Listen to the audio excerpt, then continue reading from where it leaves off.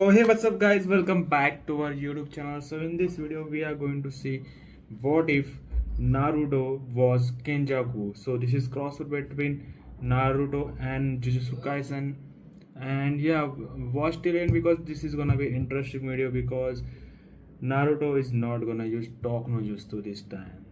So yeah, he's under influence of Kenjaku. So this will be interesting, and I have made this video in 10 chapters. So yeah, I put all 10 chapters in one video. So if you are new on channel, then please subscribe for more amazing videos like this. Leave a like, share and subscribe. Now without wasting any more time, let's jump right back into the video. Chapter 1. The Boy Who Never Was. There is a specific kind of silence that lives in the wreckage of civilizations. Not the silence of empty rooms or abandoned roads. Those silences still carry the acoustics of the living, the ghost memory of footsteps and breath pressed into stone walls. The silence of a destroyed civilization is different. It is the silence of a concept being removed from the world.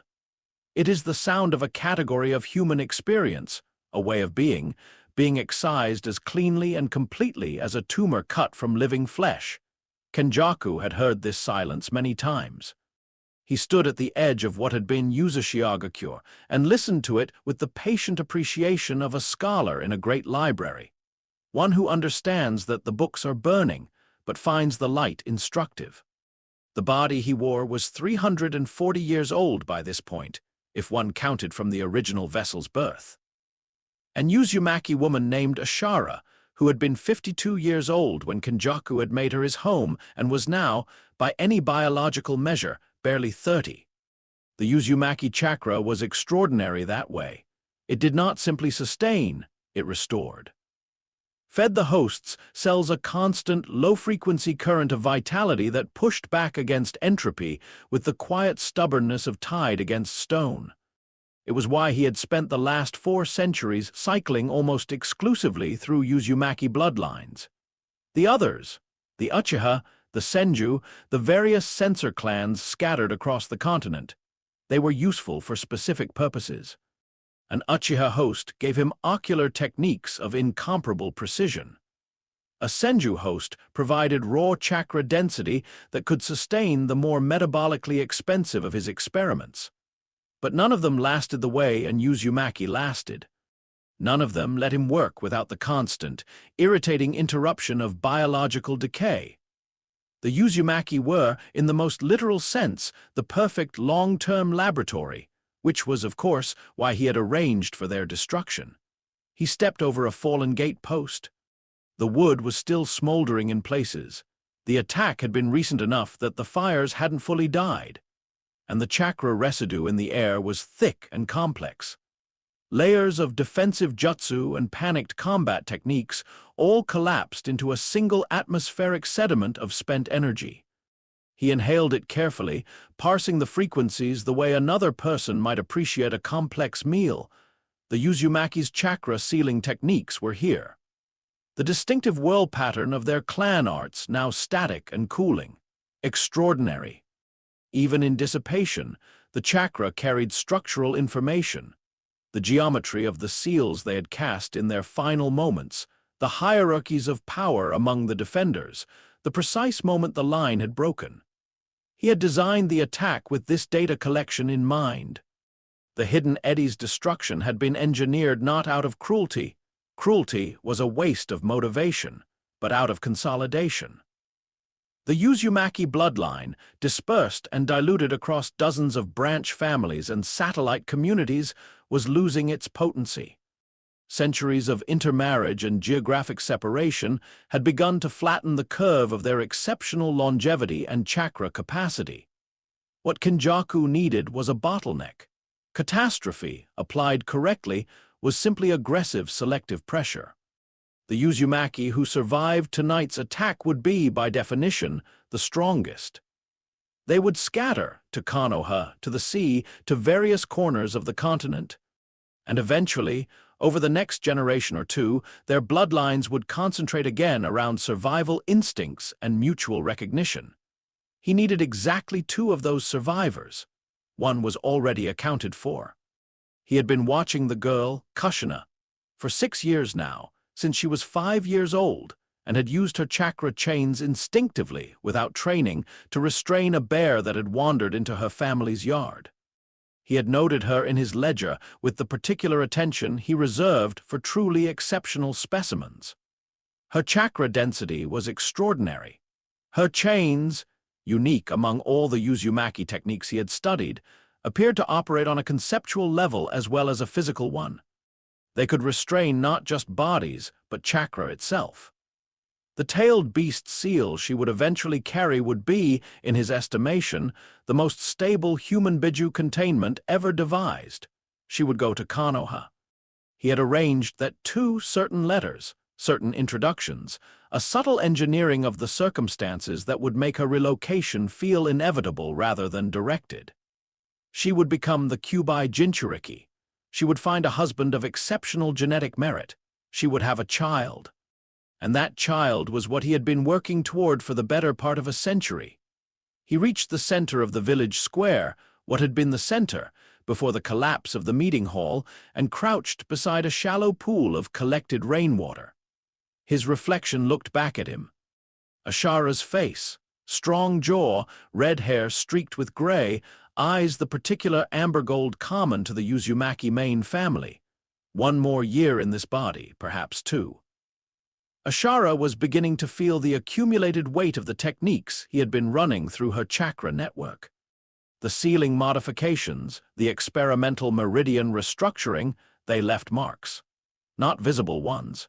But he could feel in the deeper tissues the specific kind of fatigue that preceded cellular degradation. It was time to begin planning the transfer. He had a candidate prepared, a young Uzumaki man in one of the coastal settlements south of Fire Country. Healthy, exceptional chakra control, no significant attachments that would complicate the acquisition, but he would wait. He always waited. Patience was not a virtue Kenjaku had cultivated. It was simply what you became when you had enough time. The concept of urgency required a finite horizon to press against. He had no finite horizon. He stood, brushing stone dust from his robes, and turned to leave the ruins of Uzushiagakure. Behind him, somewhere in the dark, a child cried. He paused. The sound was coming from beneath a collapsed section of wall, not far, perhaps 20 meters. He calculated quickly. The child had been there for at least 3 hours given the deterioration pattern of the debris. Still alive, which meant the chakra chain reflex had activated involuntarily during the attack, creating a small protective barrier. He turned toward the sound, not out of compassion. He was clear with himself about that.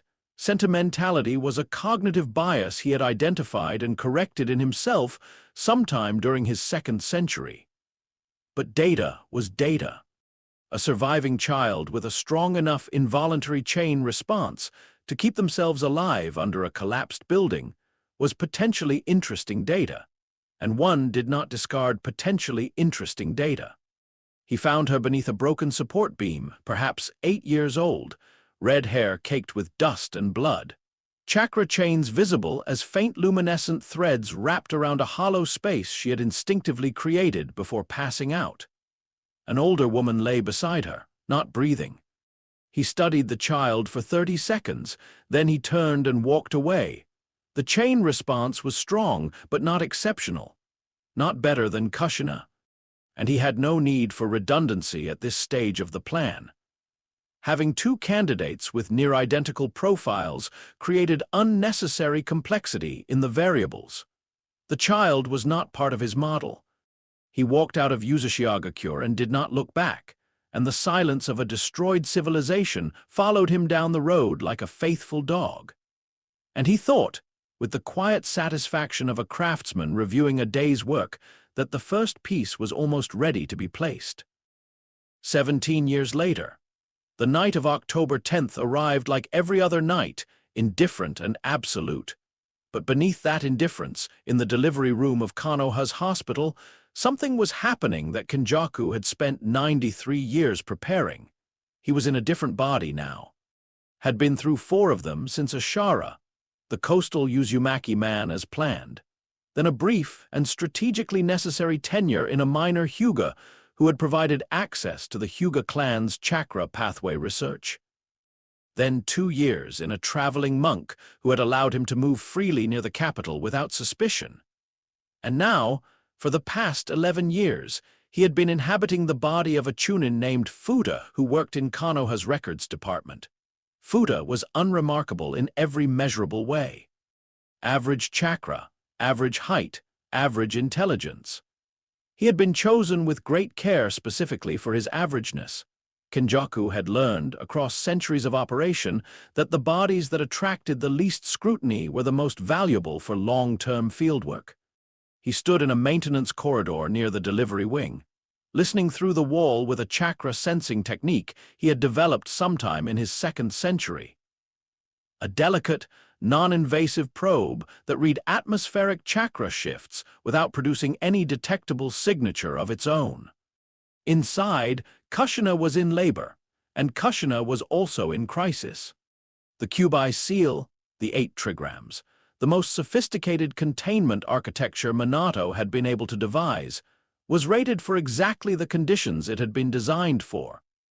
The normal fluctuations of a Jinchuriki's chakra during daily life, during combat, during controlled chakra access. It had not been designed for childbirth. Because no one, in the entire history of tailed beast Jinchuriki, had ever stopped to properly model the chakra perturbations that occurred during the acute biological stress of delivery. Kenjaku had modeled it, extensively. It was one of the more elegant pieces of engineering in his plan. Not the engineering of a weapon, but the engineering of a gap. A precise, temporary weakness in an otherwise robust system created not through interference, but through the simple exploitation of an oversight. The seal was going to slip, and in the moment that it slipped, in the chaos of the Kyubai's escape, of Minato's desperate response, of Kushina's exhausted chakra network struggling to re-establish containment, there would be a window. Brief, perhaps 40 seconds. 40 seconds during which a newborn soul, not yet fully settled into its vessel, would be, for lack of a more precise term available, Kenjaku had been preparing the transfer technique for 11 years. He closed his eyes in the maintenance corridor and began. The transfer was not like anything he would have been able to explain to another person. It was not possession. Not in the crude sense that most shinobi understood the term, the forcible overlay of one will upon another. Those techniques were blunt instruments, violent and imprecise, and they tended to produce hosts with degraded functionality as the original consciousness fought the invader. What Kenjaku did was more delicate than that. He did not overwrite the infant's mind. He could not have. There was barely a mind there to overwrite. The newborn Naruto was a biological system in the very first moments of self-organization. Neural pathways firing in primitive patterns, chakra network initializing, the deep cellular memory of Uzumaki genetics activating one protocol after another like a series of dominoes falling in order. What Kenjaku did was nest. He placed himself beneath the developing consciousness like a foundation beneath a building. The child would develop normally, would experience every sensation, form every memory, believe every belief as his own. The performance would be genuine in the only way that mattered. It would be internally consistent from the subject's perspective.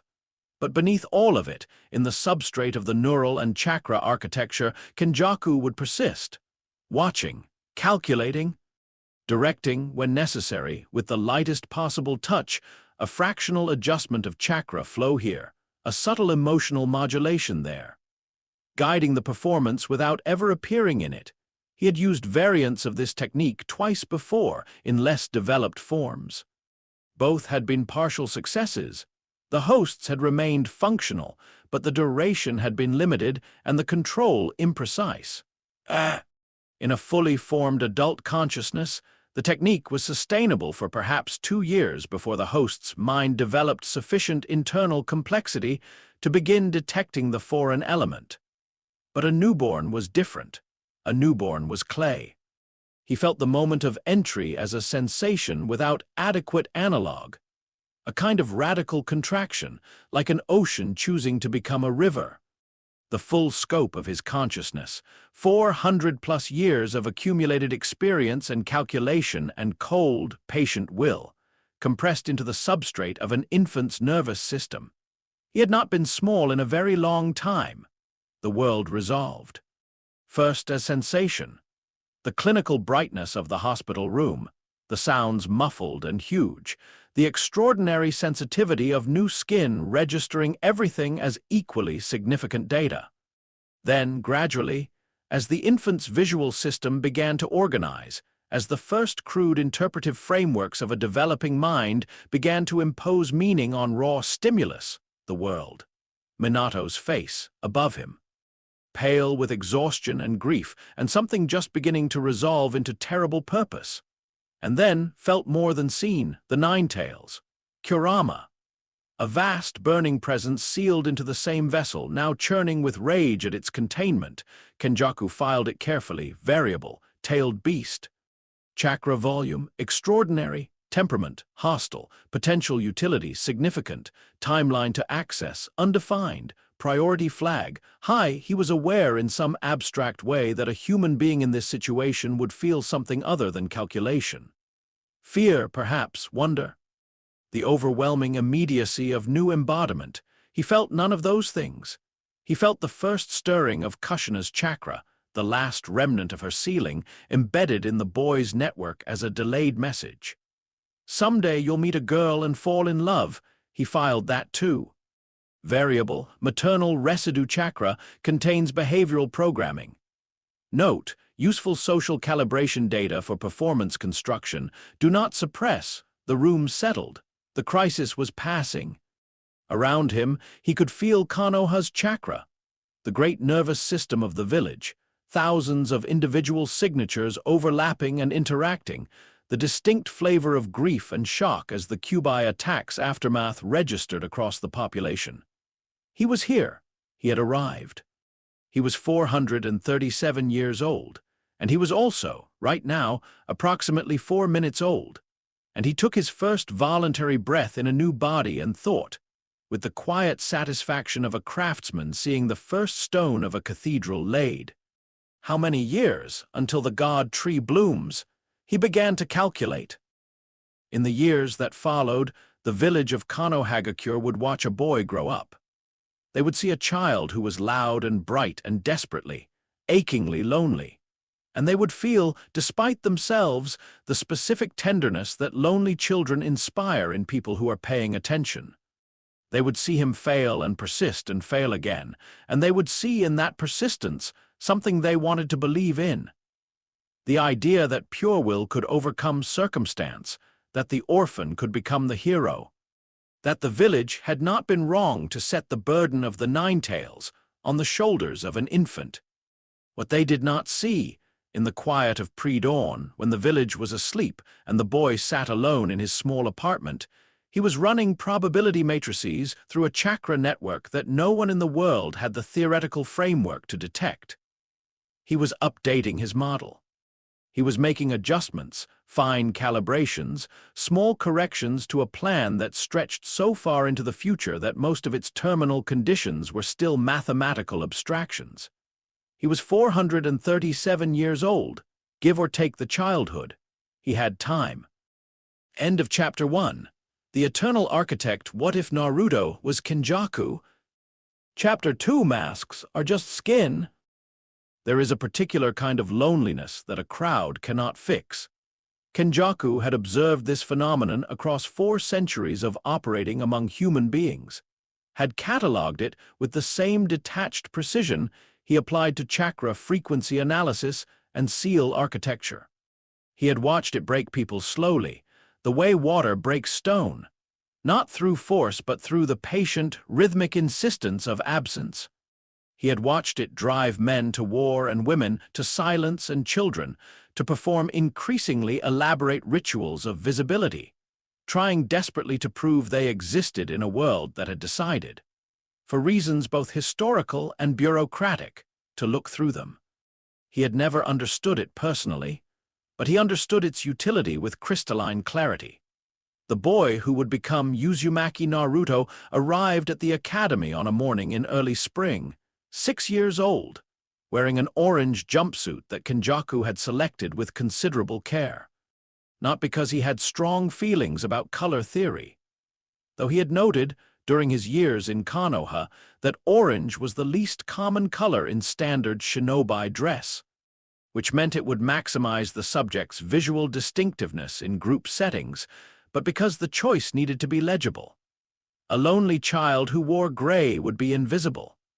A lonely child who wore orange was performing something, was making a statement, even if the child himself, ostensibly, didn't understand what the statement meant.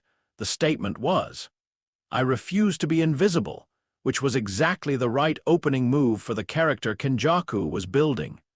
He had spent the last 6 years constructing Naruto Uzumaki with the methodological rigor he brought to all his long-term projects, beginning with the raw material. The genuine behavioral tendencies of an infant and toddler, shaped by isolation and the low-level chakra residue from Kushina's maternal messaging embedded in the seal, and building outward from there, adding layers of performed personality with the care of a sculptor working in a medium that could feel your hands. The core effect, exuberant optimism deployed as armor, this had required almost no engineering. The infant's genuine emotional responses to isolation, the hunger for contact, the compensatory loudness, the desperate sincerity were already present.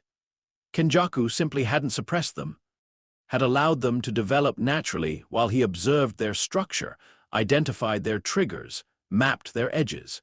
What he had done was frame them. Every genuine impulse of the child's developing emotional architecture, Kenjaku had quietly surrounded with a context of purpose. The loneliness was real. He allowed it to be real because genuine emotional states were vastly more convincing than performed ones, and also because suppressing them would have required a level of constant intervention that risked detection.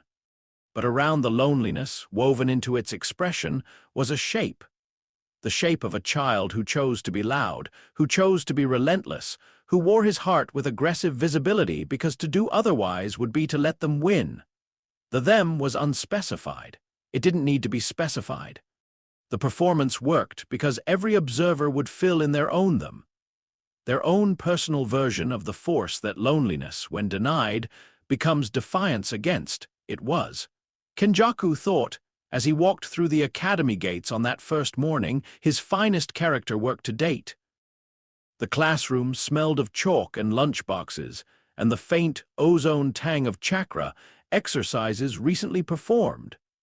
The diagnostic exams that the academy ran on first-day students to establish baseline assessments. Kenjaku sat in the back row and observed. He had been doing this for 6 years, observing the children of Konoha's shinobi class with the patient attention of a naturalist in a rich ecosystem. But the academy condensed the data set in a useful way.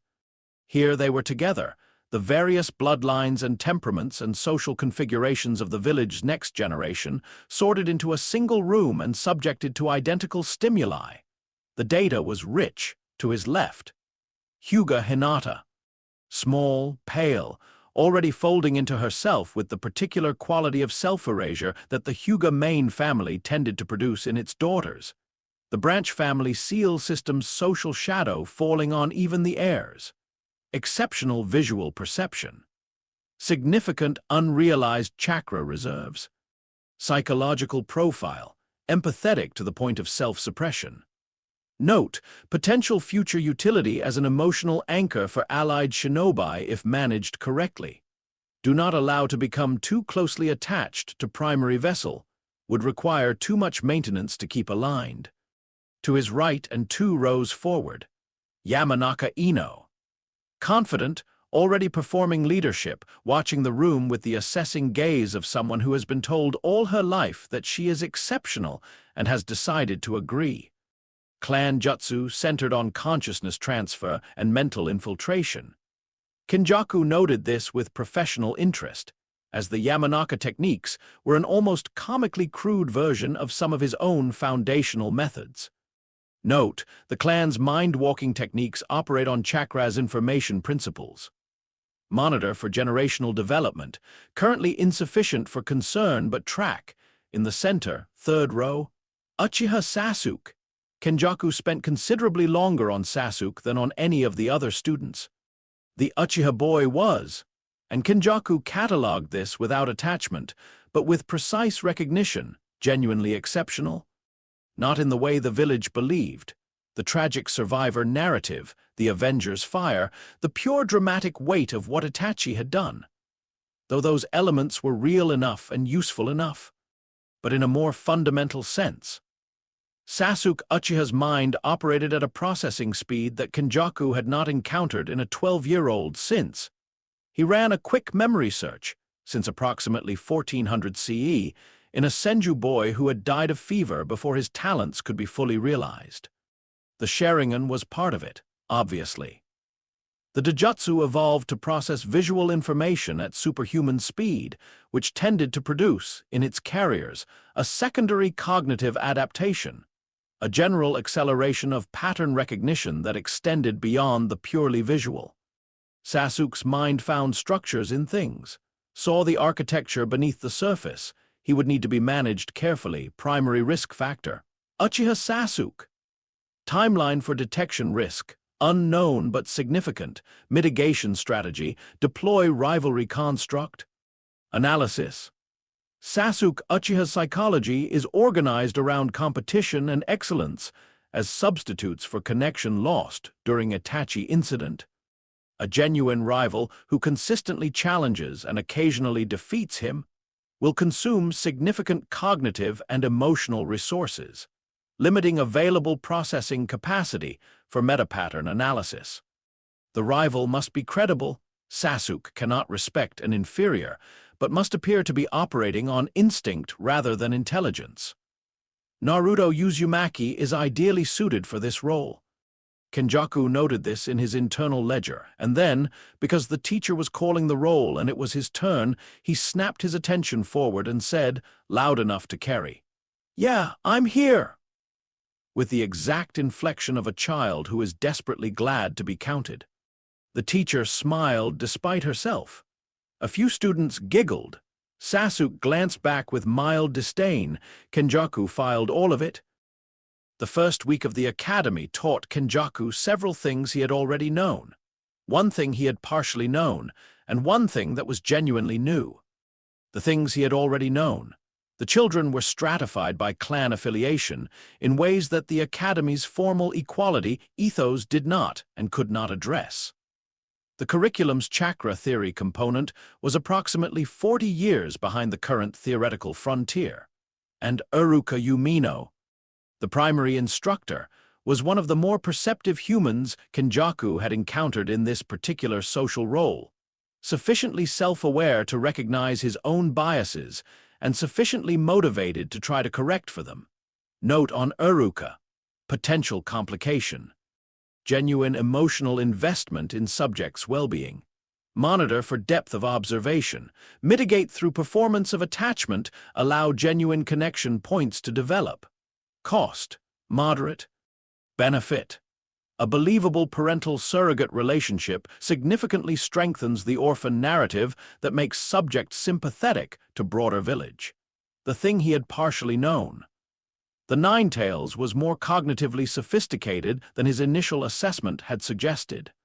He had known Kurama was ancient and perceptive. The tailed beasts, as Hagoromo's fragmented will, carried within them a quality of consciousness that predated the shinobi system and operated on a different scale than human intelligence.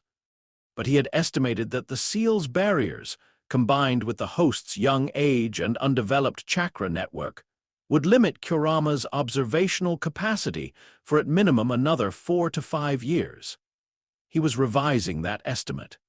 On the third day of academy attendance, during a basic chakra manipulation exercise, the leaf-sticking exercise, elementary, designed to assess raw control rather than volume, Kenjaku had allowed Naruto to perform below his actual capacity.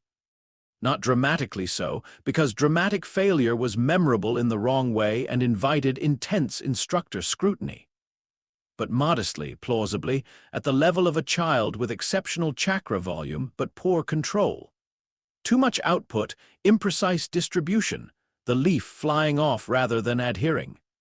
The feedback from Kurama had been immediate, not words. Not yet, the seal's communication barriers were still too robust for articulate exchange, but a feeling rising from the deeper chakra layers like heat from beneath the earth. A questioning pressure. A quality of attention being directed inward toward the substrate of Kenjaku's consciousness. It had lasted perhaps 3 seconds before Kenjaku had dampened it, rerouting the chakra flow that had inadvertently given Kurama an opening for observation. But 3 seconds was enough to confirm. The fox knew something was wrong with the boy he inhabited. New variable. Kurama, 9 tails. Awareness level, partial. Current capability, emotional/intuitive detection only, no capacity for articulate warning at this stage. Timeline to meaningful threat, estimated 4 to 7 years pending seal development. Priority, elevated. Mitigation strategy, maintain consistent separation between performance layer and substrate. Minimize deep chakra access events that give Kurama observation windows. This limits some tactical options in combat scenarios, but is non-negotiable at this stage. The thing that was genuinely new on the 5th day during lunch break, Kenjaku was sitting alone at one of the outside tables. This was standard practice for the performance, the orphan eating alone, visibly but not performatively isolated, when a shadow fell across his bento box. He looked up. Uchiha Sasuke was standing there, not sitting, not particularly inclined to sit, holding his own lunch with the unconscious arrogance of someone who has never had to consider whether a seat was available because seats had always been available. He was looking at Kenjaku with the specific expression of a child who is about to say something dismissive, but is trying to determine first whether the target is worth dismissing. Kenjaku prepared the response. Surprised pleasure, poorly concealed, the orphan's reaction to any positive attention. "You held back," Sasuke said. The bento box was halfway to Kenjaku's mouth. He allowed the pause to land naturally, calculated as genuine surprise, which was almost what it was. "Huh, the leaf exercise?" Sasuke was not looking at him now, was looking at a point slightly above and to the left, the classic Uchiha technique of delivering an observation while appearing not to care about its reception. "You held back. Your chakra output in the last 3 attempts was exactly 60% of your first attempt. That's not imprecise control. That's precise control applied to imitate imprecise control." Silence. Kenjaku looked at Sasuke Uchiha across 3 feet of academy lunch table and revised his timeline for detection risk. He had estimated unknown but significant. He was now estimating immediate and ongoing.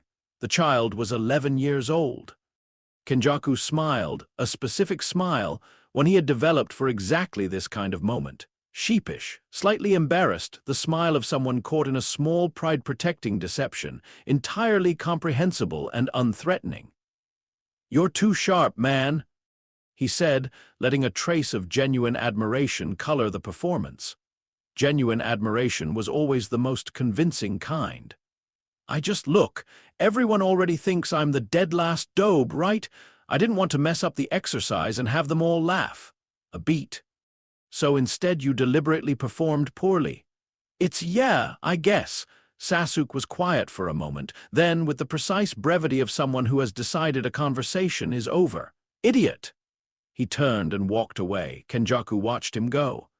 He sat with the data for the entirety of lunch and then, as the bell rang and the students filed back inside, he updated his assessment, revised assessment, Uchiha Sasuke. Timeline to meaningful detection risk, not 4 to 6 years. Present. Active. Requires immediate management. Revised approach. The rivalry construct must be established sooner than planned and must be more carefully calibrated. Sasuke cannot be allowed large amounts of quiet observation time around primary vessel. The best camouflage for pattern recognition is noise, consistent, engaging, emotionally provocative noise. A rivalry provides this. His mind, when occupied with competition and its adjacent emotions, is less available for the meta-observation he just demonstrated. Personal note: this is the most interesting 11-year-old I have encountered in 4 centuries. Addendum: that is precisely why he is the most dangerous variable currently in play. The construction of the rivalry was, in retrospect, one of Kenjaku's more satisfying pieces of work in this phase of the plan. It required calibration at a level of precision that he privately found enjoyable, the closest thing he experienced to aesthetic pleasure in the conventional sense. Getting Naruto's performance wrong in either direction would collapse the effect. Too inferior, and Sasuke would lose interest. Too capable, and Sasuke would become wary. The target zone was narrow, genuinely challenging without being explicable. He achieved this through what he thought of as asymmetric excellence in physical exercises. Taijutsu, strength, endurance. He performed at approximately 80% of his actual capacity, with deliberate technical sloppiness in the details. Sloppy enough to look like a brawler. Consistent enough to be genuinely competitive. In chakra-based exercises, he performed at 40% of capacity, and allowed the excess chakra volume to produce visually spectacular failures. Leaves flying off across the classroom, bark scorching off training posts, explosive smoke clouds from basic transformation attempts that were, technically, perfectly successful transformations, just applied with 4 times the required chakra. The result: a student who looked like an idiot but kept almost winning.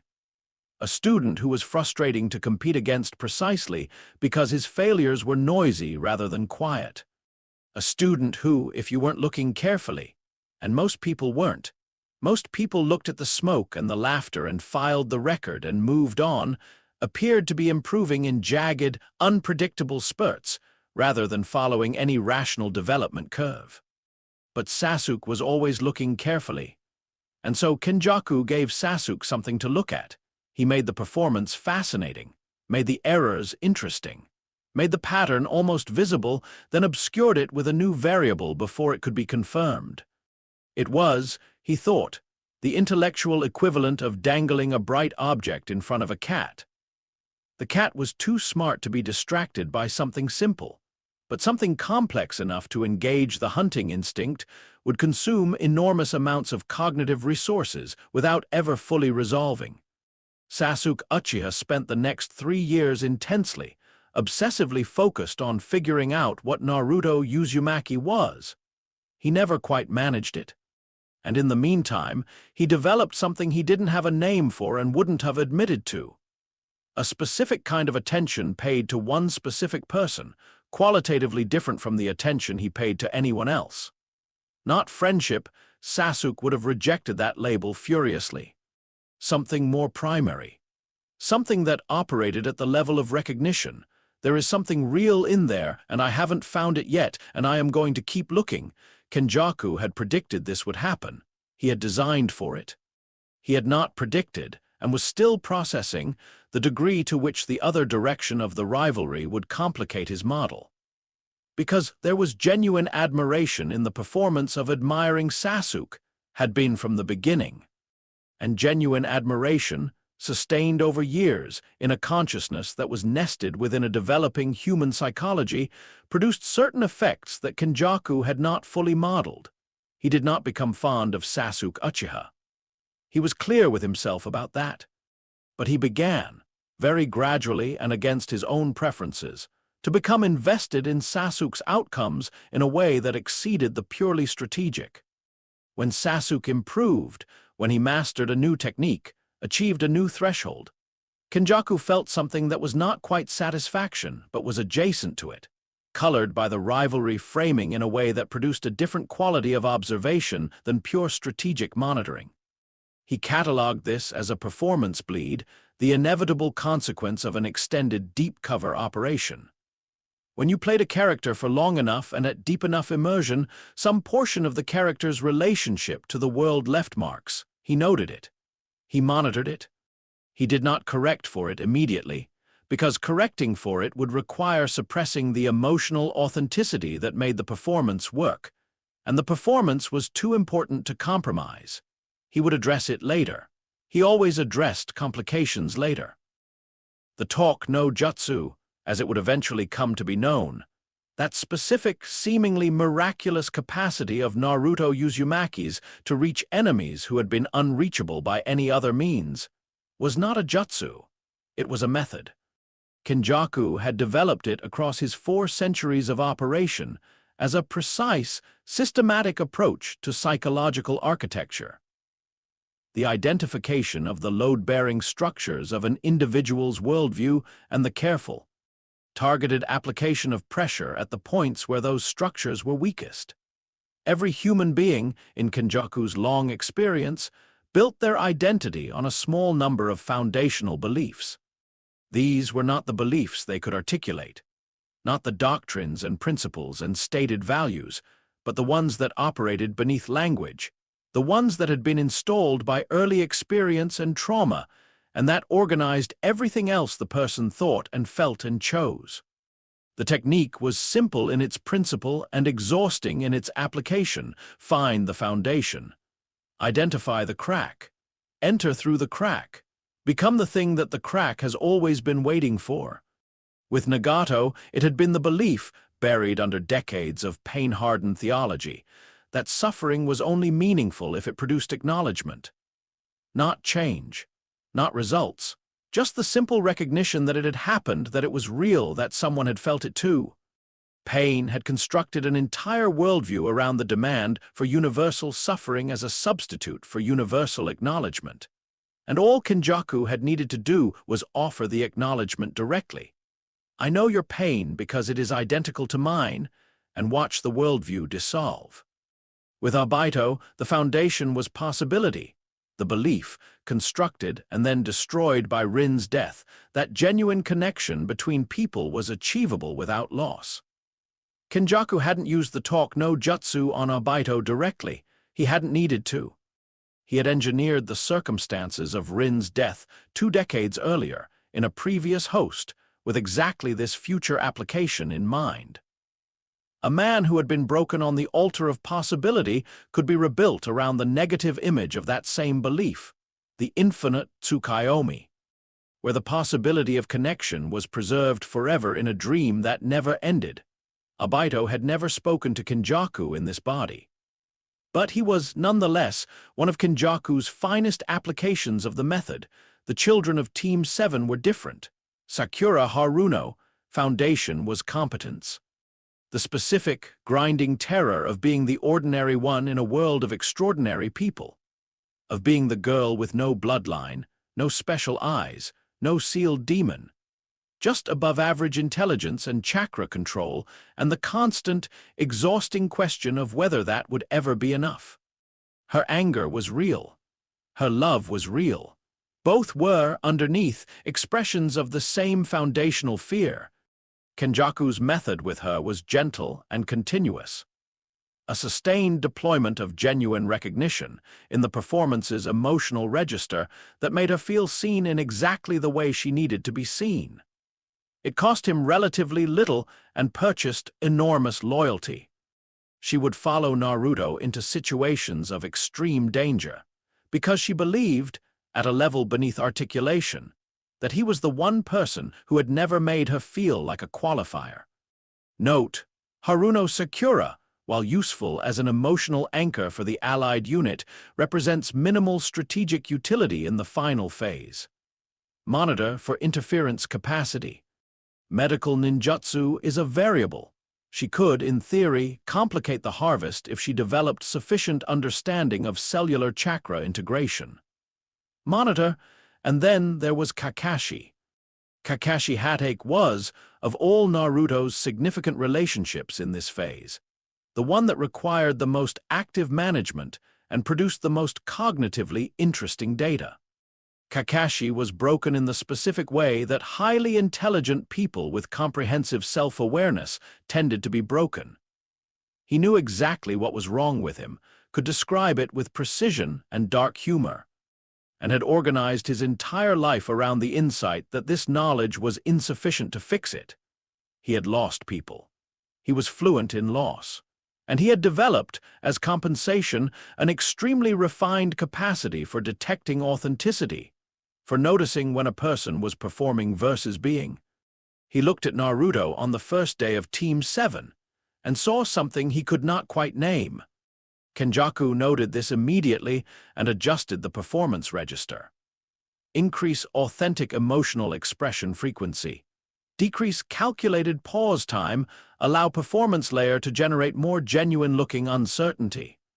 Kakashi's detection faculty is oriented toward behavioral consistency. He's looking for people who are too smooth.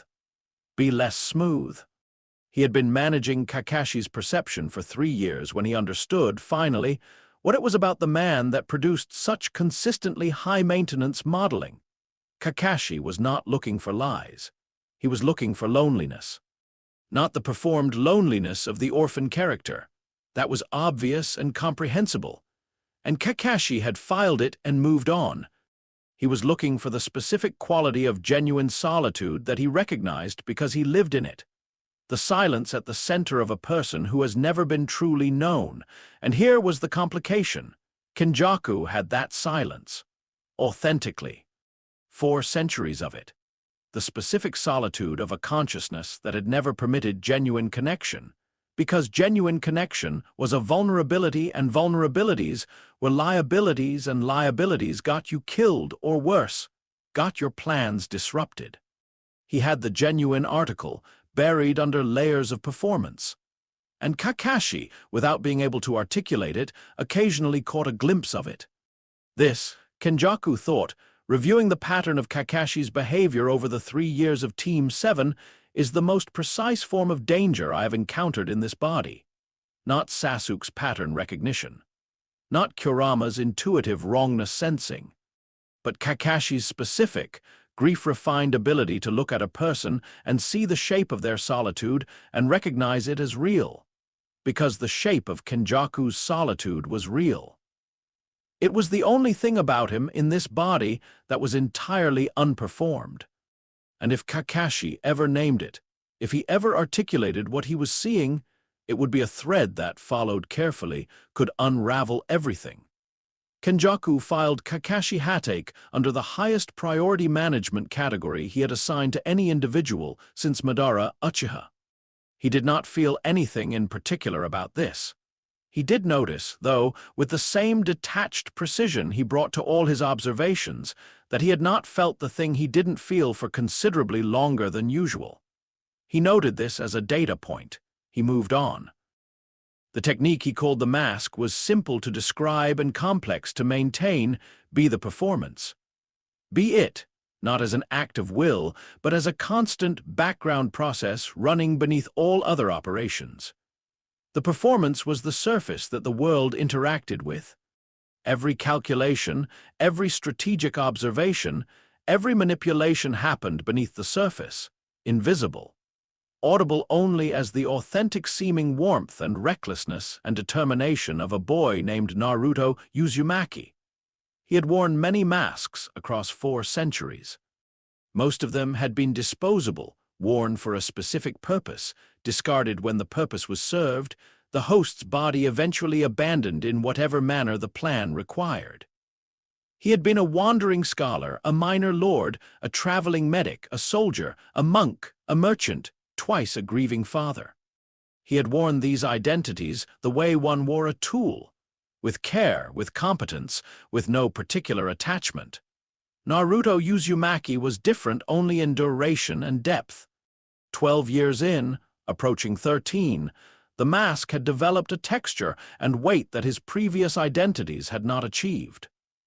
The sheer volume of experience embedded in it, the 1,000 small interactions, the fights and failures and laughter and ramen, and the strange, loud, crowded warmth of a life lived in close contact with people who cared about you regardless of whether you had engineered them to. He stood on the roof of his apartment building one night in early winter, The village spread below him in its comfortable ordinary geography and ran his standard assessment. Plan status. Ahead of projected timeline in several key areas. Tailed beast intelligence, significantly improved. Allied shinobi psychological profiling, largely complete. Akatsuki formation, on track. Phase 1 catalyst events, upcoming performance status, stable. Detection risk from primary variables, elevated but manageable. Kurama, active suspicion, limited capacity. Sasuke, pattern recognition ongoing, currently occupied. Kakashi, intuitive detection unresolved. He stood there for a while. Below him, somewhere in the village, someone was cooking. He could smell it from here, rice miso, something frying. The smell of a family's evening, ordinary and warm, rising into the cold air. Kenjaku cataloged the smell automatically, added it to the ambient data of his ongoing village assessment, and noted with mild clinical interest that it produced in the performance layer, in the 12 years of accreted emotional performance that lived at the surface of his consciousness like geological strata, a response that was not strategic, a response that was simply response. Simple, directionless, not attached to any variable or calculation. He stayed with it for approximately 4 seconds, then he went inside because there was modeling to do. The mask, he told himself as he closed the apartment door behind him, was just skin. Skin was just biology. Biology was just chemistry. Chemistry was just chakra. And chakra, ultimately, was what all of this was for. He opened his ledger and began to work. End of Chapter 2. Chapter 3. The Fox Knows. There is a particular quality to ancient consciousness that younger minds tend to misunderstand. Humans, and shinobi in particular, trained as they were to think in terms of power hierarchies and combat applications, tended to assume that age produced wisdom in a linear fashion, that a being who had existed for 1,000 years was simply a being with 1,000 years of more knowledge, more technique, more accumulated power available to be deployed. This was wrong in a way that Kurama found, across his long existence, consistently and exhaustingly wrong. Age did not produce wisdom linearly. It produced pattern saturation, the gradual accumulation of enough instances of enough phenomena that novel events became increasingly difficult to encounter. After 1,000 years, you had seen enough versions of everything that the categories were full. Human ambition, human despair, human love in its 300 documented varieties, war, peace, the specific way civilizations collapsed from internal rot versus external pressure, the various flavors of genius and madness and the frequent, uncomfortable overlap between them. What age actually produced, if you survived it with your faculties intact, was not wisdom but recognition. The ability to feel immediately in the substrate below the level of articulate thought, when something did not fit the existing categories. Kurama had felt it on the night of October 10th. Not clearly, not in any way he could have described to another consciousness at the time. The seal's barriers in the earliest years had limited his perception to a kind of atmospheric sensing, feeling the broad emotional weather of the vessel's experience rather than the specific events that produced it. An infant crying, hunger, the particular quality of an infant's sleep, which was the most complete and unconscious state a young consciousness achieved, a window into the vessel's raw chakra signature, unmediated by waking cognition. It was in that sleep signature that Kurama had first noticed it. Children's chakra in the early years had a quality he could only describe as continuous. Not in the sense of being unbroken, chakra fluctuated constantly, responding to physical state, emotional state, environmental stimuli, but continuous in the sense of being organically integrated. The signature of a developing consciousness was a single system, all of its components in conversation with each other, the whole more complex than any of its parts in a way that was characteristic of genuinely emergent development. Naruto's chakra was not like that. Beneath the surface signature, the infant's ordinary developmental noise, the Ninetales' vast and churning presence, his own, sealed and furious. The specific resonance of Uzumaki genetics expressing itself in a new generation. There was something else. Something that did not connect to the rest the way everything else connected.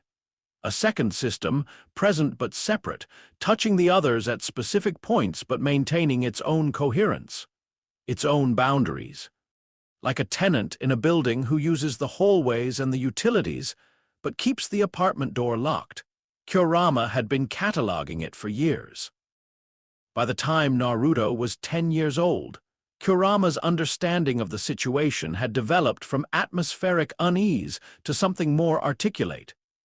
Though articulate was generous, given the communication barriers the seal imposed. What he had was a collection of specific observations, each individually ambiguous, collectively damning. Observation 1, the vessel's emotional states were layered in a way that was not developmentally normal. Human emotional experience, particularly in children, tended to be relatively unified. What the child felt was what the child felt, complicated by the natural tensions of conflicting impulses, but fundamentally transparent to the self. Naruto's emotional states had a foreground and a background that were not in communication. The foreground, the loneliness, the frustrated determination, the desperate need for recognition, was real. Kurama was certain of this. The emotional chakra that produced it had the right frequency, the right texture, the authentic signature of genuine experience. But the background was cold, calculating in a way that children were not calculating. Not the self-interested calculation of a child managing their social environment. That was normal, universal, developmentally expected. This was older. The quality of thought that came from a mind that had been thinking for a very long time and had learned to think about thinking as its primary mode of engagement with the world. Observation 2. The vessel's chakra control at the substrate level was extraordinary. Not the surface-level control that produced the academy exercises. That was deliberately, precisely limited. Kurama could feel the limiting. Could feel the specific quality of a dam holding water back, the pressure behind it, the careful management of exactly how much flow to allow. The actual chakra control operating in the vessel's network. The deep control, the kind Kurama could only observe through the seal's inner layers, was beyond anything a 12-year-old should have possessed. Beyond most adults. Beyond, frankly, most of the humans Kurama had been sealed inside across his long history of Jinchuriki. Observation 3. When Naruto slept, the quality of the second system's activity changed. During waking hours, it was predominantly monitoring, the cold background hum of observation and categorization. During sleep, it became active in a different way. Kurama could feel what he interpreted as processing, a rapid, complex reorganization of accumulated data that had no analog in human dream states. It felt less like sleep and more like a system running maintenance routines. Observation 4. The second system was aware of him. This one he had taken the longest to confirm, because awareness without acknowledgement was difficult to distinguish from awareness without presence. But over 3 years of careful observation, Kurama had established it beyond reasonable doubt. The cold thing in the vessel's substrate knew Kurama was watching, had known from early on, and had made a series of specific, targeted adjustments to its behavior that were designed to limit what Kurama could observe. The adjustments were technically sophisticated. They were also, from Kurama's perspective, slightly insulting, not because they were ineffective, but because they demonstrated how accurately the cold thing had modeled his observation capacity and designed countermeasures accordingly. It had studied him, understood him, made specific predictions about what he could and could not detect, and arranged its concealment accordingly. He had been inside many human beings. None of them had ever studied him back. The space inside the seal was not a physical location. It was a representation of the mind's way of giving navigable geometry to something that existed in pure chakra space. Every Jinchuriki experienced it differently. Kurama had been in enough of them to know that the inner landscape always reflected something about the host's psychology. Kushina's inner world had been warm, domestic. The chains had been everywhere, not threatening, just present, the way load-bearing walls were present in a well-built house. He had fought them for years, and eventually, in some part of himself he would not have acknowledged at the time, respected them. Naruto's inner world was a sewer. He had always found this telling. The subconscious self-image of the boy, pipes and drainage and dim water and no particular destination, was not the image of a child who had been told they were worthless and had believed it. It was too structural for that, too deliberately bounded. He sat in the water, which was metaphorical. He sat in the representation of water that Naruto's mind produced to represent the chakra medium of the seal, and watched the cage bars and thought. The cold thing was on the other side of the bars, in a sense. Or rather, it was the floor the bars were set into. It was the architecture itself. You couldn't confront it directly because it wasn't in the seal. It was beneath the seal, in the substrate the seal was built upon, using the seal's own structures as camouflage. Brilliant, Kurama thought sourly. Absolutely and completely infuriating. He could not warn the boy. The seal's communication barriers operated in both directions. In these early years, Kurama could push emotional impressions and raw chakra into the vessel's experience, could occasionally produce the dream state contacts that Jinchuriki reported, but could not transmit information with the clarity that the situation required. And even if he could, he had considered this carefully from multiple angles, with the thoroughness of 400 years of thinking applied to a single problem. Warning the boy would be warning the thing that was pretending to be the boy. The second system monitored everything that happened in the vessel's consciousness with a comprehensiveness that Kurama was fairly certain was total.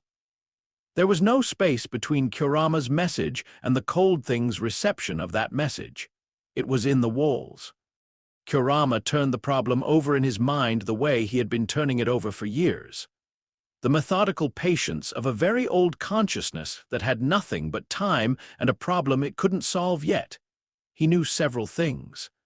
He knew that the cold thing had been here since the beginning, since the night of the Nine-Tails attack, or perhaps slightly after, in the chaos of the ceiling. He knew that it was extraordinarily intelligent and extraordinarily patient. He knew that it was using the vessel as a platform for something vast. He could feel the scale of the plan in the background processing, the way you could feel the presence of a large structure even in darkness, the air pressure and the acoustics changing around it.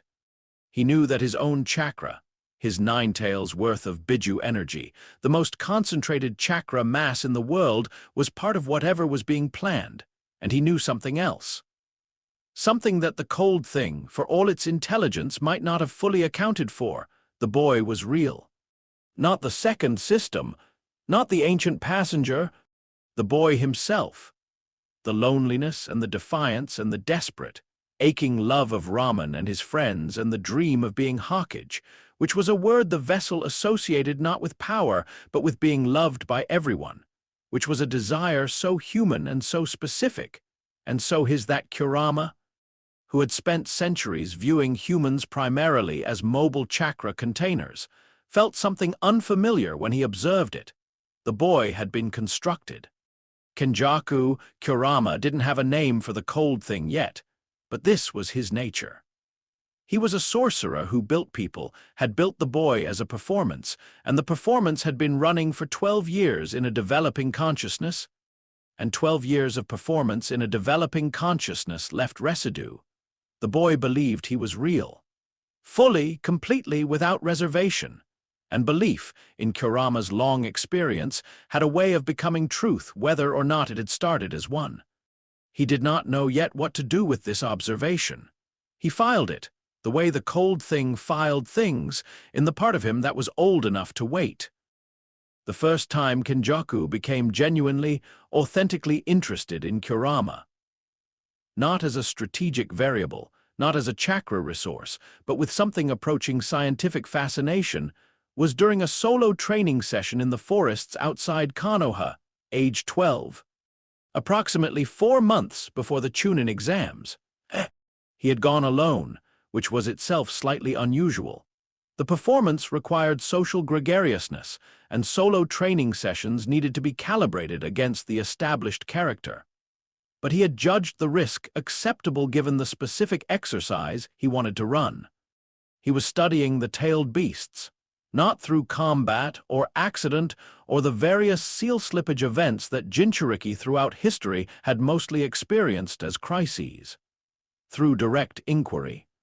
He had been building toward this carefully, modulating his chakra access patterns in ways that would open gradually expanding windows of communication with the sealed consciousness without triggering the seal's alarm responses.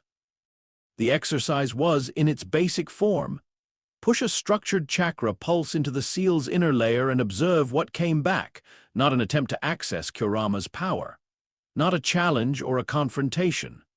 A question posed in the language of chakra rather than words. What came back was unexpected. Not the raw, aggressive repulsion he had modeled. Not silence. Not even the vague emotional static that most of their previous indirect contacts had produced. What came back was a counter-question.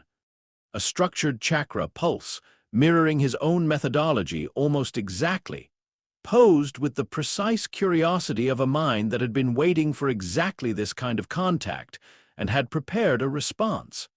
Kenjaku sat down on the forest floor. He ran the analysis. The pulse's structure indicated sophisticated chakra control operating in a purely internal medium without access to external chakra pathways. Kurama was working entirely within the sealed space, which was technically extraordinary and suggested a level of internal focus and fine manipulation that didn't match his prior assessment of the tailed beast's capabilities. He had modeled them as powerful and ancient and relatively blunt great engines of chakra output, repositories of historical memory, but not subtle. Not this. He revised his model. He sent another pulse, this one more complex, a structured inquiry that contained within its chakra architecture something analogous to a question. What do you know? What came back took 30 seconds to arrive and was the most informationally dense chakra communication he had received from any source in approximately 2 centuries. He sat with it for a long time. The Nine Tails knew. Not everything, not the specifics, not the names and dates and technical architecture of the plan, but the shape, the scale, the nature of what was occupying the vessel alongside him. Kurama had been building his understanding of the situation for 12 years with the methodical patience of an ancient being with no other available project. And what he had arrived at was not precise, but was not wrong either. He knew there was an intruder. He knew the intruder was old and planned on a scale that exceeded anything in the modern shinobi world. He knew his own chakra was relevant to the plan. He knew, and this one genuinely surprised Kenjaku, that Kurama had arrived at it, that the boy was real in a way the intruder had not fully intended. Kenjaku sat in the forest and evaluated this for some time. Several responses were available to him. He could increase the seal's internal barriers. He had enough technical knowledge of Uzumaki sealing architecture to make modifications that would significantly limit Kurama's observational capacity. This was the obvious risk mitigation response. He could attempt to communicate directly to make Kurama a participant in the plan rather than an observer. Offer him a role that aligned with his interests. This had the appeal of converting a threat variable into an asset. He could simply continue as he had been, now with the explicit knowledge that Kurama was watching and had a partial model of the situation, and factor this into his ongoing calculations. He chose the third option, not because it was the safest, it wasn't particularly, but because what Kurama had just demonstrated was something Kenjaku had not expected to find in the ancient chakra construct that his host body housed, a genuinely interesting mind. The structured chakra communication had been sophisticated beyond his prior estimates for Biju cognition.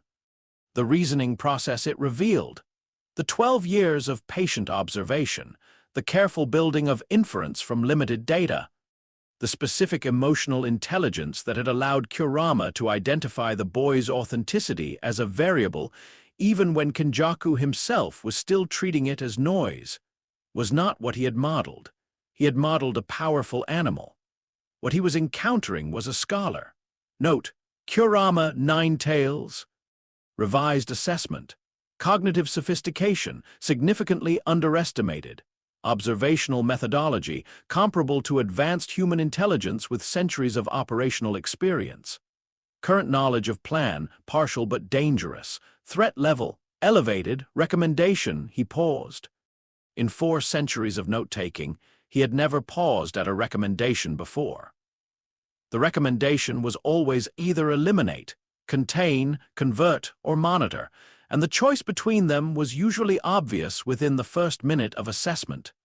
He paused now because none of the standard options felt quite right, what he wanted to do, and this was unusual enough that he noted it separately in the part of his internal ledger reserved for genuine anomalies was to continue the conversation, not for strategic reasons. Or not only for strategic reasons, because in 400 years of thinking alone, an entity that thought back was extraordinary. He sent a third pulse. This one was not a question or a demonstration of capability. It was something he hadn't transmitted to another consciousness in a very long time, a pure datum, a piece of information offered without immediate strategic purpose. I have been doing this for 400 years, the pulse said in the language of chakra structure. You are the most observant jailer I have had. There was a long pause. Then, from the seal's inner space, a response that Kurama had clearly taken his time composing, I am not your jailer. I am the prisoner of your prisoner. There is a difference. Kenjaku sat with this for a moment. Then, to his considerable surprise, something happened in his internal landscape that he had almost no recent experience of. He smiled. Not the performance smile, not the Naruto smile, the bright, performative sunshine of the character he wore. An actual private smile in the substrate beneath all the masks. Yes, he sent back. There is. They did not speak again for 3 weeks. When they did, it was Kurama who initiated. Another structured pulse. This one carrying the specific quality of a question that had been considered carefully before being asked. What Kenjaku received, parsed through the chakra language medium of their communication, was something like, the boy. Did you intend him to be real? He considered his answer for a long time, then he sent back the honest one, no, a pause. Then Kurama again, is he useful to you being real? Kenjaku, unexpectedly, Kurama. Then you made an error.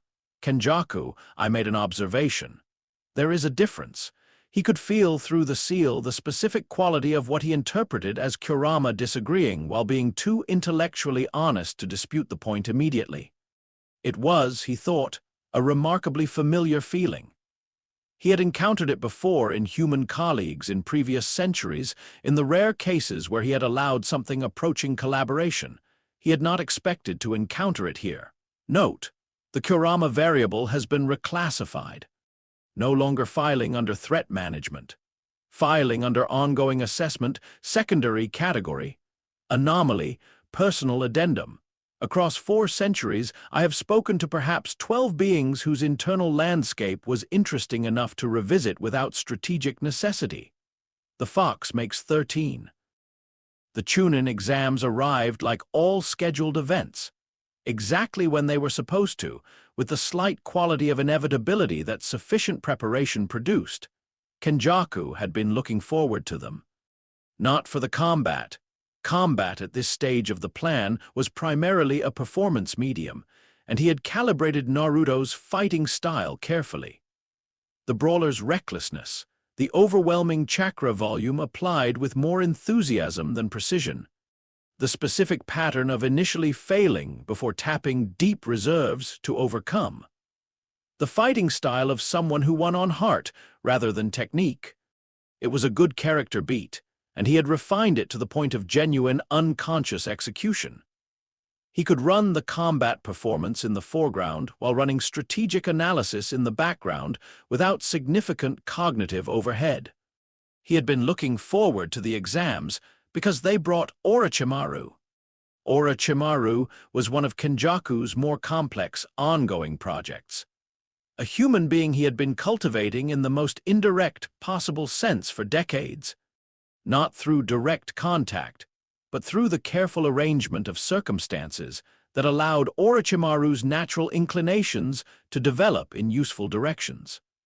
The Sannin was brilliant in the specific way that deeply obsessed people tended to be brilliant. Extraordinary depth in a narrow band, with the corresponding blind spots that narrowband expertise always produced. He had found the right question: how does a consciousness persist beyond the biological limits of its first body? And had spent his career developing answers that were, by Kenjaku's assessment, technically impressive and fundamentally misguided. Orochimaru was trying to solve the wrong version of the problem. He was attempting to preserve the body as a primary medium for consciousness, moving his soul from host to host with techniques that were violent and costly, and left both parties damaged in the exchange. It was like trying to move a library by carrying each book individually across a burning bridge, technically achievable, enormously wasteful, producing a cumulative degradation in the collection that the mover seemed not to notice. Kenjaku's method was cleaner, purer. He didn't preserve the body at all.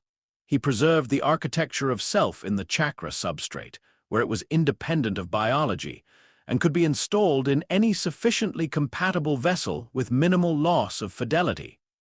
But Orochimaru's failures were instructive. Every failed experiment produced data. The dead bodies left across Fire Country and the Land of Sound, the cursed seals that had half-worked and then broken in interesting ways, the various chimeric research subjects that had survived long enough to demonstrate what the body's chakra network could and could not accommodate. It was, from Kenjaku's perspective, an enormous ongoing research program that someone else was funding and conducting.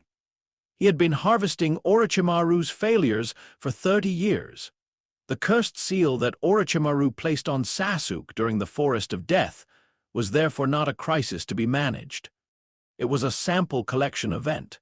Kenjaku felt the seal's application was close enough during the second examination that he could read the technique's chakra signature as it was administered.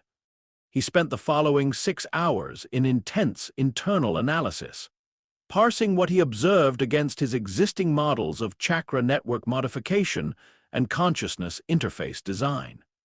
What Orochimaru had built was a sloppy but creative solution to the problem of chakra enhancement through foreign pattern introduction. The seal essentially created a secondary chakra source within the host, a senjutsu-adjacent system that could be accessed under stress conditions, dramatically amplifying output at the cost of personality stability and cellular integrity. Interesting approach. Deeply flawed execution. The personality instability is not a bug. Orochimaru requires compliant hosts and has engineered the instability deliberately as a weakening mechanism. Clever but revealing, he is optimizing for control rather than performance. This will eventually limit him in ways he cannot currently see. He could have removed the seal from Sasuke. The technical capacity was available to him. He had been running modifications on the vessel's chakra network for 12 years and could perform delicate seal work in the inner layer without external signature. He chose not to. The seal would develop Sasuke, push him toward power thresholds he wouldn't reach as quickly through standard training, force him into confrontations with his own limits, introduce a pressure variable that would continue shaping his development in ways that were useful for the plan's later phases. Additionally, and Kenjaku noted this without particular emotional investment, removing the seal would require explaining how it had been removed. And explanations created investigation, and investigation directed attention, and attention was the variable he managed most carefully of all. He allowed the seal to remain. He spent the remainder of the Forest of Death exercise observing the other genin with the comprehensive attention he brought to all new data sets, updating his models, filing assessments, noting variables of interest. And in the quiet processing time of a night without battle, he reached into the seal's inner space and sent Kurama a simple pulse, the chakra equivalent of a notation in a margin. Orochimaru attempted to modify our vessel's rival today. I permitted it. Note for your records. The response was not immediate. When it came, it carried a quality he had learned to interpret as exasperation tempered by reluctant acknowledgement. You told me. Why did you tell me? Kenjaku considered this. Because you were going to notice anyway, he sent back, and because he paused. I find I prefer the version of this situation where you are informed, a long silence from the inner space. Then Kurama, that is the most troubling thing you have said to me. Kenjaku, I know. He closed the channel and returned to his planning. In the morning, the third exam would begin. There were 17 specific outcomes he needed to achieve from the tournament phase. He began reviewing the decision trees. Behind him, in the seal, quieter than the water, colder than the dark, the fox sat and thought about the most troubling thing the ancient sorcerer had admitted. It prefers my company, Kurama thought. That is either the most human thing about it or the most dangerous. He was not yet certain which. He suspected it was both. End of Chapter 3. Chapter 4. The Akatsuki were always mine. There is a specific pleasure in reading a document you wrote yourself centuries ago. Not nostalgia. Kenjaku had no particular relationship with nostalgia, which required a sentimental attachment to the past that he had never developed. But there was a clean, intellectual satisfaction in reviewing old predictions against current outcomes, in measuring the distance between what he had modeled and what had actually occurred, in identifying where he had been precisely right and where he had been merely approximately right and where. Very occasionally, he had been interestingly wrong. The document in question was not a physical document. Physical documents were liabilities. They could be found, interpreted, used against you. The document was a memory palace, an internal structure he had maintained across host bodies for 3 centuries, updated and expanded, and occasionally reorganized the way a serious scholar reorganized a library when new acquisitions required new categorical frameworks. He reviewed it now, in the quiet hours before dawn, while the village slept and the performance rested and the substrate ran its calculations undisturbed. The section header read, in his internal notation system, Project, Chakra Convergence. Initiated, year 47 of the Warring States period. Current phase, 3 of 7. Status, ahead of projected timeline. Variance, 12.3% favorable. He began with the origin point, as he always did when reviewing the full scope. Not because he needed to, he remembered it with perfect clarity, but because context was the foundation of analysis, and good analysis always began at the foundation. 340 years ago, the body had been a wandering sage named Kashin, which was not the name the body had been born with, but was the name Kenjaku had given it upon acquisition. A small vanity, perhaps, or perhaps simply a preference for operating under a name he had chosen rather than one he had inherited along with the vessel. Kashin had been traveling the Shinobi continent for 11 years by this point, which was an unusually long tenure in a single body for that phase of Kenjaku's work. He had been young then, relatively speaking, not yet 2 centuries old, and had not yet achieved the full refinement of his transfer technique that would eventually allow him to inhabit Uzumaki bloodlines indefinitely. The bodies lasted longer if he used them gently. Kashin had been used gently.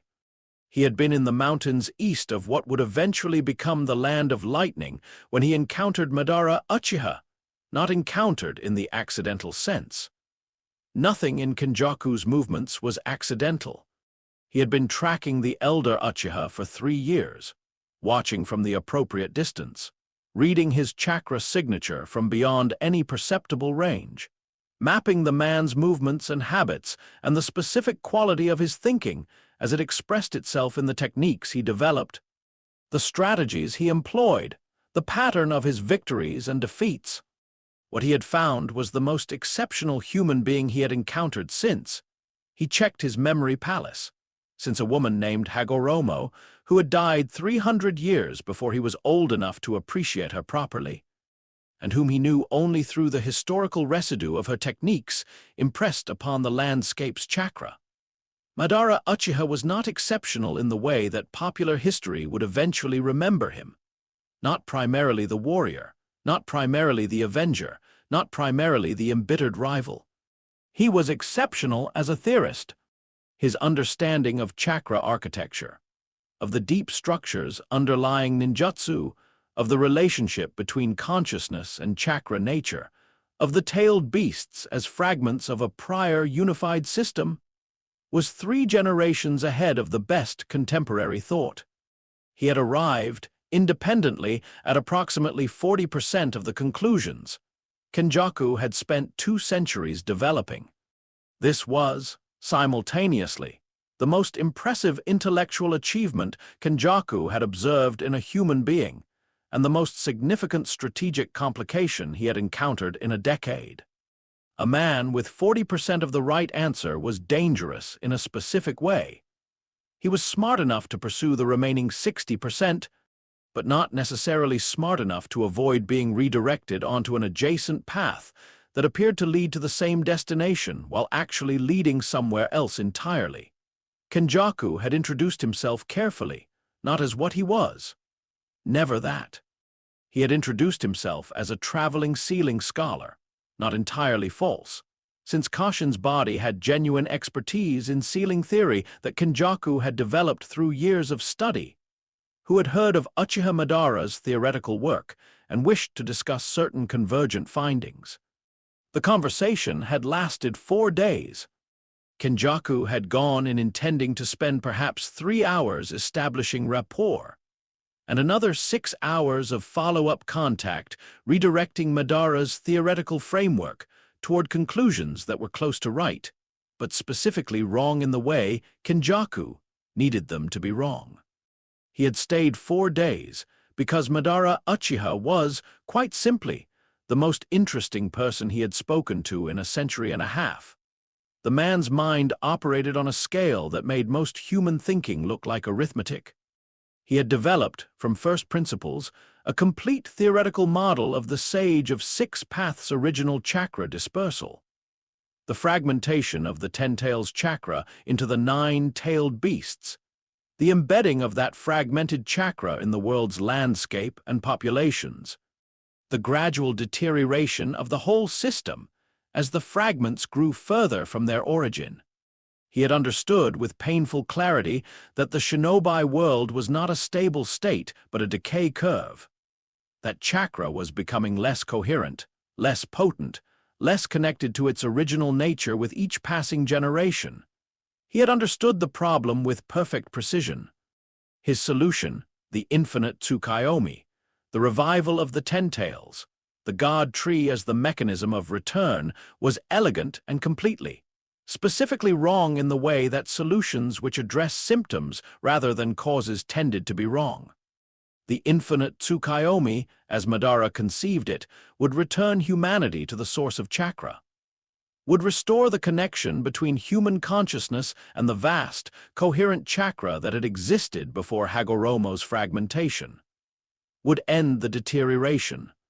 What it would not do, what Madara had not modeled because his theoretical framework was too rooted in the assumption that the original state was the optimal state, was advance anything. Revival was not evolution. Return was not progress. The infinite Tsukuyomi, successfully executed per Madara's design, would produce a world that was exactly as chakra-coherent as the era of the Sage of 6 Paths, which was to say, a world that had already proven its limitations. What Kenjaku wanted was not to return to the source. He wanted to use the source as raw material for something the source had never been. The redirection had required considerable care. He could not correct Madara directly. A man of Madara's intelligence and pride would have recognized correction as challenge and responded with the territorial defensiveness that exceptional minds tended to apply when their foundational conclusions were questioned. You could not push Madara. You could only orient him, provide information and framing that made his own thinking flow naturally in the direction you needed. What Kenjaku had done over the course of 3 follow-up meetings across the next 2 years, carefully spaced, carefully managed, always in caution's persona of an interested peer rather than a directing superior, was introduce Madara to the concept of the God tree as processor rather than source. In Madara's original model, the God tree was a vessel, a container for the accumulated chakra of the infinite Tsukuyomi's harvest, through which Kaguya had originally absorbed the world's chakra. In Kenjaku's reframing, the God tree was something more sophisticated, a biological computational system operating in the medium of concentrated chakra, capable of not merely storing what it received but transforming it. He had been careful about how much of this he revealed. He revealed enough to redirect Madara's theoretical development. He concealed the terminal conclusion, the specific transformation Kenjaku actually intended, behind layers of shared theoretical exploration that made the redirected framework feel like Madara's own discovery. By the 3rd meeting, Madara was independently developing conclusions about the God tree's processing capacity that were approximately 70% of the way toward what Kenjaku needed him to believe. By the 4th meeting, he had arrived at them entirely. And the thing was, the genuinely remarkable thing, the thing Kenjaku had noted in his memory palace with a rare annotation of genuine admiration, was that Madara's version of these conclusions was in several respects better than Kenjaku's original. His deep knowledge of Uchiha chakra theory and its relationship to the Sharingan's consciousness reading capacity had allowed him to develop aspects of the God tree's processing function that Kenjaku had only roughed in. He had taken the redirected framework and improved it. Note, subject Madara has contributed genuine theoretical advances to project chakra convergence. These advances have been incorporated into the revised Phase 3 architecture. Credit is, in the strict sense of the term, owed. It will not be acknowledged. Madara had developed the Eye of the Moon plan. He had shared it with Kenjaku in their 4th meeting, with the specific pride of a man presenting his life's greatest work to the one peer he had found capable of appreciating it. Kenjaku had told him it was extraordinary. He had meant it. It was extraordinary. It was also, in its current form, the wrong plan, designed to produce Kaguya's revival rather than the specific successor state Kenjaku intended. But it was extraordinary. He had then spent the next century and a half making very small, very careful adjustments. Not to Madara's plan directly. Madara was too perceptive for direct modification. But to the circumstances around the plan, the information available to key actors, the timing of key events, the specific people who would eventually inherit the plan's execution. He had been building the instrument through which Madara's plan would be performed, and he had been building it slightly out of tune, in ways that Madara would not be able to hear until the instrument was already playing. The instrument was the Akatsuki. Nagato had been 12 years old when Kenjaku first made contact with him. The body Kenjaku had been wearing at the time was a minor Rain country official, deliberately low status, the kind of person who moved through administrative structures without attracting notice. And he had spent 8 months in position before engineering the specific circumstances that would bring him into contact with the 3 war orphans who were, at that point, living in the ruins of a village outside Aimgakure. The contact had to appear accidental. It had to feel like fate. For people who were in Nagato's psychological state, raw, grief-shattered, looking for meaning with the desperate urgency of children who had seen too much death to accept meaninglessness. Accidental meetings that felt like fate were the most powerful attachment events available. He had found them hungry, sheltering in an abandoned building, and he had given them food, just food. Nothing else. For the first 3 meetings, he had given them food and asked nothing and said very little. and what he had said was the specific kind of thing that people in extremity needed to hear. Not comfort, because comfort would have been obviously hollow, but acknowledgement. The recognition that what they were experiencing was real and terrible, and that someone, sitting across from them in the firelight, understood that it was real and terrible. He had become, over 6 months, the first adult in Nagato's post-war life who had treated him like a person rather than a statistic of the conflict. After 6 months, he had begun to talk about philosophy, not didactically, not in the way a teacher would have, the explicit transmission of a framework. He had introduced ideas the way a careful gardener introduced seeds, embedded in soil that had been prepared for them at the right temperature, with the right amount of light. He asked questions more than he made statements. He offered observations and waited to see what Nagato made of them, what he was building across 18 months of intermittent contact, always in the body of Korin, the minor official, never revealing the scope of what he was a theological architecture, the specific theology of pain. Its central proposition, that suffering shared is suffering acknowledged, and that acknowledgement is the only form of peace available to a world that has not yet suffered enough to want peace enough to choose it. He had designed this proposition with the care of a structural engineer. It had to be emotionally resonant enough to feel discovered rather than taught. It had to be coherent enough to sustain decades of intellectual development by a genuinely intelligent believer. It had to be wrong in a specific, useful way. Wrong in the direction of making its holder engineer conditions that served Kenjaku's plan without understanding that they were doing so. The wrongness was this. The theology assumed that universal suffering would produce universal acknowledgement, which would produce universal desire for peace, which would produce the conditions for a lasting cessation of conflict.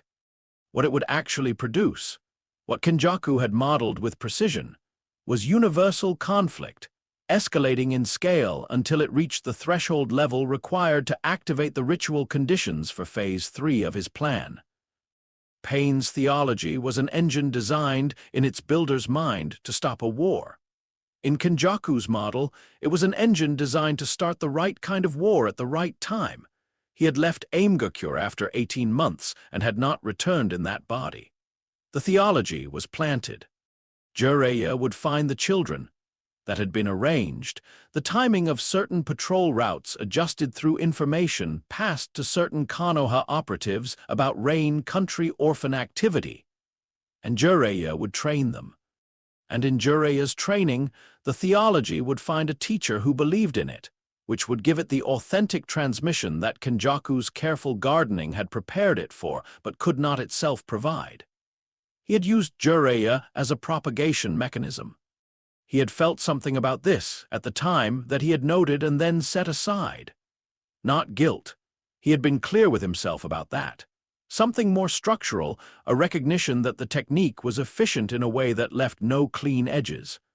That Jiraiya would spend his life believing in the version of peace theology he taught to Nagato, would develop it into his own literature, would carry it as the genuine hope of a man who had genuinely hoped, and would die not knowing that the hope had been seeded by something that had no hope and no need of any. He had noted this. He had moved on. The Akatsuki's formation, in the generation after Kenjaku's contact with young Nagato, had followed the projected trajectory with the precision that careful early-stage engineering tended to produce. Paine's theology, refined through years of genuine intellectual development by a genuinely brilliant theologian, had become a coherent organizational philosophy. It attracted the right kind of people, highly capable, deeply damaged, capable of loyalty to an abstract ideal rather than requiring the messier loyalty to a person that most organizations depended on. Itachi Uchiha's recruitment into the organization deserved particular note. Kenjaku had not engineered the Uchiha massacre. He had not needed to. The conditions for it had been developing organically. The clan's growing political tensions with the village, Danzo's paranoid strategic calculations, Itachi's specific psychological formation, Shisui's death, and Kenjaku had simply not interfered. This was one of the more delicate skills he had developed across 4 centuries, knowing when to intervene and when to allow existing trajectories to complete themselves.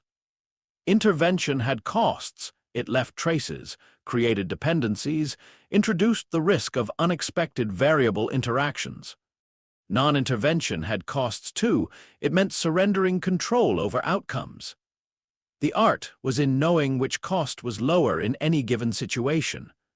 The Uchiha massacre's cost-benefit analysis had been straightforward. The massacre would produce Sasuke Uchiha as an avenger, which would eventually produce Sasuke Uchiha as a world-level power, which was necessary for Phase 4 of the plan.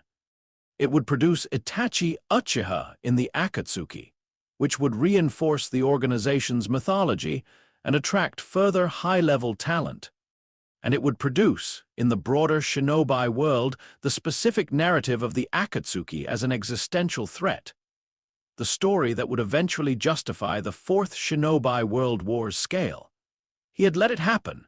He had been, in Naruto's body by then, approximately 3 years old. He had felt the massacre's chakra from across the village. The specific signature of Sharingan techniques applied at mass scale, the sudden absence of an entire extended family's worth of chakra signatures. He had noted it in his ledger. He had gone back to modeling. The Tailed Beast Collection program was Phase 2 of the plan, and it required careful management from a distance. Kenjaku could not be directly involved without risking the integrity of the Naruto performance, which at this stage was the plan's most valuable asset. The asset's value was this. Naruto Uzumaki was not merely a vessel for Kenjaku and a storage medium for the Ninetales. He was the plan's public face, the character that the allied shinobi forces would eventually organize around, the emotional center of the narrative that would move thousands of shinobi to fight and die in positions that served Kenjaku's ritual requirements. You could not put 40,000 people in specific geographic locations on a specific timeline without their voluntary participation. And you could not get their voluntary participation without giving them something to believe in. Naruto Uzumaki, the hero, the orphan, the vessel of hope, the boy who had never given up, was what 40,000 people would eventually believe in. Kenjaku had built him for this purpose. The Akatsuki's Beast Collection served 2 simultaneous functions. The first was obvious, concentrating the fragmented chakra of the Ten-Tails back toward a single point, working in the direction of reconstitution. Each captured beast brought the system closer to the critical mass required for the God Tree's activation. The second was less obvious and more important. The process of the collection was itself a ritual. Each extraction, each Jinchuriki death, each release of a tailed beast's chakra into the world without a host medium produced a specific kind of chakra dispersal. Not random, but patterned by the extraction technique's architecture, which Kenjaku had quietly influenced through his contact with pain, embedding within the Akatsuki's sealing methodology certain geometric principles that would ensure the dispersed chakra moved towards specific nodes in the world's natural chakra network. He was, through the Akatsuki's operations, drawing a map, or more precisely, he was inscribing a map in chakra onto the landscape of the Shinobi continent, a ritual diagram of continental scale, written in the medium of released tailed beast chakra over the course of decades, that would serve as the activation matrix for Phase 3. The Sage of 6 Paths had distributed chakra across the world. Kenjaku was concentrating it back, not into the Ten-Tails, not into Kaguya, but into a configuration the world had never seen before. A configuration he had spent 3 centuries designing. He reviewed the current status of the diagram in his memory palace, overlaying it against the continental geography. 6 of 9 nodes were active. The remaining 3 would be completed during the upcoming war. The diagram was approximately 80% inscribed. Note, Phase 2 completion estimate 3.2 years. Phase 3 activation conditions, all 9 nodes active, God tree seeded at central node location. Primary battlefield of 4th Shinobi World War, currently identified as the site of the Allied forces' projected final engagement. Phase 3 execution, infinite Tsukuyomi activation, modified per project parameters. He paused at the final item and reviewed, for the 100th time, the modification that made his plan different from Madara's. The modification that made everything else worthwhile. Madara's infinite Tsukuyomi was designed to harvest chakra, to drain the world's population into the God tree and produce the reconstituted Ten-Tails. Kenjaku's modification was designed to do something the world had never seen, not harvest, not drain, process. The God tree, in Madara's model, was a vessel. In Kenjaku's model, it was a reactor. The difference was the specific chakra geometry embedded in the nodes, the ritual diagram that he had spent decades inscribing across the continent. When the infinite Tsukuyomi activated against a landscape that had been prepared in this way, the God tree would not simply absorb what it received, it would transform it.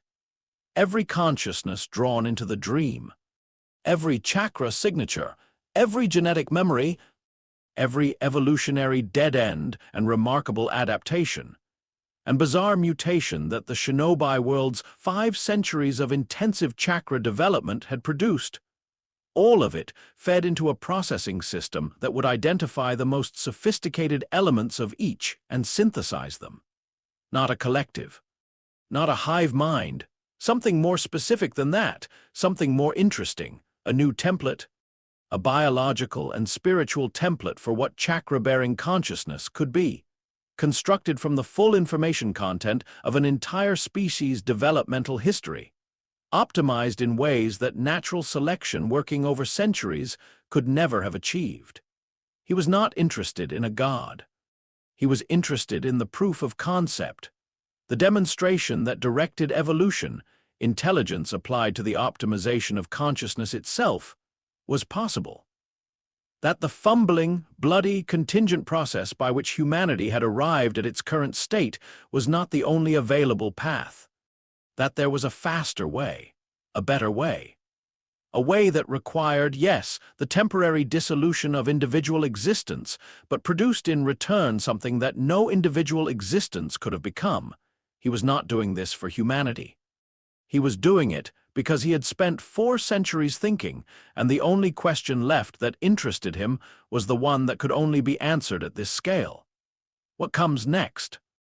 He closed his memory palace and let the review settle. Dawn was beginning to suggest itself at the edges of the sky. The particular dark blue preceding light that he had watched from 10,000 different windows, in 10,000 different bodies across 4 centuries of mornings. Below the apartment window, Konoha was still asleep. Somewhere in the village, Sasuke was probably already awake and training. The boy rarely slept past 4.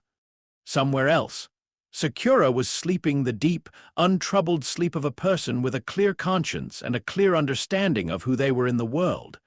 Somewhere close, in the seal, in the substrate, Kurama was aware of Kenjaku's wakefulness without commenting on it. Their silent shared vigil of pre-dawn, which had become, without either of them intending it, something approaching routine.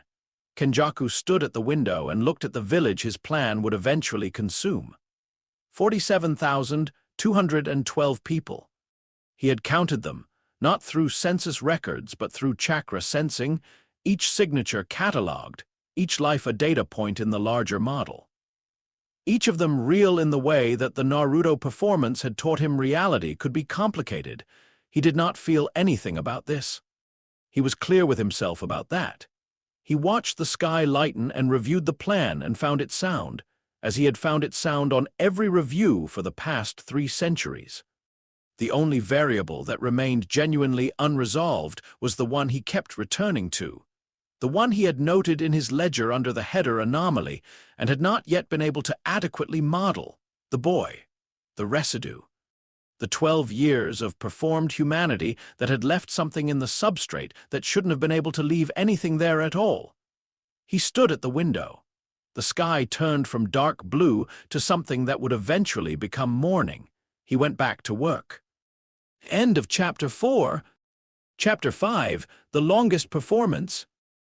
There is a specific kind of exhaustion that has nothing to do with the body.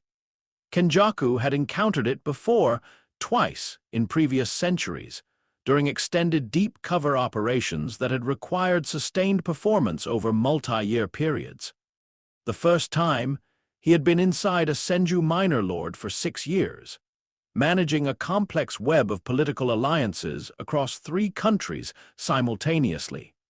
The second time, a wandering medic for 11 years, maintaining a false identity across a geography wide enough that the same person rarely encountered him twice. Both times, the exhaustion had been cognitive, the sustained overhead of maintaining a parallel processing architecture, running the performance in the foreground while running analysis in the background, ensuring the 2 streams never bled into each other in ways that produced detectable inconsistencies. What he was experiencing now, in the 15th year of the Naruto performance, was different. It was not cognitive overhead. His processing architecture was, if anything, more efficient than it had been in the early years. The performance had been running long enough to become partially automatic. The character's responses calibrated to the point where many situations could be handled by a kind of sophisticated habit rather than active calculation. What it was, and he spent considerable time with this observation, turning it over in the part of his consciousness he reserved for genuinely difficult problems, was something more like friction. The performance was encountering resistance. Not external resistance. No one had detected him, no investigation was closing in, no variable had broken containment. The resistance was internal. The performance was generating feedback that his model had not fully anticipated, and the feedback was accumulating in ways that created drag on the clean, frictionless operation of the plan. The source of the friction was not mysterious. It was 17 years old, had recently returned from 2.5 years of training with the last Sannin, and had walked back through Konoha's gates with a chakra signature that had Kenjaku recalibrating his projected timelines within the first hour. Jiraiya had, against all reasonable expectation, been an extraordinary teacher. The training period with Jiraiya had presented Kenjaku with one of the more delicate calibration problems of the entire operation. The cover story, chasing Akatsuki information, developing Sage Mode, was sound and had been planned for. What had not been fully planned for was the relationship.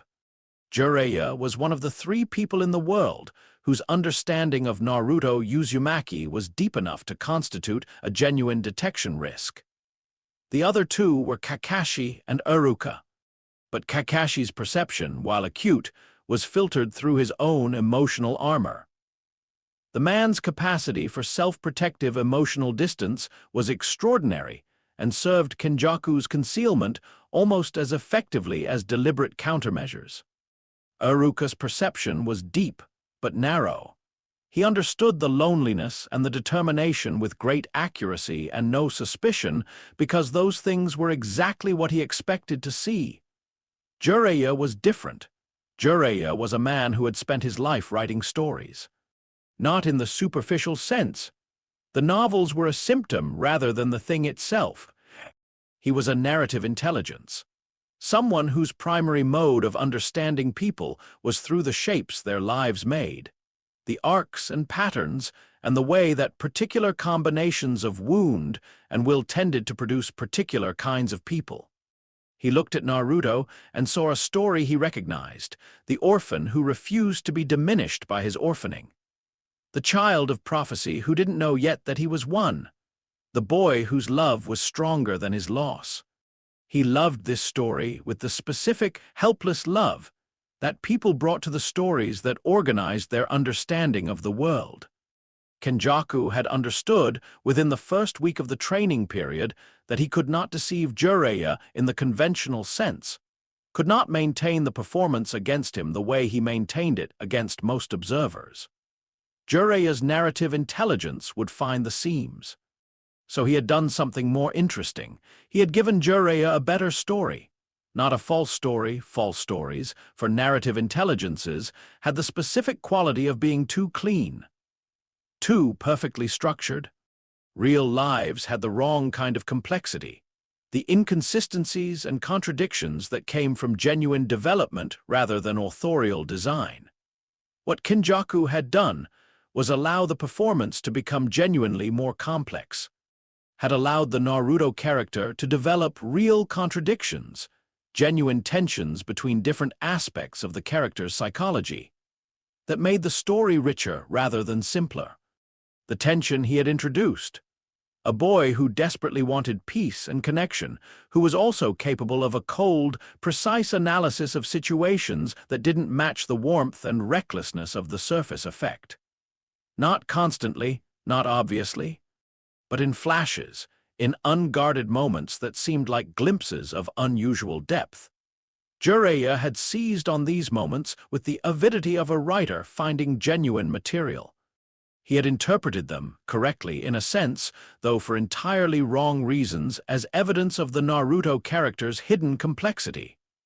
The depth beneath the performance. The old soul in the young vessel, he had written about it, had incorporated it into his understanding of the prophecy child. Had loved it, specifically, because it seemed to him like proof that the universe had been more careful than usual in constructing this particular human being. Kenjaku had allowed this, had, in fact, found it useful in ways that extended beyond pure strategic value. Jiraiya's interpretation of the performance, his reading of Naruto as a complex, layered person, had given Kenjaku external feedback on the coherence of the character he had built. The man was, essentially, doing a close reading of the performance's internal consistency, and finding it not just consistent but sophisticated. That had been, in a private way that Kenjaku noted only in his most internal ledger, satisfying. The training itself had been productive in expected and unexpected ways. Expected. Sage mode. Kenjaku had identified natural energy integration as a necessary component of Phase 3's execution approximately 40 years earlier. The infinite Tsukuyomi's modified activation required the operator to be simultaneously interfacing with the world's natural chakra network at a level that standard chakra alone couldn't achieve. Sage mode provided this. He had been working toward it through Naruto's development as a long-term objective. Jiraiya's teaching had compressed the timeline considerably. The man was a genius teacher, patient where patience was required, demanding where demand was required, with an intuitive sense of what a student needed that Kenjaku found technically impressive and privately inconvenient, because it made the training genuinely difficult to manage. You could not perform mediocrity with Jiraiya as your teacher. He would see through mediocrity and push harder, and pushing harder produced results that had to be incorporated into the performance's capability model. He had learned Sage mode faster than the Toad sages had seen anyone learn it. He had allowed himself to appear to learn it at twice the rate of a normal student, which still let him seem exceptional while concealing that the actual learning curve had been approximately 4 days. Unexpected. The specific quality of what the training period produced in the performance layer. Kenjaku had gone into the 2.5 years calculating their strategic value. He had come out of them carrying something in the substrate that he had not modeled. The closest word he had for it was weight, not burden. He had no particular objection to the training, and the relationship with Jiraiya had been, as these things went, efficiently managed. But weight in the sense of mass. The accumulation of genuine experience in the performance layer that thickened it, made it more real in a way that was distinct from the carefully calibrated realism he had engineered from the beginning. 17 years of performed humanity had produced, in the substrate of his consciousness, a sediment of genuine experience that no longer needed to be performed because it had become, in some functional sense, true. He had genuinely improved at Sage mode through genuine practice. He had genuinely found certain aspects of the Toad Mountain landscape interesting. He had genuinely and this was the one he turned over most carefully. This was the anomaly that he returned to most often, experienced something that was not grief, and was not loss, and was not regret, but was adjacent to all three when Jiraiya had died. He had known it was coming. Of course he had known. He had engineered the conditions of it, indirectly, through the management of information flows between Konoha and Aimgakure over the preceding years. Jiraiya going to investigate pain was a calculated event, placed in the plan with the same precision as every other significant catalyst. Jiraiya going to investigate pain would result in Jiraiya's death. This was not a side effect. It was a function. Jiraiya's death at Pain's hands would produce several specific outcomes that the plan required. The emotional devastation of Tsunade, creating a leadership vulnerability in Konoha at a critical juncture. The psychological impact on Naruto's allied units, specifically Kakashi and Iruka, binding them more tightly to the Naruto figure through shared grief. And most importantly, the specific quality of loss that would make Naruto's eventual confrontation with Pain emotionally overdetermined, weighted with enough grief and love that the talk no jutsu would have when applied. The force of a genuine reckoning rather than a calculated manipulation. Pain needed to believe that what Naruto said to him was real. The only way to make Pain believe that was to make it, at the performance level, actually real, which meant Jiraiya had to actually die. Which meant Kenjaku had to actually lose him. He had known all of this, had planned all of this, had reviewed the cost-benefit analysis of this specific outcome enough times that he could have reconstructed it in his sleep. What he had not modeled was the moment he felt the chakra signature, the specific, familiar warmth of it, the signature he had spent 2.5 years mapping as part of the training's ambient data go out, like a candle. The specific quality of chakra when it stopped being the active expression of a living person, and became the passive residue of a life that had recently ended. He had been in Konoha at the time, in his apartment, when the sensor division's alert had gone through the village. He had felt it before the alert, had felt it in the chakra environment, the way you felt weather changing in the air. He had sat with it for 11 seconds. Then he had updated his ledger, Jiraiya, eliminated. Phase 2 catalyst event complete. Emotional impact on allied units. Monitor, and had gone to find out what the official story was. He had stood in front of Tsunade and performed grief with the full technical proficiency of a 17-year-old who had loved this man like a father. The performance had been authentic in ways he could not entirely account for. He had noted this. He had not had time to examine it properly, because the next phase of the plan required immediate attention, and grief, real or performed or the complicated third thing that it appeared to be, was not something he could afford to be occupied with. He had filed it. He had moved on. He was still moving on. The confrontation with Pain was the finest single performance of Kenjaku's 400-year career. He acknowledged this without false modesty, the way a craftsman acknowledged excellent work, with the clear-eyed satisfaction of someone who had applied their full capability to a difficult problem, and found the result equal to the difficulty. The technical challenge: convince a man who had felt everything and therefore trusted nothing, who had built an entire theology around the proposition that only shared suffering produced genuine understanding, that the person standing in front of him had genuinely suffered enough to have genuinely understood enough to genuinely change his mind. Pain would see through performance. His theology had given him a finely calibrated detector for the specific kind of authentic emotional nakedness he demanded as the price of acknowledgement, which meant the performance had to not be a performance, which meant Kenjaku had to reach into the substrate, into the actual sediment of 17 years of lived experience, of genuine loneliness and genuine loss, and the specific weight that Jiraiya's death had left in the performance layer, and bring it to the surface.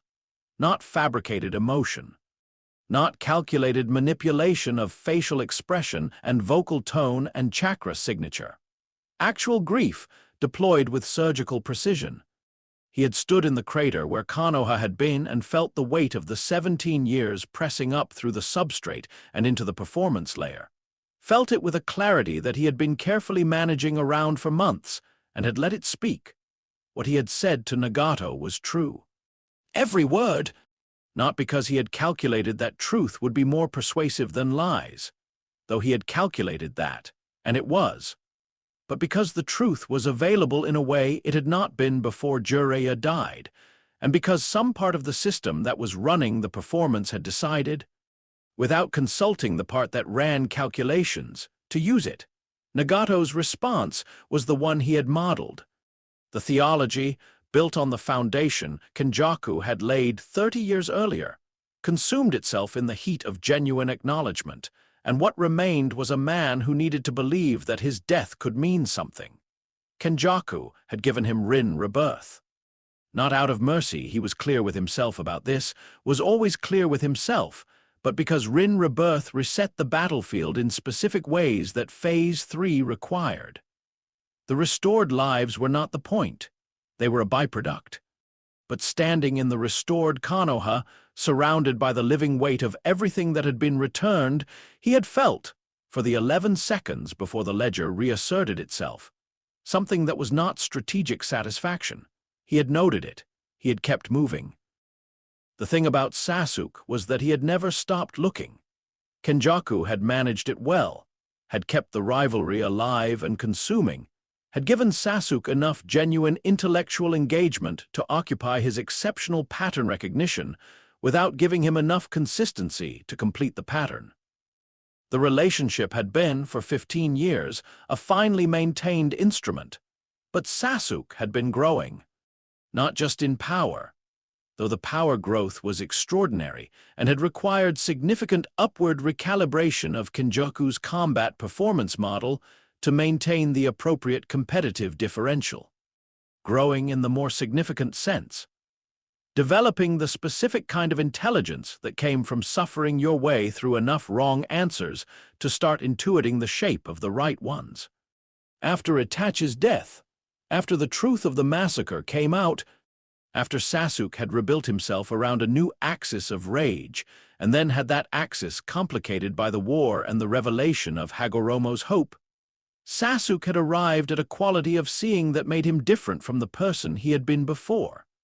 He looked at the world and saw its architecture, the structural bones beneath the surface events, the way things were arranged rather than just what they were. He had started looking at Naruto this way approximately 8 months before the war, not with suspicion, not consciously, with the specific quality of attention that said, "There is something here I have not finished understanding, and I am not done." Kenjaku had noticed and increased his management protocols accordingly. The management strategy was, at this point, deeply familiar.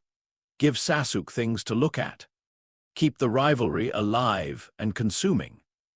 Provide enough genuine intellectual and emotional engagement that Sasuke's processing capacity was occupied with the performance rather than the substrate beneath it. The problem was that genuine intellectual and emotional engagement, sustained over 17 years, produced genuine intellectual and emotional residue. The rivalry was not a clean instrument anymore. It had, and Kenjaku reviewed this observation with the careful neutrality he brought to all genuinely difficult data, meaning. Independent of strategic function, not the meaning he had engineered for it. Its own meaning, grown in the 17 years of actual contact between two people who were, in different ways, exceptional, and who had been each other's primary reference point for their own development. He had built a rival. He had, in some functional sense that he was still struggling to model precisely, built a peer. There was no strategic category for this. He filed it under anomaly and increased the management protocols and moved on, because Phase 3 was approaching, and there was no time for careful examination of variables that didn't immediately threaten operational security. He was aware, in the part of him that tracked things he was not examining, that he was moving on from this one faster than its complexity warranted. He was aware that this was itself data. He kept moving. The war began on a morning that felt, in the chakra environment of the continent, like the held breath before a storm. Kenjaku stood with the allied shinobi forces' command structure and felt the ritual diagram thrumming beneath his feet, the decades of inscribed chakra, woven into the landscape's natural network, awaiting activation. 3 nodes remaining. The war would complete them. The war was designed to complete them. He felt, looking out at 47,000 people arrayed across a landscape he had spent years preparing, the specific, quiet satisfaction of a plan arriving at its terminal phase, and he felt something else. Something he had been feeling more frequently in the past year, since the war had become imminent and the reality of what Phase 3 meant. Not in abstract terms, not in theoretical models, but in the specific, concrete fact of 47,000 individual chakra signatures being fed into the God Tree's processing architecture, had been present in his calculations with increasing immediacy.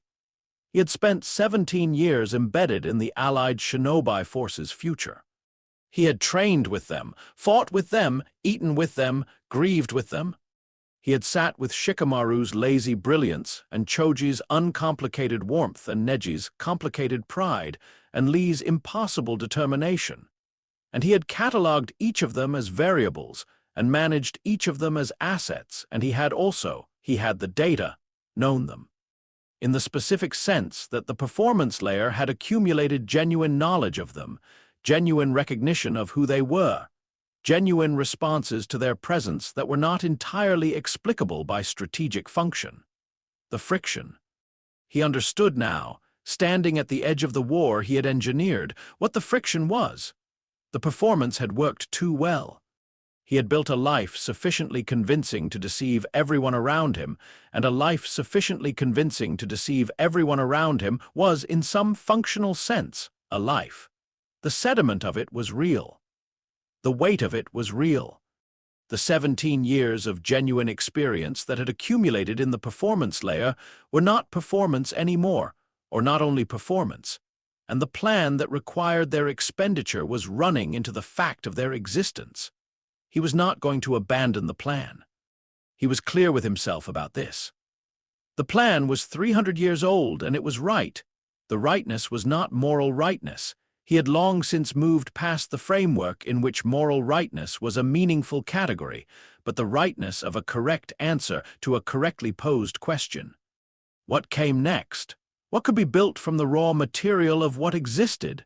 He had spent 3 centuries constructing the answer, and the answer was still the answer. But standing at the edge of the war, he felt the friction. He stood with it for as long as he could. Then he began the battle. He fought across the war's landscape with a ferocity that the performance demanded, and his actual capability exceeded in the foreground. Naruto Uzumaki, 6-path Sage Mode, the blazing warmth of the Nine-Tails chakra channeled with reckless generosity to every allied shinobi he passed. The hero. The sun at the center of the Alliance's sky, in the background. Kenjaku, routing chakra with millimeter precision into the ritual diagram's remaining nodes. Each massive technique, every Rasengan, every shadow clone dispelled, every burst of 6 paths chakra was fractionally, invisibly misdirected. Not at the enemy, into the earth, into the nodes, feeding the inscription. He fought Madara with genuine intensity and without full effort, which was its own kind of performance, holding back against an opponent of that caliber while appearing not to, while producing a battle credible enough that the Allied forces believed they were watching an even match. Madara was extraordinary. Even now, Kenjaku felt the same appreciation that he had felt at their first meeting 3 centuries ago in a different body, across a different landscape. The man was the finest natural martial genius the shinobi world had produced. The tragedy of him. And Kenjaku did not use the word tragedy sentimentally, only structurally. The way a mechanic used the word to describe a gear that was the wrong shape for the mechanism it was built to drive, was that all of that genius was organized around grief. He had fought Madara and managed the battle's outcomes and routed chakra into the diagram, all simultaneously. all in the background of a foreground performance that 47,000 people believed was their hope. The weight of that belief was something he had not adequately modeled. He had planned for it strategically, had understood that the belief of 47,000 people was a powerful social force, one that would keep them fighting in the positions he needed them to occupy until the ritual conditions were complete. He had not planned for the specific quality of receiving that belief, the experience of being the center of that much genuine hope. The way it registered in the performance layer not as data, but as something heavier and warmer and more complicated than data. He fought and routed and calculated and performed. And in the background of the background, in the deepest substrate, where only Kurama could sometimes see, he held the friction and did not examine it because there was no time and because examining it would not change what he was going to do, and because some part of him, the part that filed anomalies it didn't know how to categorize, suspected that examining it now would make what came next harder. He had never once in 4 centuries done anything harder. He kept that thought where he kept all the thoughts that complicated the plan. He kept moving. It was Kurama who found him in the brief stillness of a night between battles, when the Allied forces were camped and sleeping, and Kenjaku sat alone at the edge of the camp and let the performance rest. The chakra communication came quietly, not the structured pulse of their years of deliberate exchange, but something more direct, the kind of contact that was only possible because they had been in the same body for 17 years and had developed a communication channel of genuine subtlety. "You're not doing this because you don't feel it," Kurama said. Kenjaku didn't respond immediately. "You're doing it because feeling it isn't sufficient reason not to." "That's different, still quiet. I've been trying to decide," Kurama continued, "whether that makes you more or less human than I thought." Kenjaku looked out at the camp. At the sleeping shinobi, thousands of individual chakra signatures, each one known to him in the specific way that 17 years of proximity produced knowledge. Each one a variable in the plan. Each one a person. Both things were true simultaneously. He had been trying for some years now to find the framework that resolved the contradiction. He had not found one. "The plan doesn't change," he sent back. "I know," Kurama said. "Then why tell me this?" A pause. Then, with the specific quality that Kenjaku had learned to interpret as the fox choosing words with unusual care, "Because in 400 years, I don't think anyone has ever acknowledged that it costs you something." The camp breathed around them. 47,000 people, sleeping, trusting. Kenjaku sat with this for a long time. The longest time he had sat with anything since the morning he stood at the window in Konoha and smelled someone's family cooking and felt something he didn't have a category for. Then, "It changes nothing." "No," Kurama agreed. "It doesn't." They sat in the shared space of the seal, and the silence of the camp moved around them like water around 2 stones, and the ritual diagram hummed beneath the earth with the patient energy of something almost ready. Kenjaku filed the conversation under anomaly. He did not move on immediately. For once he stayed, just for a while, just for the length of one night, at the edge of the end of everything he had built toward. Then the dawn came, and the war resumed, and he stood up and became Naruto Uzumaki again, and the performance was as perfect as it had ever been. No one saw the difference, only the fox knew, and the fox, for reasons Kenjaku had not yet been able to fully model, kept the secret. End of Chapter 5. Chapter SIX, The Ritual Battlefield. There is a difference between a map and a diagram. A map describes what exists. It is a faithful record of geography, the placement of mountains, the routing of rivers, the distance between points of human significance. A map is retrospective. It looks at what the world has made of itself and renders that making legible. A diagram describes what will exist. It is a prescription written in the language of geometry, a set of instructions given to reality about what shape it is expected to take. A diagram is prospective. It looks at what the world could be made into and renders that making possible. Kenjaku had spent 40 years turning a map into a diagram. The Shinobi continent, as it existed in the common understanding of its inhabitants, was a geography. Land and sea and village and road. The accumulated human meaning of 5 centuries of civilization pressed into landscape.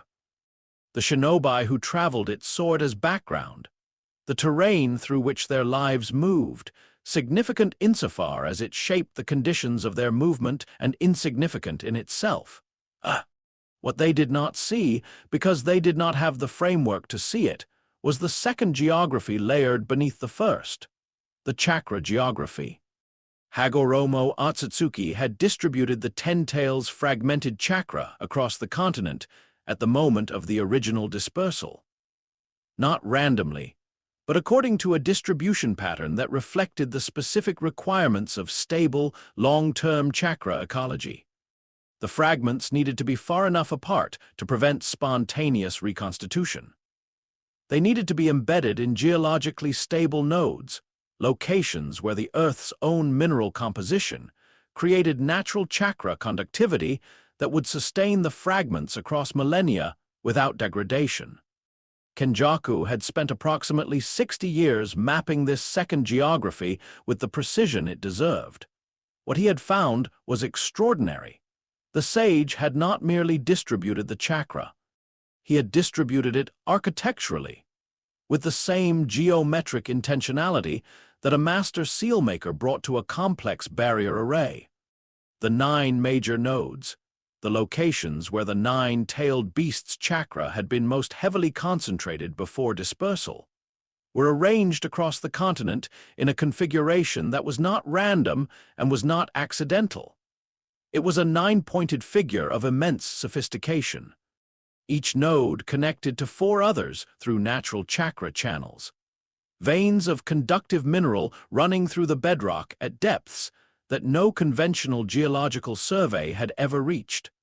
The channels formed a network of staggering complexity, with secondary and tertiary connections between non-adjacent nodes that created redundancy and stability across the whole system.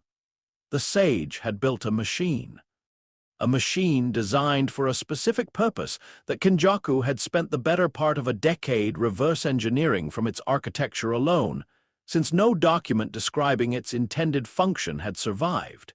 His conclusion, after 10 years of analysis: the machine was designed to contain the chakra, to keep the fragments stable and separated in perpetuity, to prevent the kind of spontaneous reconstitution that could, without proper management, produce uncontrolled tailed beast recombination events of catastrophic scale. The sage had built a containment system, and Kenjaku was going to use it as an activation matrix. The modification required was, in principle, simple. Reverse the polarity of the network's flow direction at each node simultaneously. Instead of drawing chakra inward, containing and stabilizing, the network would project chakra outward, using the node locations as broadcast points for the god tree's processed output. In practice, the modification required 40 years of preparation and an active conflict of continental scale to execute. The active conflict was the 4th Shinobi World War. He had chosen the battlefield, not Madara, not Abido, not the Akatsuki's operational planning, which he had been quietly influencing through pain and through certain informational advantages that his centuries of intelligence work provided. Him. The Valley of the End, the border plains of the Land of Wind, the forests east of the Land of Fire, the ocean approach to the Land of Lightning.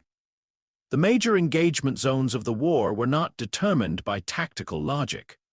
Tactical logic had been consulted, and its recommendations had been found useful where they aligned with his requirements and quietly set aside where they didn't.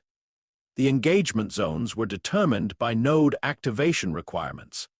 Each major battlefield corresponded to one of the 9 sage nodes.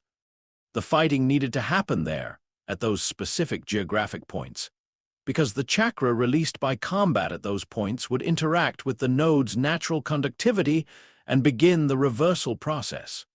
You could not simply walk up to a node and reverse its polarity. The energy required was enormous. far beyond what any individual could produce. But combat at scale at the right location produced exactly the kind of raw chakra release. Massive, unfocused, the spending of accumulated reserves in the high-intensity expenditure of life-or-death conflict that could, directed correctly, supply the necessary activation energy. He was powering the ritual with a war. The elegance of it was something he permitted himself to appreciate in the background, in the substrate, in the small hours when the performance rested and the planner ran its assessments. It was elegant in the way that solutions were elegant when they aligned multiple requirements with a single mechanism. When the answer to the problem was also the answer to 4 other problems, all at once, using the same moving parts. The war served the plan's needs across 5 simultaneous dimensions. Dimension 1, node activation. The fighting charged each node with the activation energy required for the polarity reversal. Each day of combat at each battlefield site advanced this process. Dimension 2, tailed beast concentration. The war's operational objectives, the revival of the Ten-Tails, Madara, and Obito's plan, required the tailed beasts to be brought to a single location. Kenjaku needed exactly this for different reasons.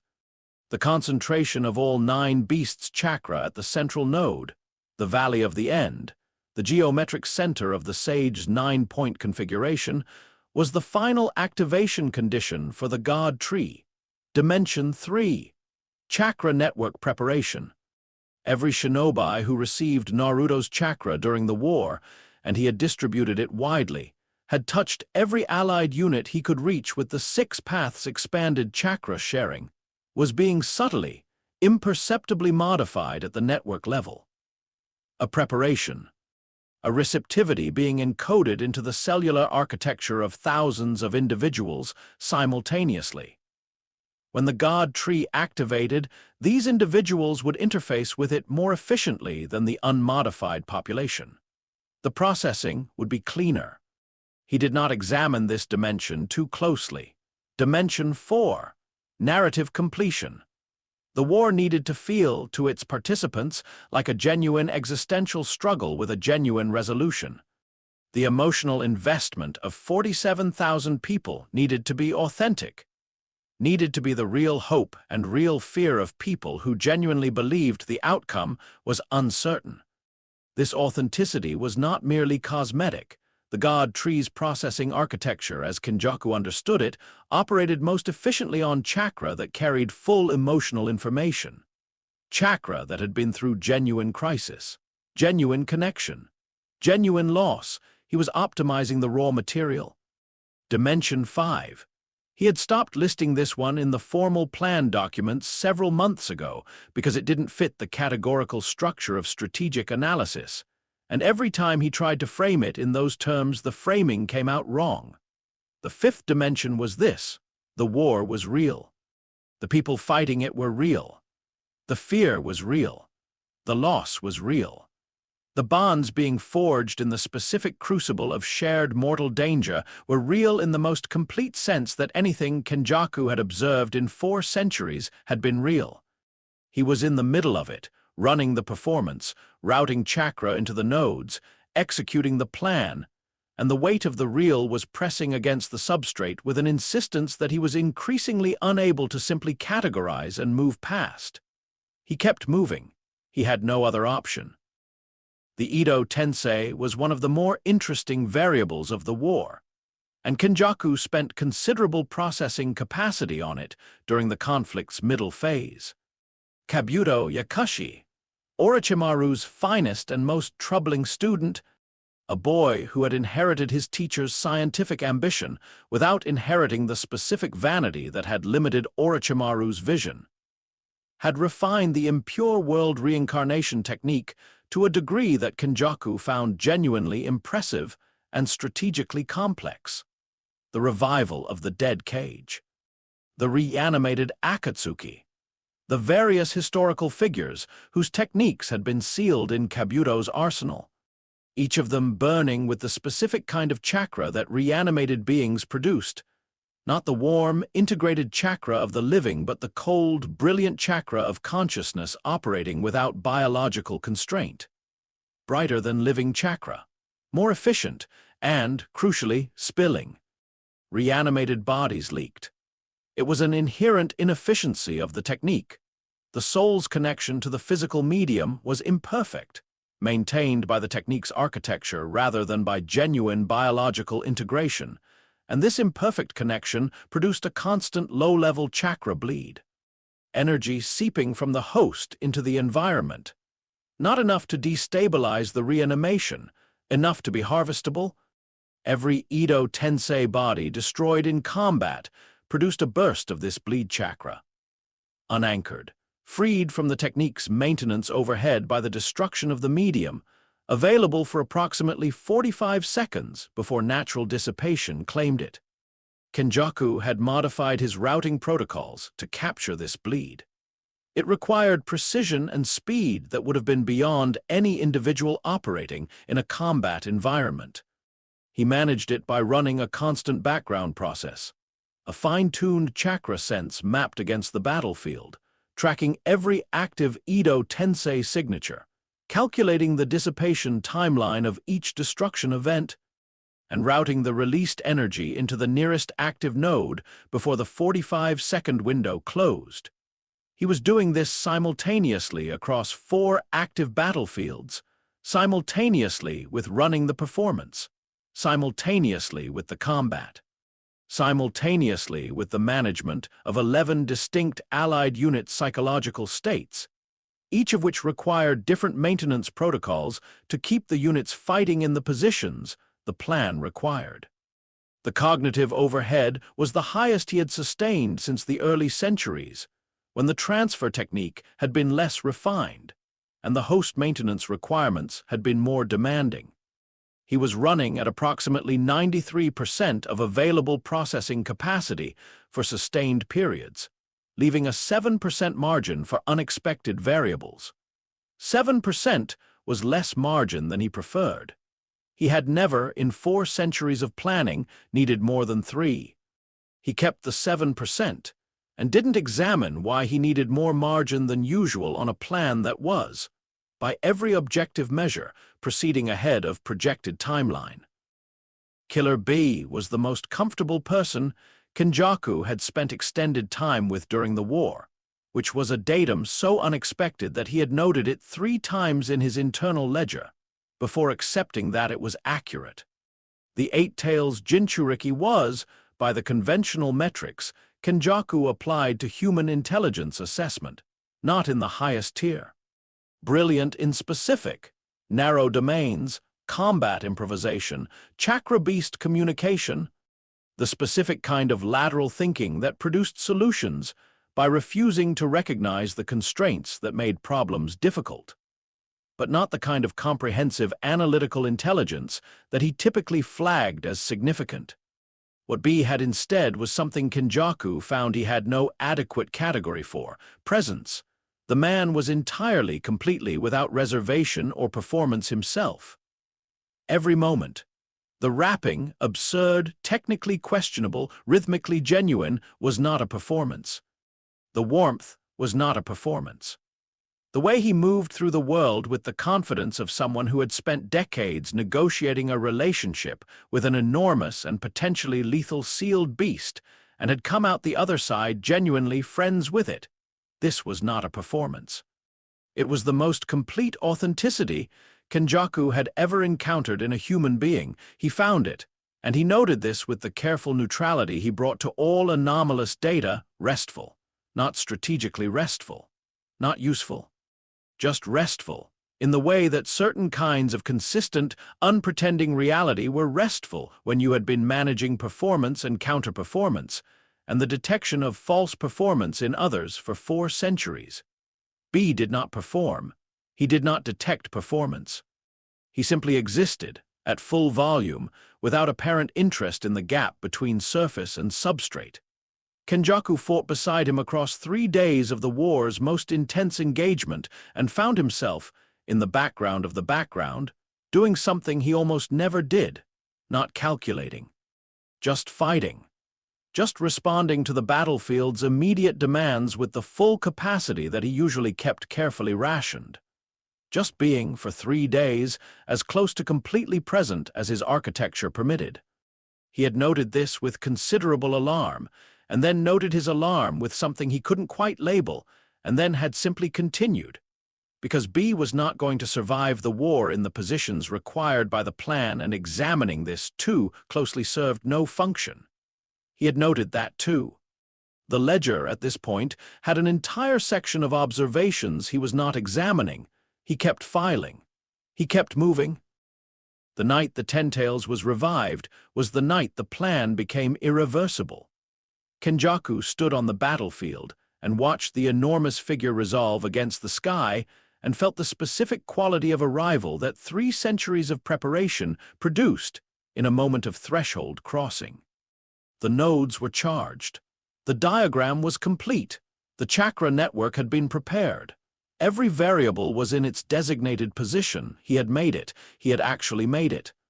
And in the moment of that recognition, in the specific instant when the plan's terminal phase shifted from future to present tense, something happened in the substrate that he had not modeled, not resistance, not sabotage, not the detection event he had spent 17 years preparing against. Something quieter. The sediment of 17 years of genuine experience, accumulated in the performance layer, moved, not violently, not in any way that was externally visible, but in the substrate, where Kenjaku's consciousness had its truest residence. The weight of it shifted, reorganized around the reality of the threshold crossing in a way that produced a new configuration. A new shape to the thing that had accumulated there. He could feel, with a clarity that was almost painful in its precision, what the configuration was. The performance layer, the sediment of genuine experience, the residue of genuine relationships, the weight of genuine loss and genuine connection and genuine knowledge of genuine people, did not want this, not as an abstract moral position, not as a philosophical objection, as a fact of its own nature. The thing that had grown in the substrate across 17 years of performed life was organized around the specific people whose lives the plan was going to consume, and it did not want them consumed. Kenjaku held this recognition for 4 seconds. It was the longest 4 seconds of his 400-year life. Then he identified what it was, correctly, precisely, with the same analytical precision he brought to every observation. And he named it, in his internal ledger, for the first time, Naruto Uzumaki, not Kenjaku's preference. Not a strategic consideration. Not a performance bleed or a management anomaly or a variable requiring reclassification. The boy. The residue. The thing that had grown in the substrate because 17 years of genuine life, even performed life, left genuine marks. A ghost built from the accumulated genuine responses of a consciousness that had been, however inadvertently, lived. It didn't want this. Kenjaku, the ancient consciousness, the 400-year planner, the architect of the ritual diagram inscribed across a continent, looked at what had grown in the substrate and named it, and then made the only decision that 4 centuries of preparation and 3 centuries of planning and the correct answer to the correct question left available to him. He kept moving. The Ten-Tails rose against the sky. The nodes pulsed in the earth. The plan continued. In the substrate, very quietly, something that was not Kenjaku watched and understood and began, with the patient, stubborn determination of a boy who had never known when to quit, to look for a way out, not of the body, not of the plan, out of the silence, out of the substrate into the world. End of Chapter 6. Chapter 7. The moment Kurama understood. There is a particular kind of grief that belongs exclusively to the very old. Not the grief of loss. Kurama knew that grief, had known it across a millennium of watching things end. Jinchuriki dying, villages burning. The specific, intimate grief of being sealed inside a person for years, and then feeling them go out, the warmth of their chakra becoming the cold residue of a life that had just stopped being lived. He had felt this many times. He had developed across the centuries a relationship with it not acceptance exactly, but familiarity. The knowledge that this was the shape of his existence, and that the shape, however painful, was at least consistent. The grief that belonged exclusively to the very old was different. It was the grief of recognition, the grief of encountering something that you had seen before, had seen in all its forms and variations across enough iterations to know exactly how it ended, and being unable to stop it. Not because you lacked the power, but because the mechanism of the thing was so deeply embedded in the structure of the world that stopping it would require dismantling the structure itself. It was the grief of understanding. Kurama had been building toward this grief for 17 years. He arrived at it on the night the Ten-Tails was revived. He saw the full shape of it all at once. Not because new information arrived that night. The information had been accumulating for years. The observations catalogued, and the inferences drawn, and the model built with the patient precision of a very old mind working in the only medium available to it. The slow, careful analysis of what it could sense without being able to act. What happened that night was not new information, it was resolution. The way a problem that has been worked at for years sometimes resolves not through the addition of new data, but through the sudden shift of perspective that makes the existing data arrange itself into its true configuration. Like a figure hidden in a complex image, once you have seen it, you cannot unsee it, and you cannot quite remember what you were looking at before it became visible. He saw it. The 9 nodes, charged and active in the Earth's chakra network. The ritual diagram, continental in scale, inscribed over 40 years of carefully placed conflict. The war itself, not a war, a ritual, every battlefield a preparation point, every death a contribution to the activation energy, every bond forged in the crucible of shared crisis, a piece of raw material being optimized for processing. The tailed beasts. Himself. He had always known he was part of the plan. Had always understood that his chakra, the 9 tails' vast reserves, the most concentrated Biju energy in existence, was the plan's central resource. Had known this since the early years, since the first time he had felt the cold thing's awareness pressing against his observation of the vessel, and understood that the cold thing was studying him with the specific quality of attention one gave to something important. But he had modeled his role as resource, as fuel, as the central chakra battery that the plan required for activation. What he understood now, seeing the full configuration, was that his role was more specific than that. He was not fuel. He was the key. The God Tree's activation, as Kenjaku had designed it, required a specific sequence. The 9 nodes discharged simultaneously, reversing the containment network's polarity and turning the Sage's original distribution architecture into a broadcast matrix. The 10 tails, reconstituted at the central node, provided the raw chakra mass that the broadcast would amplify and project. The infinite Tsukuyomi, activated through the 10 tails chakra channeled by the God Tree, spread across the continent. But the God Tree was not simply an amplifier. In Kenjaku's design, it was a processor, and processors required an operating system, a template that defined the parameters of the transformation, the specific instructions that told the processing architecture what it was optimizing for. The 9 tails was that template. Not because Kurama was the most powerful tailed beast, though he was. Not because his chakra was the most ancient, though it was, carrying within it the deepest imprint of the Sage's original dispersal. But because of something Kenjaku had discovered during his years of studying the Biju through the seal's communication channel.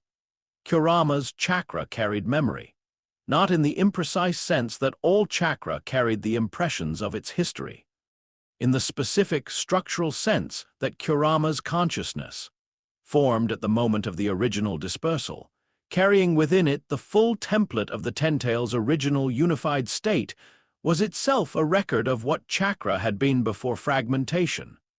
The God Tree needed that record. Without it, the processing architecture had no reference point. It could harvest, could accumulate, could concentrate. But it could not transform, because transformation required a template of the destination state. And the destination state Kenjaku wanted, the synthesized evolutionary successor to human chakra consciousness, required the original unified template as its starting point. Kurama was the original template. When the God tree activated, the processing architecture would reach into the seal, extract the Nine-Tails consciousness along with his chakra, and use the full content of his ancient memory as the blueprint for the transformation. He would not survive it, not in any meaningful sense. His consciousness, dismantled and used as architectural material, would be present in the transformed state the way a building's foundation was present in the building, structural, invisible, entirely consumed by what it had made possible. He had been, from the beginning, the plan's terminal sacrifice. Kenjaku had known this, had known it, and had spent 17 years in the same body with him, running their odd, cold, genuine exchanges across the seal's communication channel, discussing the boy and the plan and the nature of ancient consciousness, and had never mentioned this specific detail. Kurama sat with this for a long time. The inner landscape of the seal was quiet. He sat in the representation of water, which had always felt slightly wrong to him, the sewer metaphor, the specific quality of Naruto's subconscious self-image that had chosen pipes and drainage for its interior architecture. And he thought about what it felt like to understand something completely. He was not angry. He examined this because he expected to be angry, and the absence of anger where anger should have been was itself information. He was not angry at Kenjaku. This surprised him, and then, when he sat with it longer, it stopped surprising him. He understood Kenjaku too well by now to be simply angry at him. Kenjaku was what Kenjaku was, a consciousness that had found, somewhere in its long centuries of operating alone among people it did not allow to matter, a question that mattered more than everything else. What comes next? The answer to that question in Kenjaku's architecture was worth any cost. Not because Kenjaku was cruel, cruelty required caring enough about the subject's experience to take satisfaction in its degradation. Kenjaku was not cruel. He was simply organized around something else. The same way a river was not cruel to the landscapes it carved through. The river was organized around flowing downhill. Everything it destroyed in that flowing was incidental to the organizing principle, not targeted by it. Kurama was not angry at the river. He was angry, and here the anger arrived, clean and cold and enormous, at the specific thing the river had done that was not incidental, the boy, the 17 years of it, the life built in the substrate of his own sealed space. The genuine thing that had grown there, he had watched it grow, had tracked it with the patient attention of a consciousness that had nothing else to do, had been, in the peculiar intimacy of their shared architecture, its closest witness. The boy was real. Kenjaku knew the boy was real. Had known it for years. Had noted it, had filed it under anomaly, had continued, and the plan consumed the boy along with everyone else. Along with Kurama himself, yes.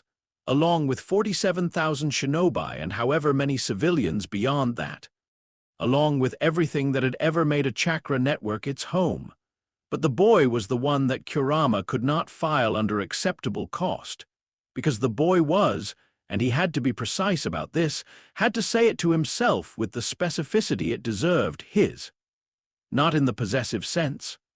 Not in the protective sense, though that was there too, in the sense that for 17 years the boy's heartbeat had been the rhythm his existence was set against. The boy's dreams had been the atmosphere of his sealed space. The boy's grief and joy and stubborn, relentless, performed but real refusal to be diminished had been the constant ambient fact of his world. He had watched the boy live. He was not willing to watch the boy be consumed. He had 3 options. He had been modeling them in the background of his long observation since the moment the ritual diagram had become clear enough for him to understand what it required. Option 1, warn the Allied forces. He could not do this cleanly.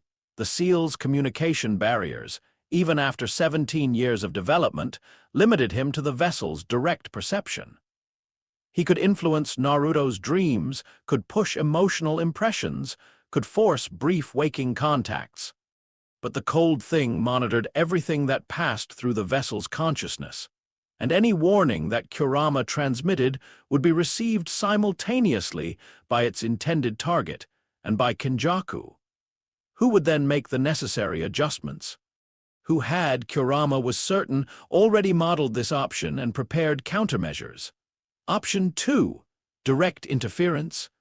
He could, in the moments when the plan required Kenjaku to push large volumes of chakra through the seal, the ritual routing events, the moments when the node activation required Kenjaku to channel significant energy, attempt to destabilize the seal itself.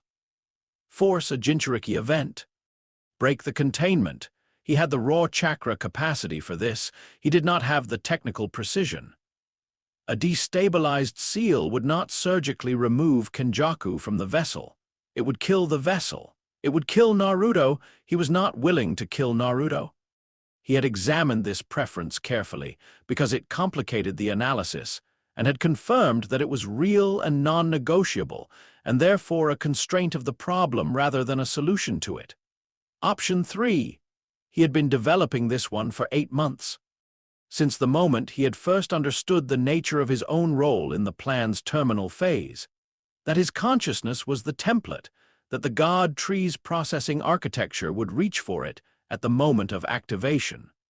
If his consciousness was the template, if the God Tree required the specific content of his ancient memory as the blueprint for transformation, then the template's quality determined the transformation's quality. And if the template was corrupted, he began, very carefully, very quietly, in the deepest layers of his own consciousness, where even the cold thing's observation could not easily reach, to work. The work was delicate in a way that nothing in Kurama's long existence had previously required of him. He was not a precise being by nature or by preference. He was enormous in chakra, in consciousness, in the scale of the emotional responses that a creature of his nature experienced. He had never needed precision before. He had needed power and endurance and the specific patience of something that expected to outlive most of the things that challenged it. What he needed now was the opposite of power.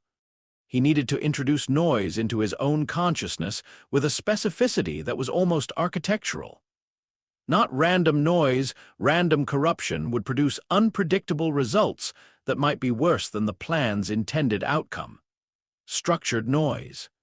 Deliberate fragmentation applied to specific aspects of his consciousness's template quality that would make the God Tree's processing architecture reach for the blueprint and find it changed in a specific direction, the direction of incompleteness. His memory of the original unified chakra state, the template the God Tree needed, was complete, entire. 400 years old plus the millennia before fragmentation, the memory of what it had been like to be part of something undivided. This was what Kenjaku needed, the full memory of unity as a blueprint for the new unity he intended to create.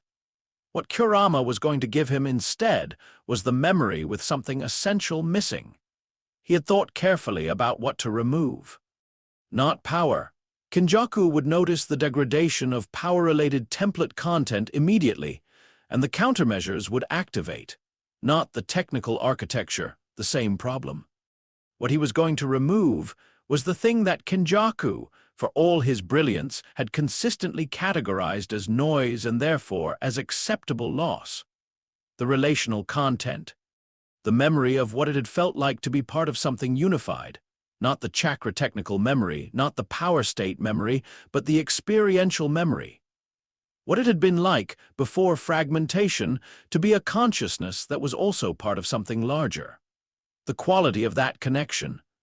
The specific texture of existing in genuine relation to other consciousness rather than in the efficient, managed proximity that Kenjaku called relationship.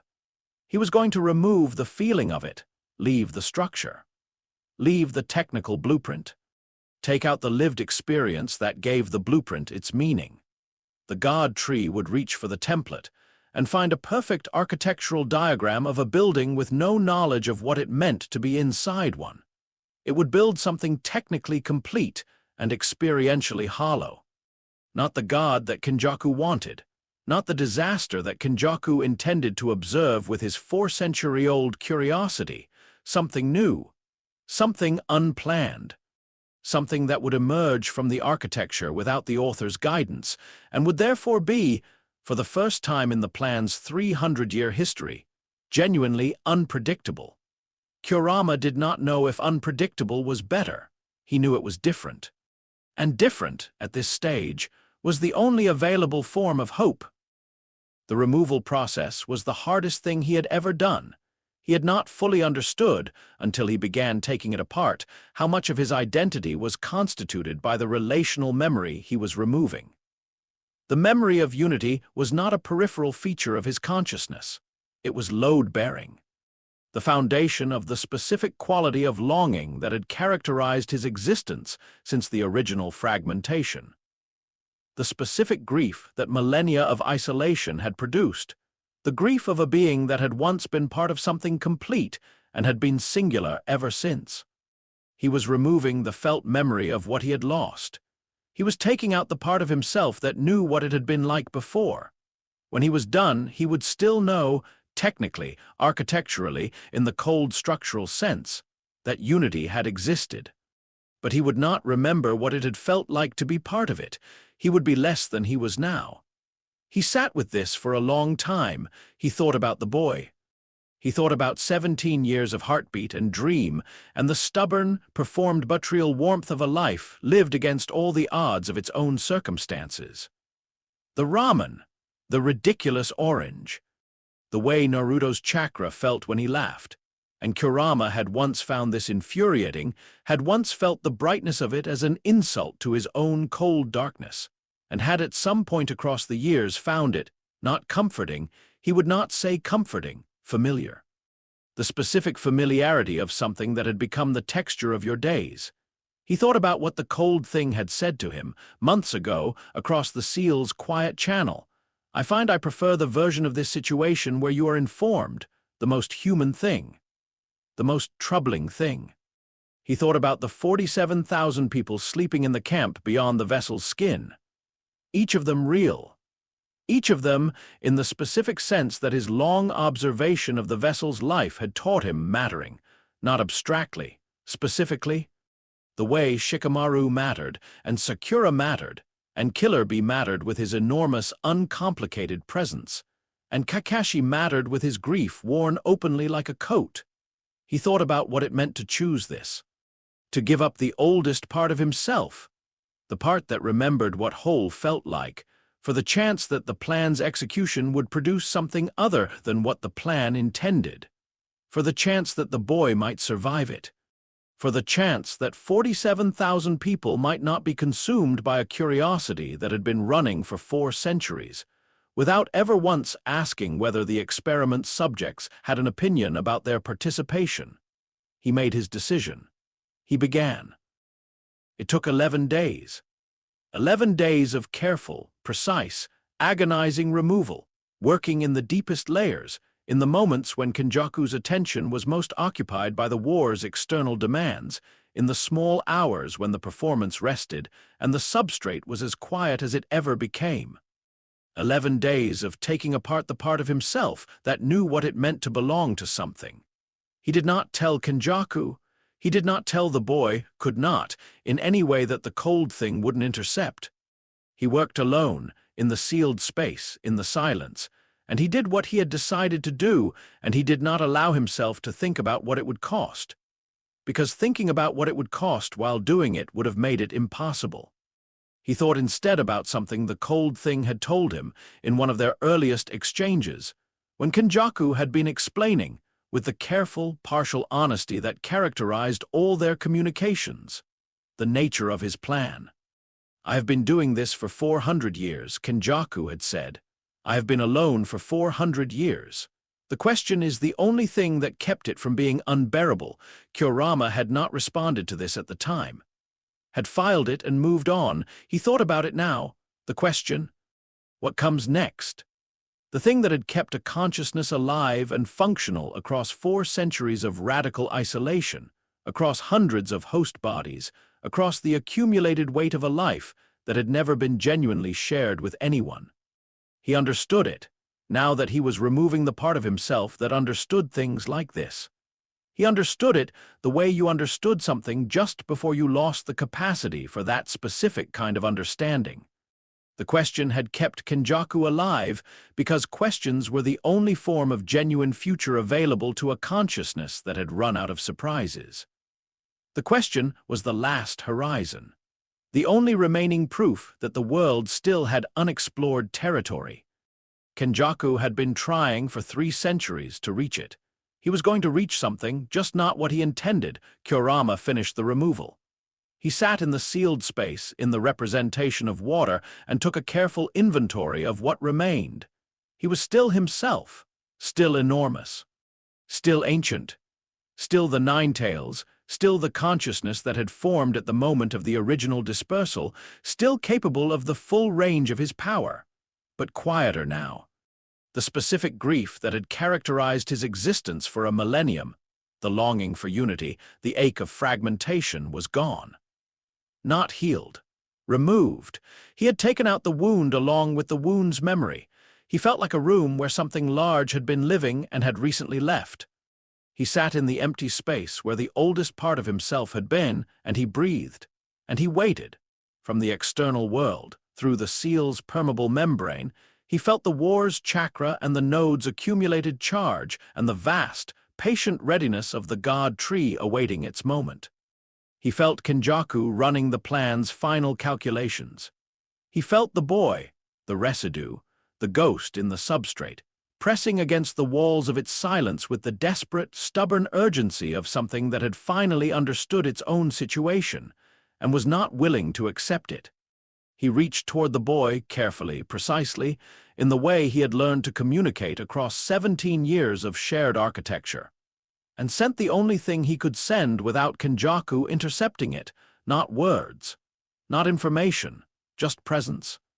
I know, the presence said, in the language of ancient chakra pressed against the membrane of a young consciousness. I know. I'm here. And then, quieter in the deepest register of the communication, too deep for even Kenjaku's monitoring to fully parse. I did something. I don't know if it will be enough, but I did something. A pause. Then, from the substrate, from the thing that was not quite Naruto and not quite performance and not quite either, the thing that had grown there and named itself in the space between the ancient passenger and the performed life, a response. Not words, not calculation, not strategy. Just the specific quality of chakra that Kurama had spent 17 years learning to read as the boy's most genuine signal. The thing that came before the loudness, before the determination, before the ramen and the orange and the relentless performed optimism. The thing underneath all of it. The warmth. The simple, stubborn, completely inexplicable warmth of a consciousness that had been built on nothing and had decided, without consulting anyone, to be warm anyway. Kurama felt it. For the first time since he had removed the oldest part of himself, the empty room where the longing had been felt something, not the longing, not the grief of fragmentation, something smaller, something newer, something that didn't have a name yet because it was the kind of thing that had to grow into its own name. He sat with it, in the sealed space, in the quiet before the end. You studied everything, ancient thing, he had said. He hoped he had been right. He hoped the thing Kenjaku hadn't studied was the one thing that mattered. He breathed. He waited. The world outside moved toward its crisis. In the seal, in the dark, in the water, the fox and the ghost of a boy sat together and held the space between them and did not say anything else because there was nothing else to say. Only the waiting remained. Only the waiting and the hope and the small, stubborn warmth of a thing that refused to go out. End of Chapter 7. Chapter 8, The Unraveling. There is a difference between suspecting something and knowing it. Sasuke Uchiha had spent 17 years in the first state. He had never been able to articulate it cleanly. Had tried, in the privacy of his own exceptional mind, to construct a formal case for the wrongness he sensed in Naruto, and had always arrived at the same problem. The evidence was everywhere and nowhere. Individually, each anomaly could be explained, the too precise control masquerading as imprecision, the talk no jutsu's uncanny accuracy, the way every seemingly reckless decision produced, in retrospect, a geometrically perfect outcome, the depth behind the performance that surfaced in unguarded moments and then submerged again before you could name it. Individually, explicable, the orphan who had worked harder than anyone, the Jinchuriki whose years of struggling with the Ninetales had produced unusual depth, the fighter whose instincts, genuinely extraordinary, produced outcomes that looked like planning, collectively, something else. But collective evidence without a unifying theory was not proof. It was pattern recognition without an object, and Sasuke was rigorous enough in his thinking to know that pattern recognition without an object was the mechanism of paranoia rather than intelligence. He had kept the suspicion filed, had kept watching, had waited with the specific patience of someone who had learned through his own life's wreckage that the truth eventually arranged itself into something you could see. On the morning of the 23rd day of the war, watching Naruto fight, watching him move across the battlefield with the blazing, generous, apparently reckless distribution of 6 paths chakra to every allied unit he passed, Sasuke finally had his theory, not the full truth. Not yet, but the theory. And the theory made him stop moving entirely, standing in the middle of a battlefield, chakra techniques firing around him, because the theory was so large and so specific and so retrospectively obvious that the act of holding it required his full attention. The Rinnegan saw through the theory's implications the way a lens clarified light, every battle, every crisis, every talk no jutsu, every seemingly impossible, emotionally charged, precisely timed intervention that had turned the course of conflicts ranging from the personal to the continental. Sasuke ran them all through the theory and watched them resolve into a single picture with the awful, clarifying completeness of a pattern that had always been there. The pattern was not a hero's instincts. The pattern was a plan. He found Sakura 40 minutes later. She was in the medical tent, operating with the focused ferocity that characterized her at her best, hands glowing with the precise chakra of a healer who had spent years developing her craft, past the level of technique into the territory of art. She did not look up when he entered. She had learned, through their years together, to read the quality of his entrances, and the quality of this one told her to finish what she was doing before she gave it her attention. He waited. This too she had taught him, though neither of them would have described it that way. When she looked up, she read his face in the way she read her patient's, not the surface expression but the subtle physiological tells, the specific configuration of controlled effect over something else entirely. She set down her tools. "Tell me," she said, he told her. She listened with the comprehensive attention she brought to complex medical presentations, tracking each element, building the model in real time, asking the specific clarifying questions that identified where her model diverged from his and needed adjustment. When he finished, the tent was very quiet. "I need to check something," she said. "What?" His medical file, the chakra diagnostic records from the past 3 years. She was already moving. "There's something I noticed twice that I wrote off as equipment variance. I need to see it again now that I have a framework." "What did you notice?" She paused at the tent's entrance. Her back was to him. He watched her decide in real time whether saying it would make it real in a way that couldn't be taken back. "A second frequency," she said. In his chakra signature, something underneath, something that didn't match the 9 tails. It didn't match his own base signature. It was, she stopped. "Say it," Sasuke said quietly.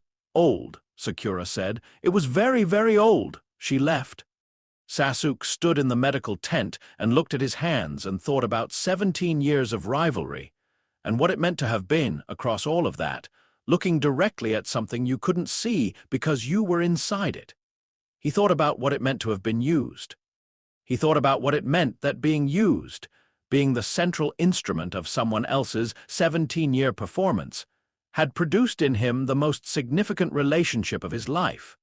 He was not sure which of these thoughts was worse. He was not sure they were separable. Sakura found the records. She spread them across a field desk in a private corner of the command tent, and went through them with the methodical precision of a diagnostician who already suspected the conclusion and was building the evidentiary foundation for certainty rather than exploring for possibilities. The second frequency appeared on the diagnostic scroll from 14 months ago. She had noted it at the time as equipment variance. The sensing seals occasionally produced artifacts under conditions of extreme chakra density, and Naruto's chakra density was extreme enough to produce artifacts in properly calibrated equipment. She had logged it and moved on. It appeared again 8 months ago during a routine pre-mission diagnostic. She had noted it again, had almost flagged it, had looked at the frequency's characteristics. The way it sat below Naruto's base signature like a shadow sits below an object, present but clearly secondary, clearly not the primary source of the signature's behavior, and had decided that it was most likely a complex artifact of the Ninetales interaction. The Biju's chakra and the host's chakra developing unusual interference patterns after years of integration. She had written that in her log. She read it now and felt a cold clarity settle through her that she recognized as the medical mind encountering an error it had made and cataloging the error's implications without the interference of the feelings the implications produced. She had been wrong. Not about the second frequency being secondary. It was secondary, clearly, in the sense that it did not drive the signature's primary behavior. But it was not an artifact. She pulled the diagnostic scrolls from 17 different dates across the past 3 years and laid them in sequence. The second frequency was consistent. Not artifact-consistent artifacts varied with conditions, with equipment calibration, with the ambient chakra environment of the diagnostic location. This was patient-consistent. The same frequency, at the same depth, at the same relational positioning to Naruto's primary signature. Across 3 years of diagnostics conducted in 6 different locations with 4 different sets of diagnostic equipment. It was a second chakra signature. Living in the substrate of the first one, she sat very still for a long time. She was a medic. She was the finest medical ninjutsu practitioner of her generation. She had spent years developing the capacity to look at a chakra network and read it the way another person might read a face. Not just the technical data, but the story the data told, the history of the network. The marks that experience left on chakra pathways the way experience left marks on bodies. She looked at the second frequency and read its story. It was 400 years old, not approximately, not metaphorically. The frequency's base characteristics, the specific harmonic signature that individual chakra networks developed over time, the way a signature deepened and complexified and took on the particular quality of something that had been running for a very long time, told her, with the precision of a medical reading, that what she was looking at had been running for approximately 4 centuries. It had been running inside Naruto Uzumaki for at least 17 years. She sat with this for the length of time it took her to decide what she felt about it, which was longer than she usually needed for decisions of any kind. What she felt, finally, was the specific quality of grief that came from understanding something about a loss you had already been living with without knowing you were living with it. She had loved Naruto. Not in the simple way of childhood, that had evolved across the years into something more complex and more real. The love that came from genuine knowledge of another person, from having been genuinely known by them, from the specific intimacy of a team that had survived enough together to strip away the performances and find what was underneath. She had thought she knew what was underneath. She had been reading the second frequency for 3 years and calling it equipment variance. She rolled the diagnostic scrolls carefully. She went to find Sasuke. They found Kakashi in a field command post at the war's eastern edge. He was alive, barely, which was not unusual for Kakashi in the context of a war, and had been removed from active combat by his own executive decision 3 days earlier, when it had become clear that the cumulative toll of the Sharingan's costs across his lifetime had reached a threshold he could no longer push past in. Good conscience. He was not dying. He was finished. He sat in the command post and coordinated troop movements through a network of runners and signal jutsu and the specific kind of authority that people who had done everything extended to people who were visibly choosing to stop. He looked up when Sasuke and Sakura entered. He looked at their faces. He said nothing for a moment. Then, "Close the flap." Sasuke closed it. Kakashi looked at them with the single eye that had always, Sasuke thought, seen slightly more than it was supposed to.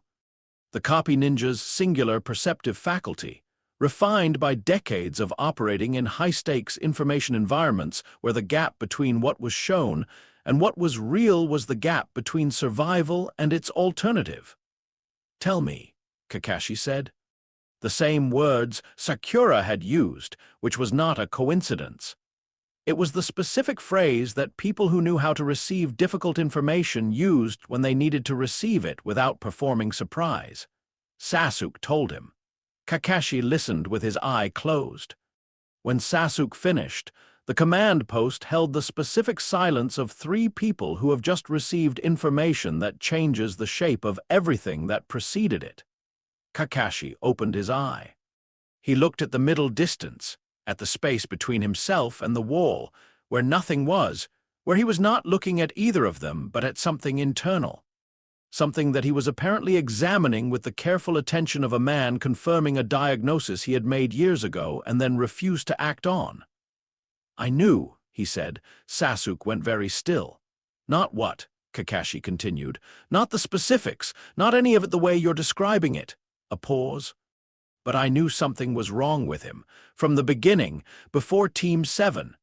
In the first months of his academy attendance when I was still doing basic threat assessment on incoming students." "What did you know?" Sakura asked. "That the loneliness was real." Kakashi's voice was very level. The specific levelness of someone choosing precision over emotion because precision was what the situation required. The loneliness was completely, genuinely real, but it sat on top of something else, something that wasn't lonely at all, something that was, I didn't have the word for it then. A pause. Patient. It was patient in a way that nothing genuinely lonely is patient. Genuine loneliness wants the loneliness to end. What I was seeing wanted nothing, was waiting for something. Those aren't the same state. "You said nothing," Sasuke said, not an accusation. A fact, delivered with the flatness of someone who needed it to be a fact before it could be anything else. I told myself it was the Nine Tails. Kakashi looked at Sasuke directly now. I told myself it was the Biju's influence on his psychology. A sealed consciousness that large inside a child that young it would produce unusual effect, unusual depth. I told myself I was seeing the Nine Tails and not looking hard enough at the child. And I wanted to be wrong. The words arrived with a precision that suggested they had been ready for a long time, ready and not spoken. Because if I was right, I had been watching a child for 3 years, a child in my care, my student, he stopped. I had been watching and not acting. And I am not a person who watches and does not act when a child in my care requires action, so it was easier to be wrong. The command post held this. Sakura said quietly, "Kakashi-sensei." "Don't," he said, not harshly. "I don't want comfort on this one. I want—" He stopped again. When he continued, his voice had the specific quality of someone saying something they had been not saying for years and finding it both harder and easier than expected. "I want to know if there's anything left of him, of the boy, not the thing that's been running the performance. The boy himself." Sasuke and Sakura looked at each other. "We don't know," Sasuke said. "Then we need to find out," Kakashi said, "before anything else, before we decide what to do about the rest of it." He paused. "If there's something left of him, what we do about the rest of it changes." "How?" Sakura asked. Kakashi looked at her with his single eye and said, Because if there's something left of him, then whatever we do next, we're doing it for him. Not to him, and those require different approaches. They found Naruto, found Kenjaku Naruto, found the ancient passenger wearing the vessel's face at the war's center, distributing 6 paths chakra across the allied forces with the terrible, specific generosity of someone who knew exactly what he was doing and why, as the infinite Tsukuyomi's activation conditions were completing. They had perhaps 20 minutes. Sasuke knew this because he had been running the calculation since the moment he had his theory, had been tracking the node activation states through the Rinnegan's perception of the chakra network's architecture, watching the diagram charge toward completion with the specific dread of someone watching a clock run down on a device he doesn't know how to defuse. 20 minutes, maybe less. They approached from downwind, using the chaos of the battlefield as cover. The war was entering its final convulsive phase, the forces of the allied shinobi against the reconstituted Ten-Tails and the remnants of Madara's operation. And the noise and the chakra density and the sheer overwhelming busyness of a conflict at this scale provided more concealment than any specific technique could have managed. They came within 30 meters. Kenjaku felt them coming from 300. He had felt them from the moment they entered the kilometer radius of his chakra sense. Had felt the quality of their approach, the specific, purposeful restraint of people moving toward a confrontation they had prepared for, and had known, with the cold recognition of someone who has spent 4 centuries anticipating this particular variable resolving, that the performance was over, not because they had proven anything, not because any external force had broken his concealment, because they knew. He could feel it in their chakra, the specific quality of chakra when it is organized around a truth that has recently arrived. The signature was unmistakable. He had been reading human chakra signatures for 4 centuries, and the signature of someone who has just understood something terrible was one of the most distinctive in his catalog.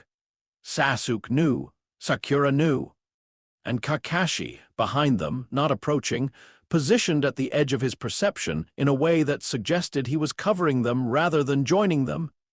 Kakashi had known for years, and had just admitted it to himself. Kenjaku stood in the center of the battlefield and made a decision that he had, in some part of his architecture, been approaching for considerably longer than 20 minutes. He stopped performing, not dramatically. No announcement, no villain's reveal, no moment of theatrical unmasking. He simply stopped. The performance had been running for 17 years as a constant background process, and he turned it off the way you turned off a light. A single, quiet action that produced a sudden difference in the quality of the room. Naruto Uzumaki's characteristic chakra signature, the warm, blazing, extravagant generosity of it, dropped to something flatter, more precise, more contained. Sasuke, 20 meters away, felt it happen. He stopped moving. Kenjaku turned to face them. "How long?" Sasuke said, not "what are you" or "who are you" or any of the other questions that the situation might have produced in someone less interested in the specific answer to the specific question. Sasuke had always cared about the architecture of things more than their surface. How long? 17 years in this body, Kenjaku said. His voice was Naruto's voice, would always be Naruto's voice. They shared the same vocal architecture. There was no version of this conversation where the voice was not the voice they had known, but the quality behind it was different. Not cold, exactly. Old, the specific quality of something that had been running for a very long time and had stopped needing to perform anything. 4 centuries in various others. Sasuke absorbed this. "The massacre," he said, not directly. A pause. "I allowed it. The conditions were developing without my intervention, and the outcome was useful." Sasuke's jaw tightened. One specific muscle controlled the only visible concession to what he was feeling.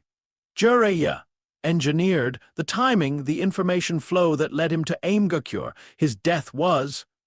Kenjaku paused. It was a genuine pause, not a performance pause, not a calculated insertion of hesitation to manage the conversation's emotional register. Genuine. Required. Did it cost you anything? The question arrived with a precision that surprised Kenjaku even now. Sasuke had always been the one who asked the question underneath the question. Yes, Kenjaku said. Sasuke looked at him for a long time. Sakura said from Sasuke's left. The second frequency, in his chakra signature, that's you. Yes, and Naruto, the actual, she stopped. Tried again. Is there anything left of him? The question that Kakashi had asked. The question that changed what came next. Kenjaku considered his answer with the care it deserved. Something grew, he said finally. In the substrate, I did not intend it. The performance, sustained across 17 years of genuine experience, it produced residue that I cannot entirely account for or categorize. Whether that constitutes something left of him in the sense you mean, he paused. I don't know. I have been trying to determine that for approximately 3 years. Silence. Then Sakura, quietly, you don't know if you killed him or if you are him. I know that I am not him, Kenjaku said. I know that whatever grew in the substrate is not me, what it is beyond those two negatives. He looked at her steadily. I have no adequate framework. You've had 4 centuries to develop frameworks, Sasuke said. The flatness of it was not anger. It was worse than anger. It was assessment, the Uchiha mind making its final judgment on a 17-year data set. Yes, Kenjaku said. I have. He let that be what it was. Then he said, and this was not strategy, was not management, was not the final calculated move of a 17-year performance. He said it because it was true, and because the truth, at this specific moment, felt like the only thing he had left that was entirely his own. Sasuke. The name in Naruto's voice. Different from how it had ever sounded before, stripped of the performance's warmth, stripped of the rival's effect, carrying just the specific recognition of one exceptional consciousness acknowledging another. For 17 years, Kenjaku said, you were the most consistently interesting variable in the plan. A pause. I want you to understand that the interest was genuine. Whatever else was performed, the interest was not. Sasuke looked at him. That, Sasuke said, is the most inadequate thing you could possibly have said. I know. Kenjaku said, I have better frameworks for everything except what to say to people I have. He stopped. Sasuke finished it for him, with the precision of someone who had spent 17 years learning to complete a specific person's sentences. Cared about. The word sat between them. Kenjaku did not deny it. He also did not confirm it, because confirming it would have required a certainty about the nature of what had grown in the substrate that he didn't have, and had never had, and was beginning to suspect he would not have time to develop. The infinite Tsukuyomi activates in approximately 11 minutes, he said instead. What you do with the remaining time is your decision. We're going to stop you, Sakura said. I know, Kenjaku said. Does that change anything? He thought about this with the full attention it deserved. No. He said, but I want you to understand something before you try. He looked at both of them, at Sasuke's controlled devastation and Sakura's clear-eyed grief, at the two people who had been the primary witnesses of the performance for 17 years, and were now standing in the ruin of everything they had believed about it.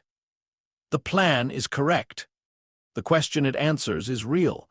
What comes after humanity, what could come after if directed rather than contingent, is worth the asking. It's not worth this, Sakura said. I know you believe that, Kenjaku said. I have spent 17 years watching you believe it. I have spent 17 years with people for whom the individual life was the irreducible unit of moral weight. A pause. I do not share this premise, but I am aware that my not sharing it does not make it wrong. Then stop, Sasuke said. I cannot. You will not. The distinction was precise and correct, and Kenjaku acknowledged it with the slight incline of a head that was, in this moment, entirely his own and not the character's. I will not, he agreed. Above them, the god tree was beginning to bloom. The nodes were at full charge. The diagram was complete. And in the substrate, in the sealed space, in the place where the fox had been working for 11 days and had finished his work, and was now waiting with the quiet patience of something that had given everything it had to give. The corrupted template pulsed with its specific, deliberate incompleteness. Waiting, Sasuke raised his hand. The Rinnegan opened fully. "Then we start," he said. End of Chapter 8. Chapter 9, Domain Vs. Domain. There is a difference between a battle and a reckoning. A battle was a contest of force, the application of power against power, the resolution of competing physical capacities into a winner and a loser, clean in its parameters and legible in its outcome. Battles had rules, even when the rules were unspoken. They had the specific grammar of violence that shinobi had spent 5 centuries developing into a comprehensive language. A reckoning was something else. A reckoning was what happened when the question being asked was not who is stronger but what is true. When the conflict was organized not around the resolution of opposing forces, but around the resolution of opposing frameworks. When what was at stake was not victory, but the specific, irreversible answer to a question that had been building for so long that the answer, whatever it was, would leave nothing unchanged. What began in the shadow of the blooming god tree on the 23rd day of the 4th Shinobi World War was not a battle. It was a reckoning 4 centuries in the making. Sasuke moved first, not because he was reckless. Sasuke Uchiha had not been reckless since approximately the age of 16, had burned through his capacity for recklessness in the fires of the massacre's aftermath, and had emerged on the other side of it with a precision that sometimes looked like coldness and was actually something more disciplined than coldness. He moved first because he had been running the tactical model since the moment he had his theory, and the model said that the longer Kenjaku had to prepare, the longer the infinite Tsukuyomi's activation conditions were allowed to develop, the narrower the window of viable intervention became. He moved first because every second of hesitation was a second the plan completed itself. He came in with the Rinnegan fully active. All 6 paths of its perception opened simultaneously. Not using the specific techniques of each path, not yet, but using the Dojutsu's fundamental capacity to perceive the underlying architecture of whatever it was looking at. The chakra network beneath the battlefield. The ritual diagram's current activation state. The specific geometry of Kenjaku's defensive preparations, which Sasuke had been mapping since they began the confrontation, and which were, he noted this with the cold, precise part of his mind that never stopped doing tactical assessment, more sophisticated than anything he had encountered before, not more powerful than Madara, not more overwhelming than the Ten-Tails, more considered. Kenjaku's defensive architecture was not designed to stop attacks. It was designed to redirect them, to use the geometry of incoming force as input for a counter-system that would transform the attacker's own momentum into output for the plan's requirements. Every offensive technique that landed would, within his defensive architecture, be partially harvested. Partially fed into the ritual's activation energy, he had designed a defense that ate attacks. Sasuke had seen this in the first 3 seconds of the engagement. He had spent the next 4 seconds deciding what to do about it. "Sakura," he said, without looking at her. She was at his left, and the Rinnegan's expanded perception tracked her position continuously, had tracked it since the confrontation began. "Don't attack directly. Anything we generate feeds the ritual." "Then what? Interference?" "We need to create chakra noise, not directed techniques, but unfocused output that disrupts the diagram's activation signal without giving the architecture something geometrically clean enough to harvest." A pause. "I can do that," Sakura said, in the voice she used when she was committing to something she wasn't sure she would survive. "My medical chakra is the most precisely controlled output I have. I can invert the precision, produce deliberately degraded output that—" "It will hurt your network," Sasuke said. "I know." "Significantly?" "Sasuke." Her voice was very level. "I know." He didn't argue. They didn't have time for argument, and she had, in any case, already decided. This was Sakura Haruno's specific kind of courage, not the blazing, performative courage of someone who didn't fully understand the cost, but the quiet, eyes-open courage of someone who understood it completely and chose anyway. He committed the assessment to his model and moved. Kenjaku watched them adapt in the first 8 seconds and revised his assessment of the confrontation's outcome probability by 4% in the unfavorable direction. He had expected Sasuke to detect the harvesting architecture quickly. The Rinnegan was too comprehensive a perceptual tool not to. He had expected Sakura's medical precision to find some application in the interference role. He had not expected the adaptation to happen in 8 seconds. He filed the 4% variance and adjusted his counter-architecture. The problem with Sasuke was not his power. The problem with Sasuke was that he fought the way he thought, with a comprehensive, structural intelligence that never stopped modeling, never stopped adapting, that treated every new piece of information as an immediate update to the tactical framework rather than something to be processed after the engagement was complete. He was not fighting Kenjaku. He was fighting Kenjaku's system, looking for the load-bearing element that, removed, collapsed the whole. He was also the only person in the world who had been studying Kenjaku's specific decision-making patterns for 17 years. This was, Kenjaku acknowledged internally the specific consequence of the rival construct. He had built Sasuke as a pressure valve, a constant, engaging, emotionally and intellectually occupying adversary that would keep Sasuke's exceptional pattern recognition focused on the performance rather than the substrate. He had given Sasuke 17 years of genuine Kenjaku-level decision-making to analyze in the framing of the Naruto performance as practice material. He had spent 17 years teaching Sasuke how he thought. The 4% was going to keep moving. He activated the first layer of his domain. The infinite Tsukuyomi in Madara's original conception was a genjutsu of continental scale, the projection of a total illusion across every consciousness touched by the god tree's light, a dream world constructed from the subject's own desires and sustained by the god tree's chakra until the subject's body was absorbed into the tree's structure. Kenjaku's modification of the technique, developed across 3 decades of theoretical work on the back of Madara's original architecture, was more sophisticated and more limited in scope simultaneously. More sophisticated. It was not merely an illusion. It was an environment, a constructed reality that operated on both the genjutsu and the physical planes, using the god tree's processing capacity to create a space that was partly psychological and partly genuinely spatial. A domain in the specific technical sense, a bounded territory where the activator's chakra was the organizing principle of reality's behavior. More limited. It required proximity to activate at its full depth. Continental scale was available for the basic genjutsu layer, the simple illusion that would catch the general population.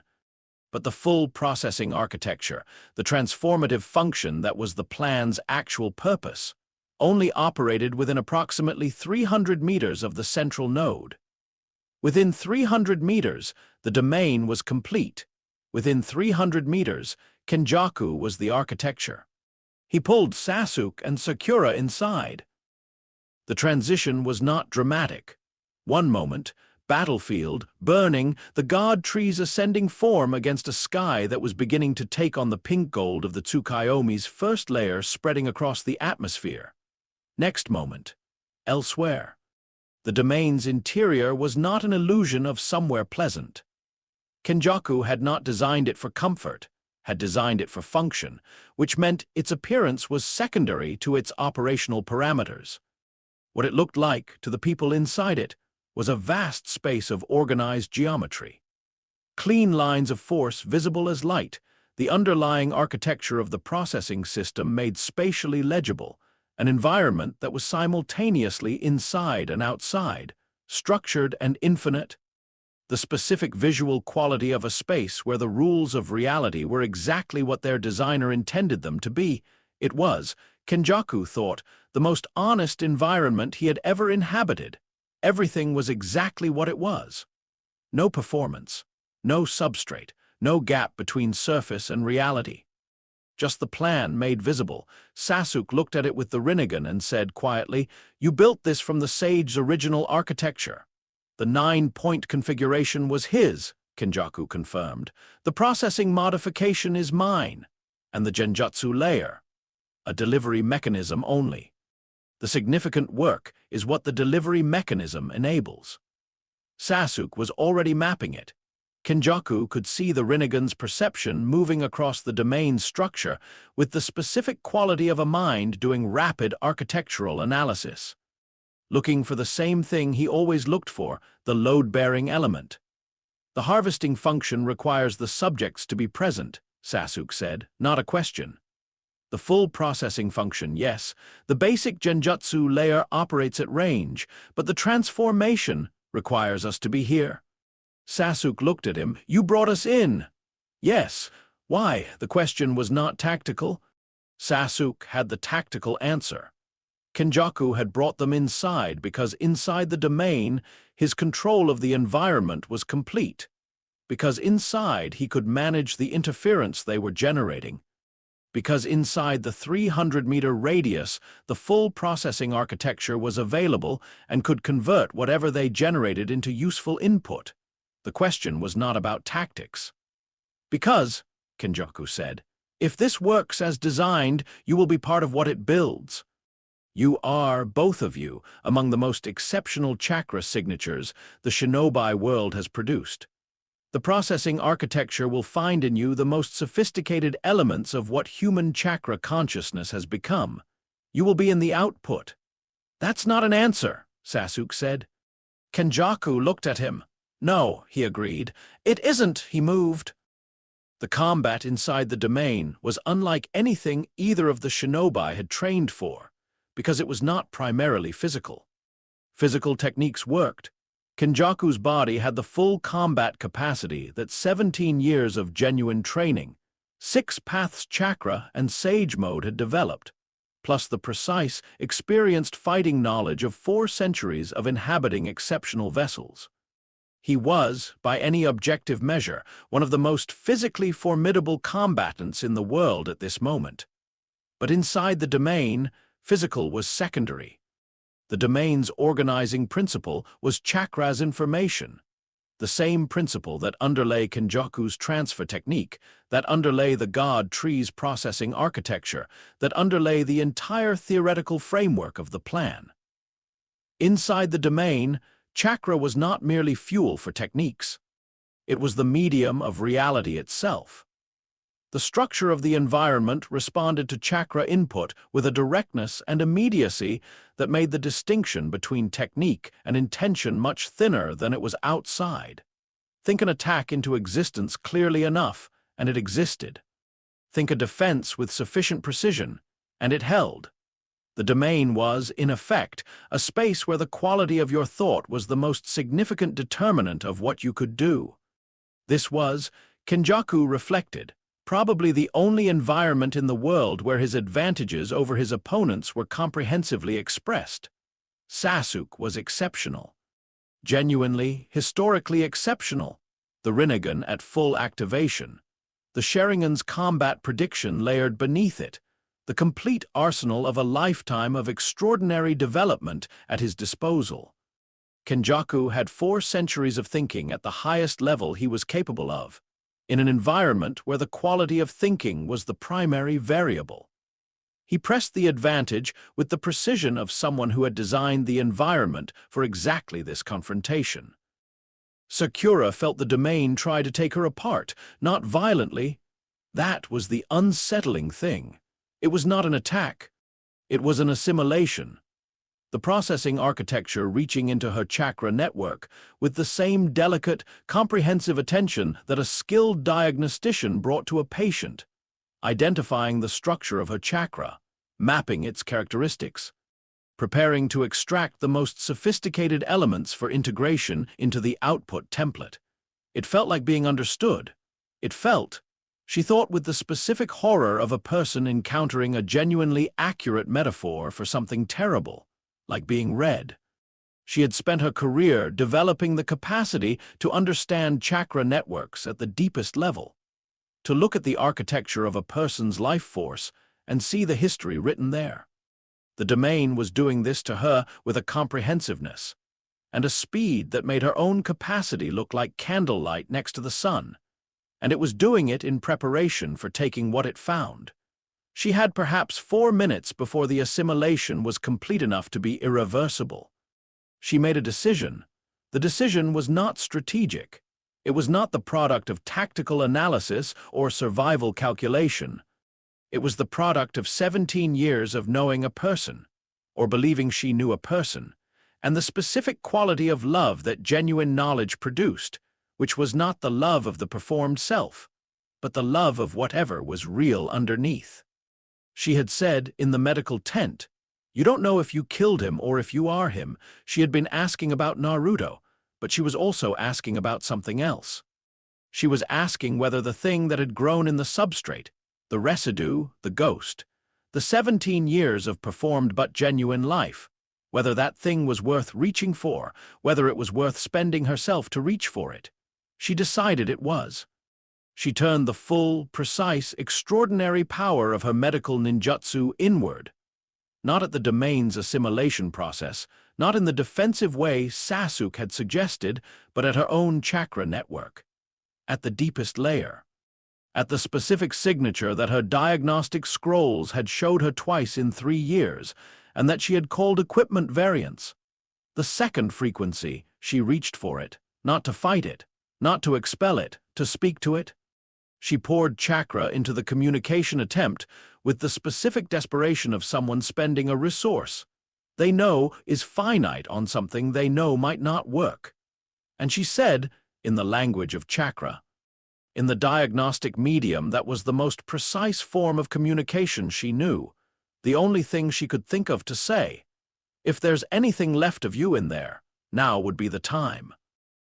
In the substrate, the ghost heard her. The residue, the thing that was not Kenjaku and was not the performance, but was the 17 years of accumulation that neither category contained, had been pressing against the walls of its silence since the moment Kenjaku had dropped the performance, had been pressing against it with the patient, stubborn urgency that was its most characteristic quality. The one thing that had grown in the substrate that was most identifiably, specifically, irreducibly its own, the refusal to stay silent. Sakura's chakra arrived like light through a window that had been shuttered for a very long time. The residue moved toward it, and Kenjaku felt it happen. He was in the middle of a domain-space engagement with Sasuke, the Rinnegan versus his full processing architecture, a genuine war of frameworks happening at the conceptual level, both of them thinking faster than most humans could physically move. When he felt the substrate shift, Sakura had found something he knew with the cold precision of his own self-knowledge. What she had found, he had known it was there, had been monitoring it for 3 years, had categorized it and filed it and managed around it, and had never, across all of that management, taken the one available action that would have secured the plan's terminal phase against this specific risk. He had not suppressed it. He had told himself this was because suppressing it would have compromised the performance's authenticity. He had told himself this was because the residue, while anomalous, was not a significant threat to the plan's execution. He had told himself many things in the part of his architecture that generated explanations, and he had believed them with the specific, functional belief of someone who needed the explanations to be true. In the domain space, with 4 minutes until the processing architecture completed its assimilation of 2 of the most significant chakra signatures in the room, he felt Sakura's communication arrive in the substrate and felt the residue move toward it, and he stopped telling himself things. He knew why he had not suppressed it, the same reason he had continued the conversations with Kurama. The same reason he had felt something in the 11 seconds after Jiraiya's chakra went out that was not in his ledger under any strategic category.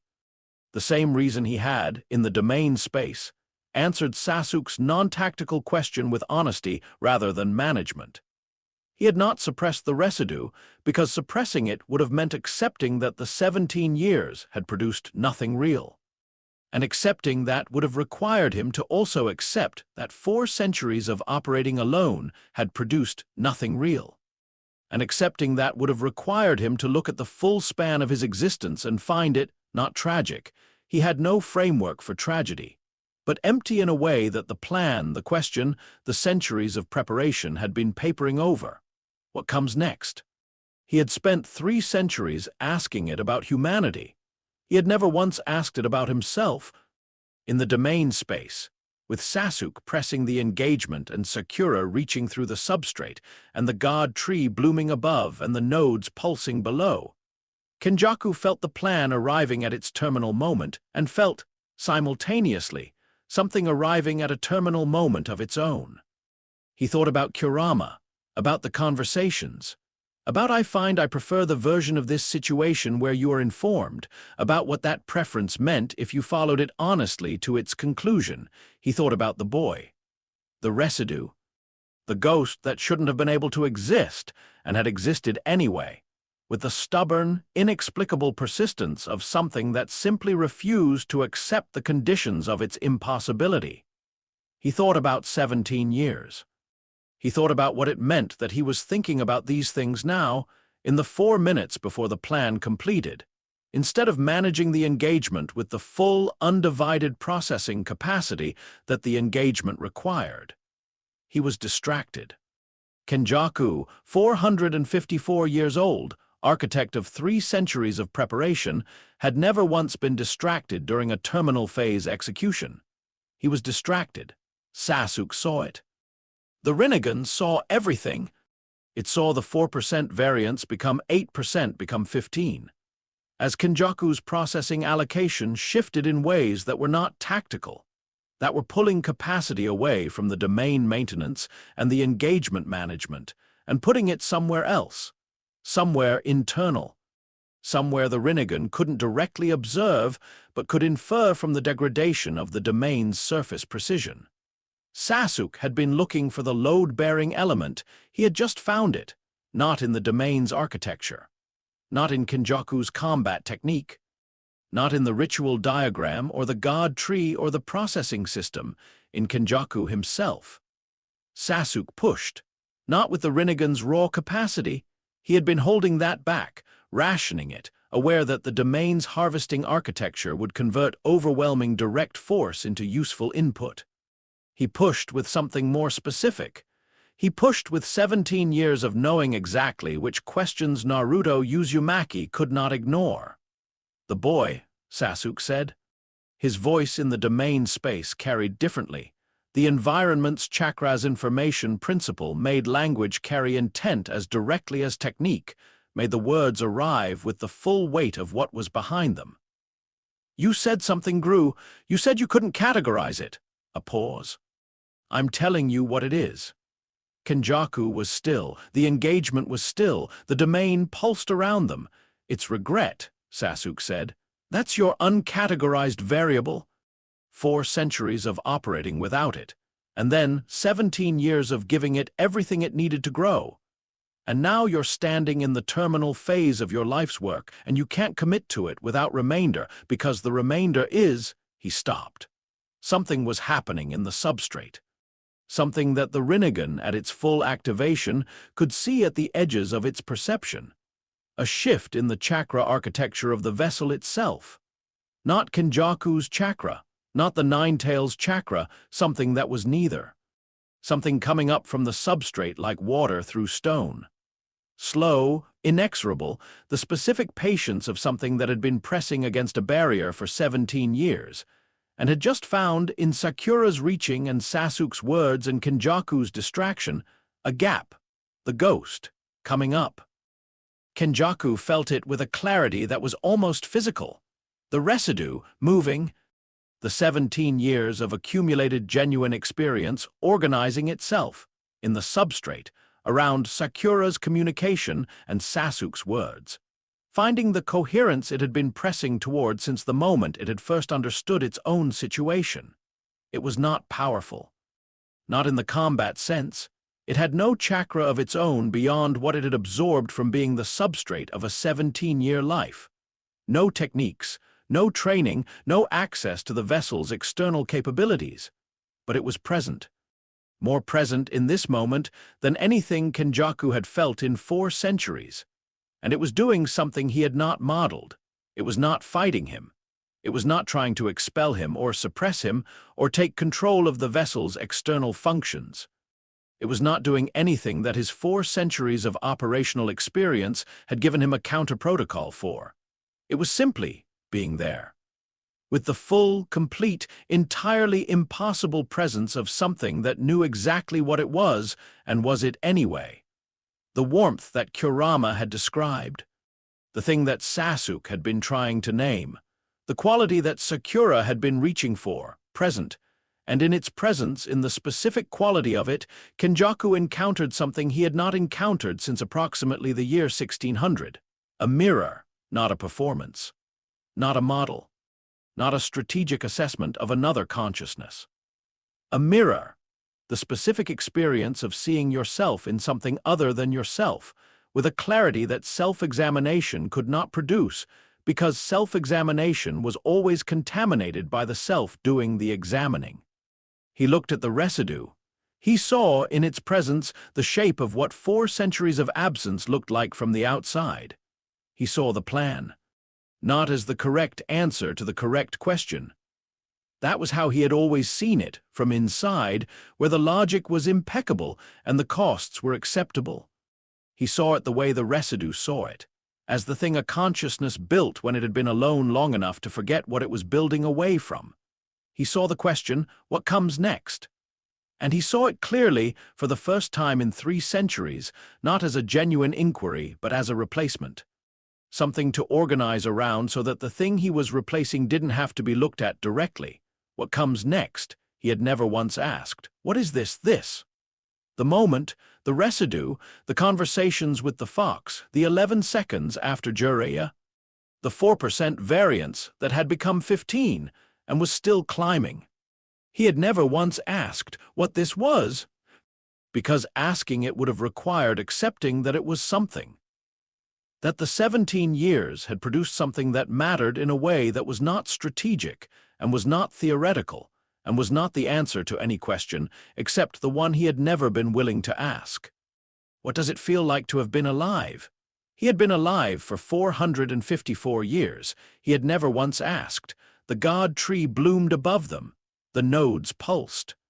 The processing architecture reached for the accumulated chakra of the domain's subjects, reached for Sasuke's Rinnegan and Sakura's medical mastery and the Nine-Tails' ancient template, and found the template wrong. The feedback hit Kenjaku like he searched his entire catalog and found no adequate comparison, like nothing he had ever felt, because nothing he had ever felt had come from inside his own plan. Kurama's gambit activated. The corrupted template, 11 days of careful deliberate fragmentation of the relational memory that should have been the processing architecture's organizing principle, reached the god tree's activation sequence and introduced its specific structural incompleteness into the processing core. The architecture reached for unity and found the memory of unity without the feeling of it, the blueprint without the knowledge of what it meant to be in the building. The system lurched, not catastrophically, not yet.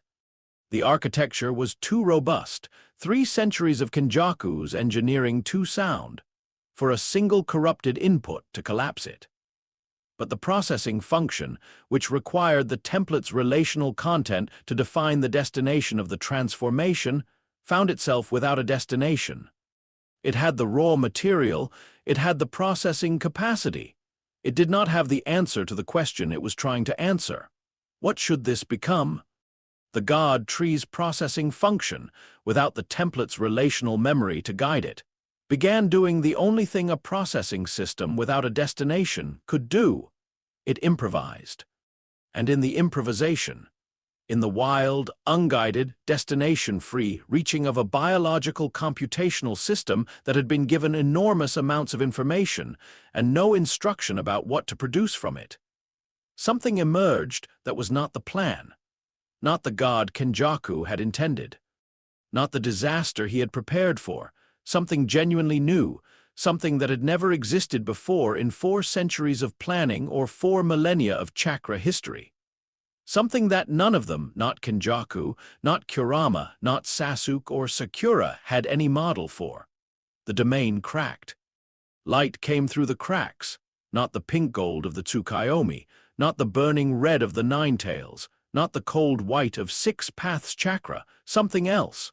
Something that didn't have a color yet because it had never existed long enough to be seen. Kenjaku stood in the cracking domain and felt the plan he had spent 3 centuries building produce, in its failure, the one thing it had never been designed to produce, a surprise.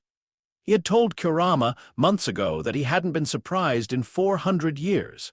He was wrong. He held the surprise with both hands in the substrate, in the space where the residue was present, and Kurama's gambit was active, and the ancient plan was becoming something new and unwritten. And he felt, for the specific, irreducible, completely unmanageable length of a moment, something he had no entry for in his 4-century catalogue, something that was not strategy, something that was not calculation, something that was, in the most honest accounting he had ever made of his own internal states, as close to wonder as a consciousness that had spent 400 years papering over its own solitude was capable of feeling. The domain broke open. The light came in. The plan became something else. And in the substrate, in the space between the ancient passenger and the ghost of a performed life, something that had no name yet took its first breath. End of Chapter 9. Chapter 10. What evolves after God? There is a specific quality to the silence that follows the end of something enormous. Not the silence of completion. Completion had a quality of satisfaction to it, the specific acoustic of a mechanism that had finished its cycle and come to rest in its intended position. Not the silence of destruction, destruction left behind a ringing, an echo of the force that had produced it, the environment still vibrating with the memory of what had just happened. The silence that followed the God tree's processing collapse was neither of these. It was the silence of open space, the silence of a future that had just become, abruptly and without preparation, unwritten. The God tree did not die. This was the first thing Sasuke established when the domain broke open and the battlefield's immediate reality reasserted itself, and he was able to direct the Rinnegan's full perceptive capacity at what remained of the plan's terminal infrastructure. The tree had not died. The processing function had not collapsed entirely. The nodes were still active, their 40 years of charging intact, their polarity reversed, the continental diagram still inscribed in the Earth's chakra network, with the permanence of something that had been building for 4 decades. What had collapsed was the destination. The processing architecture was running. The raw chakra of the domain's subjects had been partially absorbed. Not fully, not irreversibly, but partially, enough that Sasuke could feel the edges of the assimilation like a tide line on a beach, the farthest reach of the water before it retreated. The God tree was running its function. It simply had no instruction about what to produce. The corrupted template had done exactly what Kurama had intended. It had given the architecture a blueprint without a direction. The processing system, faced with an enormous input of diverse chakra information and no defined output state, had done the only thing available to it. It had begun distributing what it received rather than transforming it, not harvesting, returning. The chakra that the infinite Tsukuyomi had begun to draw from the continent's population was flowing back. Not as it had come, not in the individual signatures it had been extracted from, but changed. Touched by the processing architecture's function in a way that was subtle and pervasive and would not be fully understood for years. Touched by the blueprint without the destination. by the architectural record of what unity felt like without the felt memory of it. Touched by something that was not transformation and was not preservation, but was, perhaps, the beginning of a question that the chakra-bearing world had never been equipped to ask before. Sasuke stood in the wreckage of the plan's execution and looked at what remained and thought, with the precise structural intelligence that had been running assessments since this began. This is not what anyone intended, he thought. This may be worse than the plan, he thought. This may be better. He did not know. The Rinnegan, at its full activation, could perceive the architecture of what had happened with comprehensive clarity. What it could not perceive was what the architecture meant, what the subtle, processing-touched change in the world's chakra network would produce, across the generations of shinobi who would be born into it, across the slow biological development of chakra consciousness in a world that had been gently, invisibly, fundamentally altered. He could see what had been built. He could not see what it would become. This, he thought, was probably appropriate. The Allied forces found them approximately 20 minutes after the domain broke. 20 minutes in which the battlefield's immediate chaos had been reorganizing itself around the absence of the plan's active execution. The Ten Tails, without the ritual architecture's directing function, returning to a state of confused, enormous, manageable crisis rather than the instrument of transformation it had been configured to become. The remaining Akatsuki, already compromised by the war's progress, folding under the combined force of the Allied response. The war was, in any conventional military sense, over. What was left was the question of what to do about the vessel. Naruto Uzumaki lay on the ground at the epicenter of the domain's collapse, and in his body, in the substrate of the chakra network, in the sealed space that had been the stage for 17 years of the most complex nested deception in shinobi history. Two consciousnesses existed in a configuration that had no precedent in any sealing technique Sasuke had ever studied. Kenjaku was still there. The residue was still there. Neither was dominant. Neither was suppressed. The domain's collapse and Kurama's gambit and Sakura's communication had produced in the substrate a state that Sasuke could only describe as, and he turned the description over carefully because precision mattered here, unresolved. Not dying. Not stable. Not in conflict, unresolved, in the way that a question was unresolved, present, active, awaiting the input that would allow it to become an answer. He looked down at the body. He thought about what Kakashi had said. If there's something left of him, what we do next changes. He thought about what Sakura had said. You don't know if you killed him or if you are him. He made a decision. He activated the Rinnegan's most delicate function, not a technique of force or perception, but of connection. The specific capacity that the Dojutsu's most advanced application made available. The ability to interface directly with another chakra network at the architectural level. To look at the substrate of a consciousness from inside it, rather than from outside.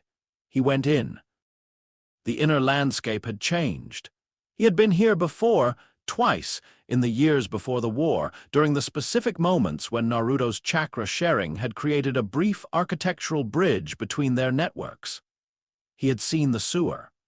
The pipes and drainage and the dim contained geometry of a subconscious self-image that had always struck him as simultaneously too small and precisely right.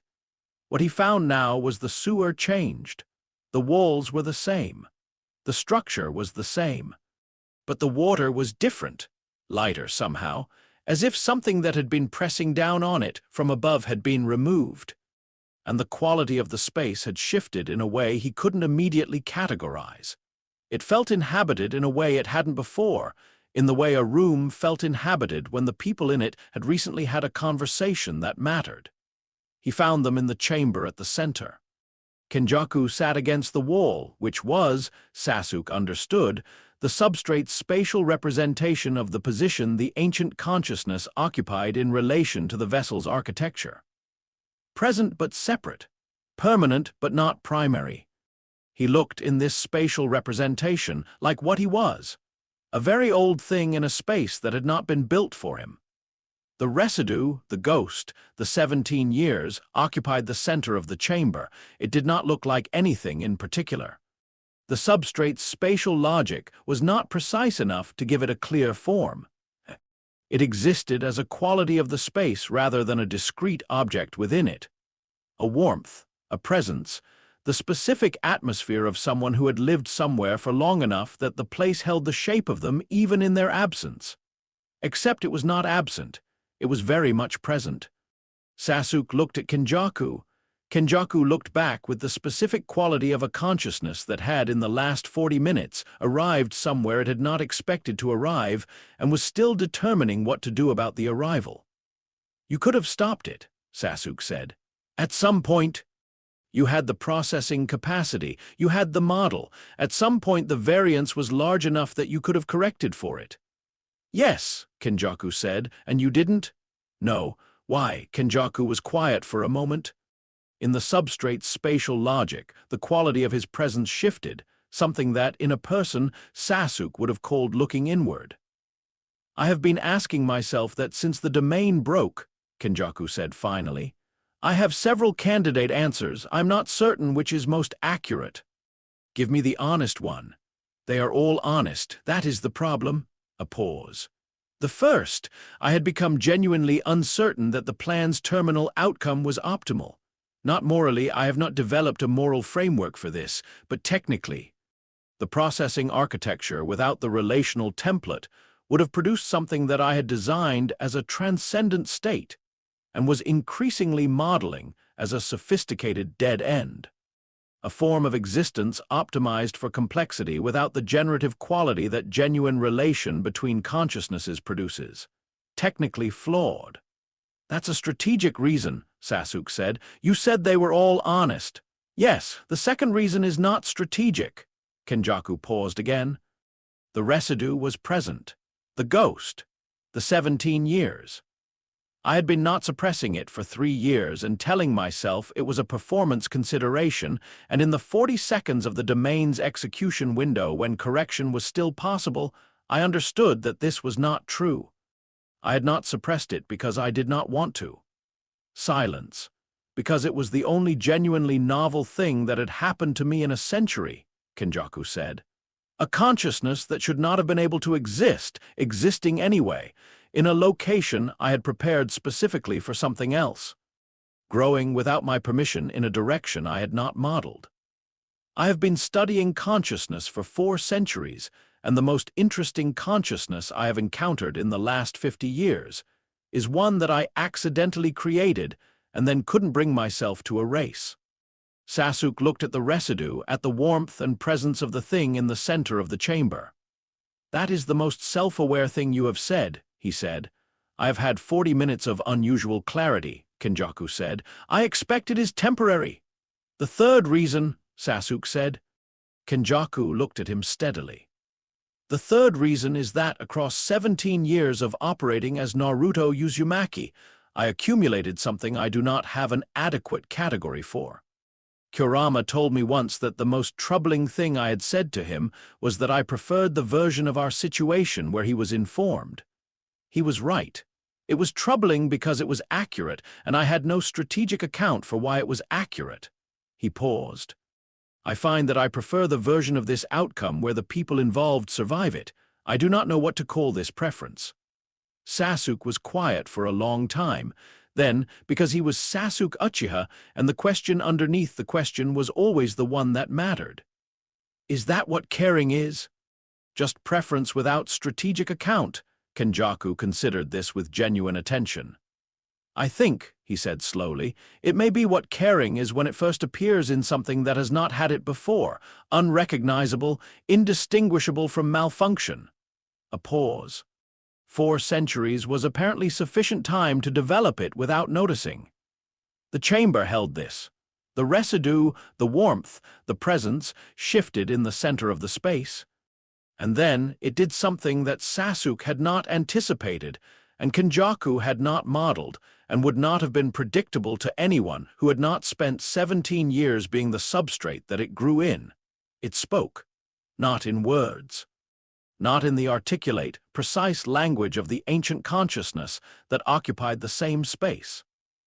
In the medium that was most native to it, the language of chakra pressed through 17 years of genuine experience into something that carried more information than articulation could.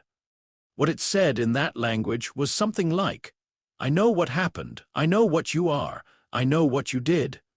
And then, with the specific quality that was its most irreducible characteristic, the thing that had been growing in the substrate since the very beginning, the thing that Kurama had called warmth and Kakashi had called loneliness, and Sakura had called love, and Sasuke had spent 17 years trying to name and never quite managed.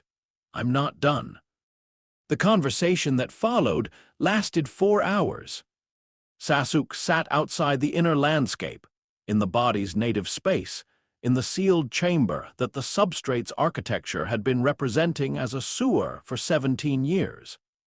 And he observed it through the Rinnegan's delicate interface, reading the chakra exchanges as they happened, building his model of what was occurring. What was occurring was unlike anything in the shinobi world's documented history of consciousness and chakra. It was not an exorcism. Kenjaku was not being expelled, could not be expelled. The nesting technique was too deeply integrated with the vessel's fundamental architecture for extraction without destruction. It was not a suppression. The residue did not have the chakra capacity to overwhelm the ancient consciousness that occupied the same space. It was, as far as Sasuke could model it, a negotiation. Or perhaps something older than negotiation. A confrontation between two things that occupied the same space and had to determine what that shared space was going to be. Now that the purpose that had organized it was gone, he watched it for 4 hours. He could not hear what was being said. The exchange was happening at a depth that even the Rinnegan's interface couldn't fully parse. But he could read the quality of the chakra exchanges, the way a sensitive reader could feel the emotional weight of a conversation through a closed door without hearing the words, the early exchanges. Tense. The quality of two consciousnesses establishing the terms of engagement, not fighting but testing. Determining what the other was, the middle period, different. The specific quality of chakra that accompanied genuine disclosure. The energetic signature of things being said that hadn't been said before. He had seen this quality in interrogation contexts, in confession contexts, in the specific conversations that happened between people who had survived something together and were determining what they were to each other now. The late period, he had no category for it. The chakra quality in the late period was unlike anything he had ever read. Not peaceful. Peace was a flat effect, the signature of tension resolved. Not conflicted, conflict had its own signature, the specific turbulence of opposing forces. What he was reading was something more complex than either. Something that had the quality of both without being reducible to either, the quality of two things that had been separate becoming aware of how long they had been adjacent, 4 hours. Then, stillness.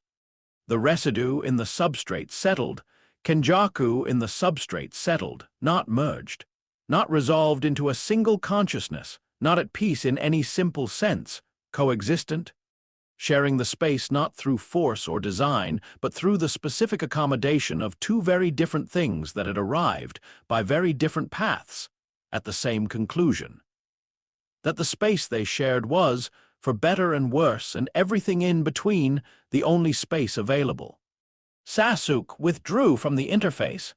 He sat beside the body and looked at Sakura, who had been maintaining the medical monitoring throughout, tracking the vessel's biological status with the focused attention of a healer who had decided that keeping someone alive was the one variable she could control and was going to control it with everything she had. "He's stable," she said without looking up. "Both of them," Sasuke said. She looked up. "Both of them," he confirmed. She looked at him for a long time, then she looked back at the body. Then she did something that was not a medical action, and was not a strategic decision, and was not explicable by any professional framework she operated within.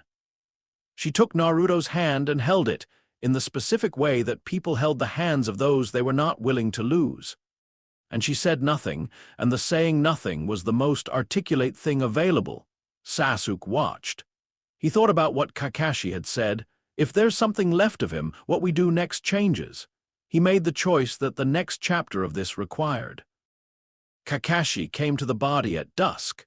He had known, from the moment the domain broke and the allied forces began their reassembly, that the choice was going to fall to him. Not because he was the most powerful. He wasn't, not anymore, not with the accumulated costs of his Sharingan bearing down on what remained of his operational capacity. Not because he was in command. The command structure of the allied forces would fall to others for the formal decisions. But because some choices required someone who had been watching from the beginning. Someone who had seen it from before Team 7, from the early academy assessments.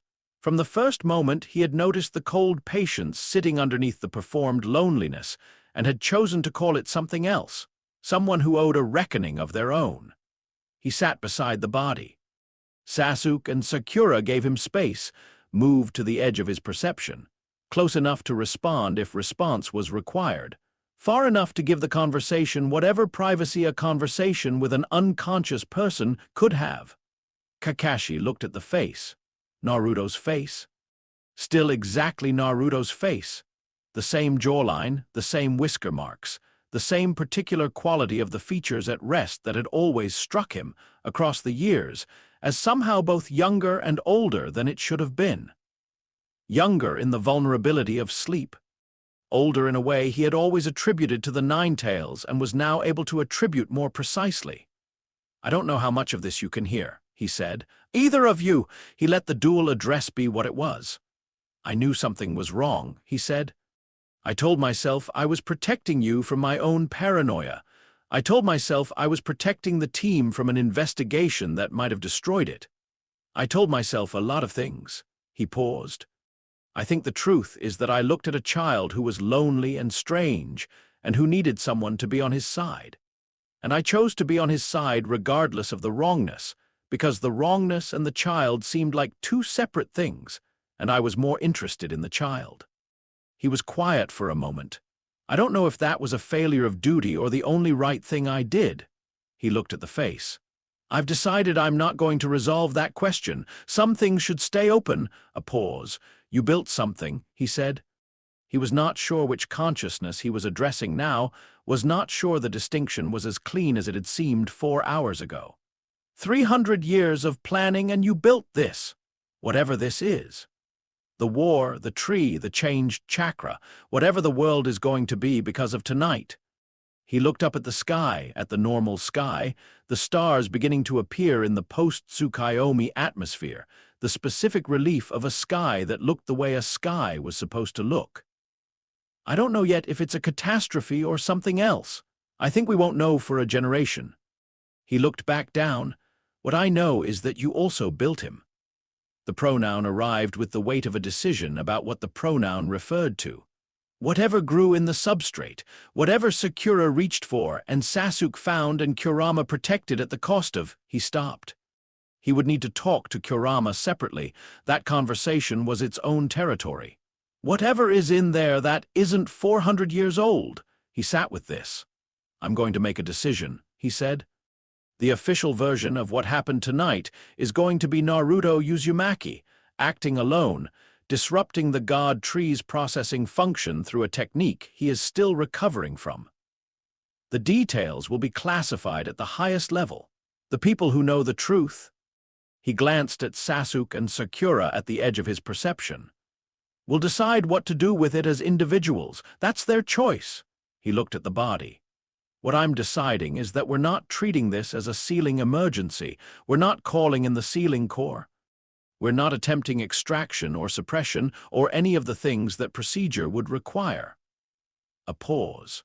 "What's in there is going to have to figure out what it is, both of them, together, in whatever time we have before this body wakes up and has to deal with the world again." He stood with the specific care of someone whose body was telling him things he was choosing to partially ignore. "I don't know if that's mercy or negligence," he said. I've decided I'm not going to resolve that either. He looked at the face one more time, for what it's worth. He said quietly to both of them, to the ghost and the architect, to the 17 years of genuine life and the 4 centuries of patient solitude. I was glad to have known you, whatever you were. He walked away. The stars came out. The body breathed. Naruto Uzumaki woke 3 days later, not with drama.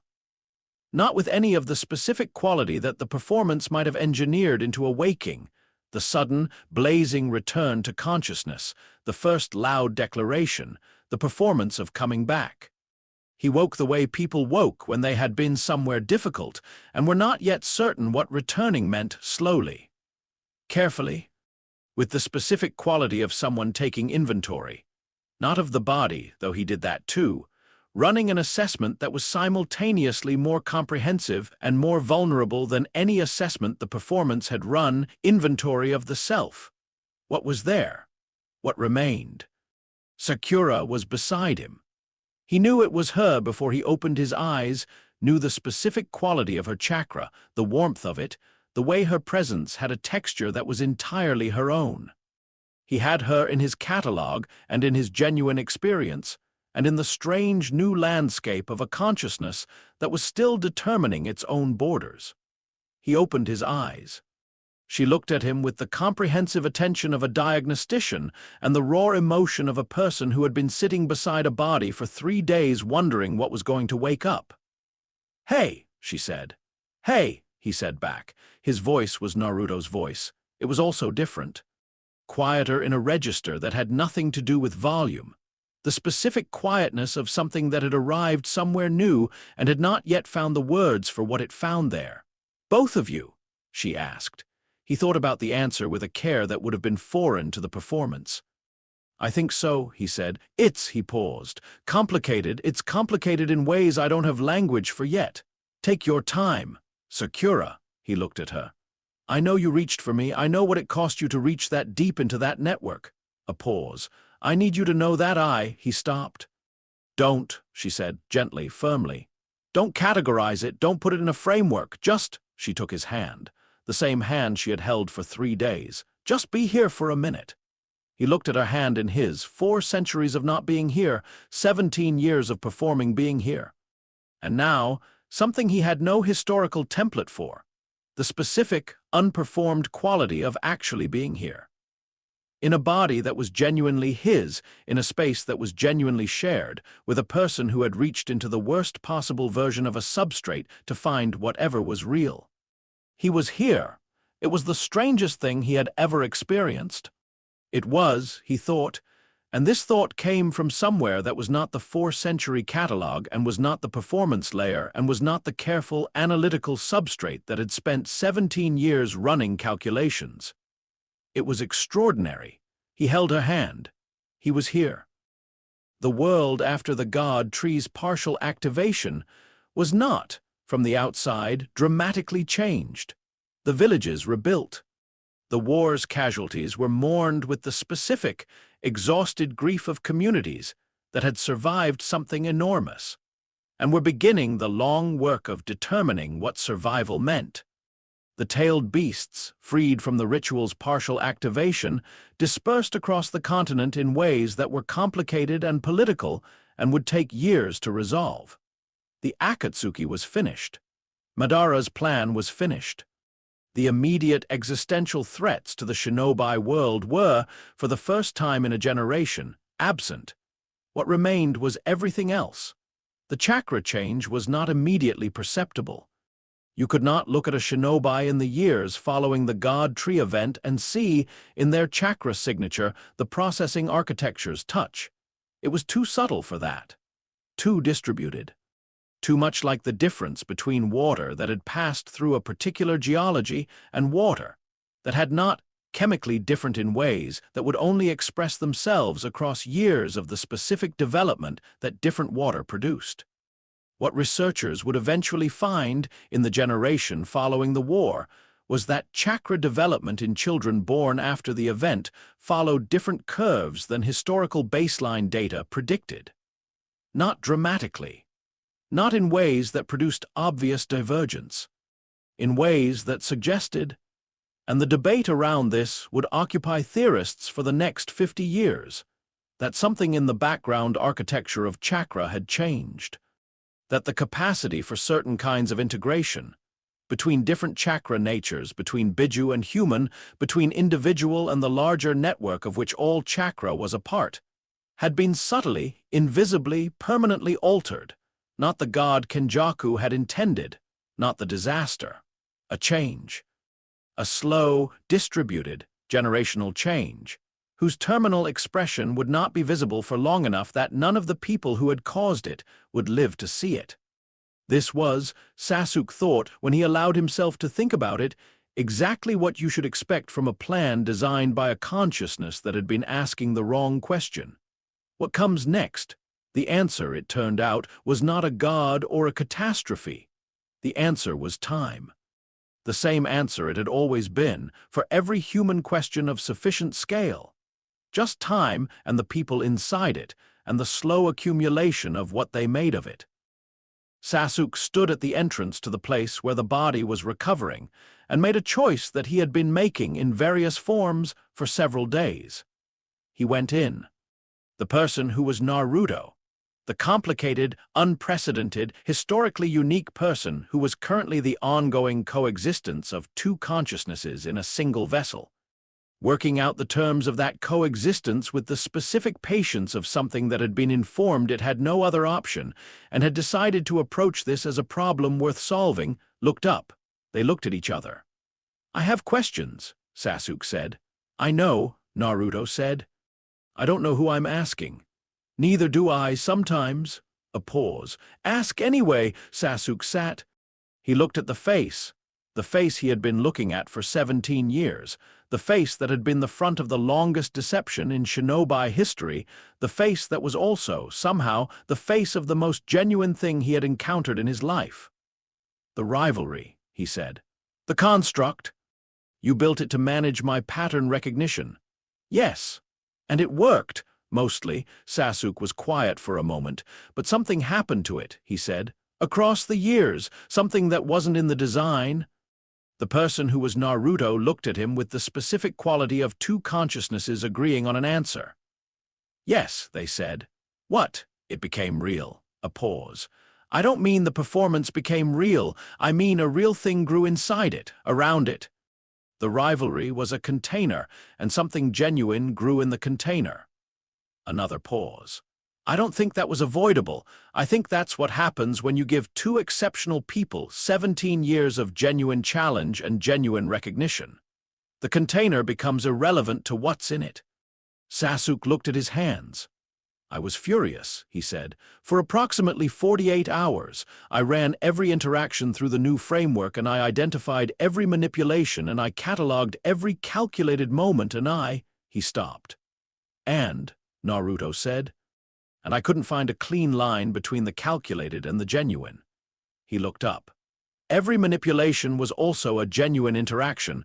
Every calculated moment was also a real moment. You can't separate them because they happened in the same space and produced the same effects." "No," Naruto said. "You can't. That should make it worse." "Does it?" Sasuke looked at the face for a long time. "No," he said finally. "I don't know why." "I do," Naruto said. And it was clear in the quality of the response that this one came from the part that was 17 years old rather than 4 centuries, from the residue, from the ghost, from the thing that had grown without permission. "Because you were real the whole time. Whatever I was, you were real. And the real thing responds to real things regardless of what the real things are dressed as. Silence. That's the most coherent thing you've ever said," Sasuke said. "I've had some help," Naruto said. And there was, in the quality of the response, the specific dry acknowledgement of a consciousness that was still working out its own relationship to the other consciousness it shared its days with. Sasuke almost smiled. He didn't, but almost. "What are you going to do?" he asked. "Both of you? What does this look like going forward?" The person who was Naruto thought about this for a long time. "I don't know," they said finally. "That's the most honest answer I have. We have no historical template for this situation, no precedent, no model." A pause. I find that we are not as troubled by this as I would have expected. Why not? Because the absence of a template means it's genuinely new, Naruto said, and genuinely new things are. They stopped. They both stopped, both of them, the ancient and the young, arriving at the same word from different directions and finding it, when they arrived, still accurate. Interesting, they said. Sasuke looked at them. He made the choice he had been making for several days. The choice that was not about duty or strategy or the correct political handling of an unprecedented situation. The choice that was simply his. Then figure it out, he said. I'll be around. He stood. He walked to the entrance. He stopped. Without turning, the interest was real on my side too. Whatever you are, for 17 years. He paused. I want you to know that. He walked out. Behind him in the room, two consciousnesses sat together in a single body and held the specific warmth of being known, both of them. For the first time, in the sealed space, in the substrate, in the place that had been a sewer and was becoming, slowly, something with better light, Kurama sat. He sat in the space where the oldest part of himself had been and was not anymore. The empty room. The removed grief. The thing he had given to corrupt the template and had not gotten back because it wasn't the kind of thing that came back. He sat, and he breathed, and he waited for the other consciousness in the sealed space to address him. They were getting better at this, the new configuration, the coexistence. 17 years of one-sided observation and 4 months of cautious exchange had given them a communication channel of unusual depth. What had changed since the domain's collapse was the direction. It no longer ran only from Kurama outward, waiting to be received. It ran both ways now. The residue reached toward him, not with words, with the warmth that was its most native language, the specific quality of chakra that meant presence, that meant I know you are here, that meant I am not going to pretend you are not here, that meant, in the most fundamental translation of chakra into something resembling intention, thank you. Kurama sat with this. He was aware that he was less than he had been. Aware that the specific grief, the longing for the original unity, the ache of fragmentation that had been the background music of his existence for a millennium, was gone, and that its absence was not relief but simply absence. A quietness where something large had been. He was aware that he did not regret the choice. He was aware that this was the most surprising thing about being the kind of creature he apparently was, given enough time and the right container. The capacity to make a choice that cost everything and not regret it. He had thought, before he made the choice, that this was a specifically human capacity. He had observed it in humans across 1,000 years and had found it in equal measures admirable and baffling. He had not thought it was available to him. He thought about what the cold thing had said in one of their first exchanges about the nature of the 4 centuries. I have been alone for 400 years. The question was the only thing that kept it from being unbearable. He thought about his own 1,000 years. He thought about what had kept those bearable, not a question. Not the intellectual interest of an unanswered problem, something else. The specific, irreducible quality of being inside something. The lives of the Jinchuriki he had inhabited, their warmth and their grief and their love and their terrible, persistent humanity, pressing through the seal into his sealed space, giving his existence a texture it would not have had in isolation. He had fought it for centuries, had refused it, raged against it, treated it as an imposition rather than a gift, had been, in the end, made by it. The warmth pressed toward him again. He let it. He sat in the empty room where his oldest grief had been, and he felt the warmth of a consciousness that had grown in his space, in his presence, partly in response to his presence, had grown into something genuinely new, because it had had both the cold architecture of an ancient mind and the warm, witnessed patience of a very old beast to grow between. He thought, maybe that is what I was for, not the chakra, not the power, not the template even which had done its work and been spent and would not be recovered, the presence. The long, reluctant, eventually genuine presence. The 1,000 years of being inside things and learning against every expectation and preference to be affected by them, Maybe that was what a tailed beast was for. Not a weapon. Not a resource. Not a fragment of something that had been better before it was broken. A witness. The oldest kind of witness. The kind that had been there long enough to see everything, including the things that happened so slowly that nothing less ancient could have watched them complete. He sat in the quiet. He breathed. In the outer world, the body was recovering. The war was ending. The world was continuing in the specific, irreducible, stubbornly ordinary way that the world continued regardless of what had tried to end it.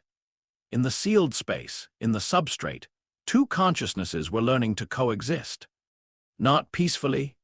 Coexistence was rarely peaceful, and what was happening in the vessel was too complicated and too new for peace to be the right word. Genuinely was perhaps the right word. Genuinely for the first time. Two genuine things in a genuine space, working out what genuine meant when it had never been simple, and was not going to become simple, and was the only kind of meaning that the long, patient, witnessed history of the world had ever actually been able to produce. Kurama breathed. He waited. The world outside went on. The last thing written in Kenjaku's internal ledger. The Memory Palace, the 3-century document that had organized the entirety of Project Chakra Convergence, was not a strategic assessment, not a timeline update, not a probability matrix or a variable reclassification, or a cost-benefit analysis of a terminal phase outcome. It was a note, a single, brief, entirely unprecedented note, written in the part of his internal architecture that had always generated explanations, and had finally, at the end of 4 centuries of generating them, generated something that was not an explanation. Something that was, in the most precise language available to a consciousness that had spent 4 centuries developing precision, and 17 years developing something else. The question was wrong, not the answer. I am genuinely uncertain whether the answer was wrong. The chakra change is real and distributed, and will express itself across generations in ways I am no longer positioned to observe. And whether those expressions constitute progress or catastrophe or something that requires a new category is a question I cannot now answer, and may be exactly the kind of question that cannot be answered by the person who caused it. The question was wrong. What comes next, as a question organized around humanity as the raw material for the answer, was wrong not because the asking was wrong, but because the asker was wrong. The asker was a consciousness that had spent 4 centuries outside the thing it was studying, observing it from the substrate of host bodies without ever being genuinely inhabited by it, and had arrived at a question about where humanity should go without having adequately asked where it already was. I did not know what it was like to be here. I know now, not fully.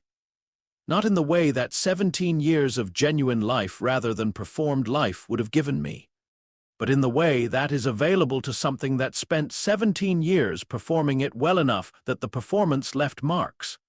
That the 17 years left a residue that was capable of teaching me, in the last hours of everything, what I had been studying without seeing for 4 centuries. What it is like to be here. It is extraordinary. That is all. It is extraordinary, and it is temporary, and the temporariness is not a diminishment of the extraordinariness, is perhaps the precondition of it, the specific quality that makes a moment rather than a duration. I did not know this. I know it now. I do not know what to do with knowing it. I expect I will have some time to determine this. I am going to use the time differently than I used the last 4 centuries. I am not yet certain how, but differently. This is sufficient for now. This is sufficient. The sun came up on the first morning after the end of the war. It came up the way it always came up, indifferent and absolute and entirely unremarkable, the way the most important things always managed to seem unremarkable until you were paying the right kind of attention. In a room in a field hospital somewhere in the land of fire, a body that contained multitudes breathed in the substrate, in the sealed space that was slowly becoming something with better light. 2 consciousnesses sat together in the specific quiet of things that were still being determined. Outside, across a continent that had been changed in ways it would take generations to understand. 47,000 people were alive who had been very close to not being alive, and they were eating and sleeping and grieving and rebuilding and performing all the ordinary, irreducible acts of continuation that people performed when the extraordinary had passed and the ordinary had come back. Outside, Sasuke Uchiha was sitting at the edge of a field, watching the sun come up, thinking about a conversation he intended to continue and a question he had 17 years of material to bring to it. Outside, Sakura Haruno was writing in her medical journal, not the case notes, not the diagnostic records, but the other section, the one she had started 3 years ago when she had first noticed the second frequency and had written equipment variants and had known, in some part of herself, she hadn't consulted, that this was not what it was. Outside, Kakashi Hatake was sitting with Kurenai and Guy and the specific, complicated warmth of people who had survived something together and were still determining what that meant. And he was not thinking about the choice he had made, because the choice had been made and thinking about it served no function. And what served function was being here in this specific morning with these specific people. Outside, the world went on. Inside the room, the body breathed. And in the substrate, in the quiet, the ancient and the young sat together in the space between everything that had been and everything that was still to be determined. And neither of them was certain what they were, and neither of them knew what came next. And both of them, the 4 centuries and the 17 years, the cold architect and the warm ghost, the question and the answer and the thing that was neither were, for the first time in the long history of the space they shared, completely, present. In the end, the most dangerous thing Kenjaku ever created wasn't a god. It was the faint, stubborn echo of a boy who just wanted to be seen. And it turned out that the echo could see him back. That was enough. That was, it turned out, more than enough.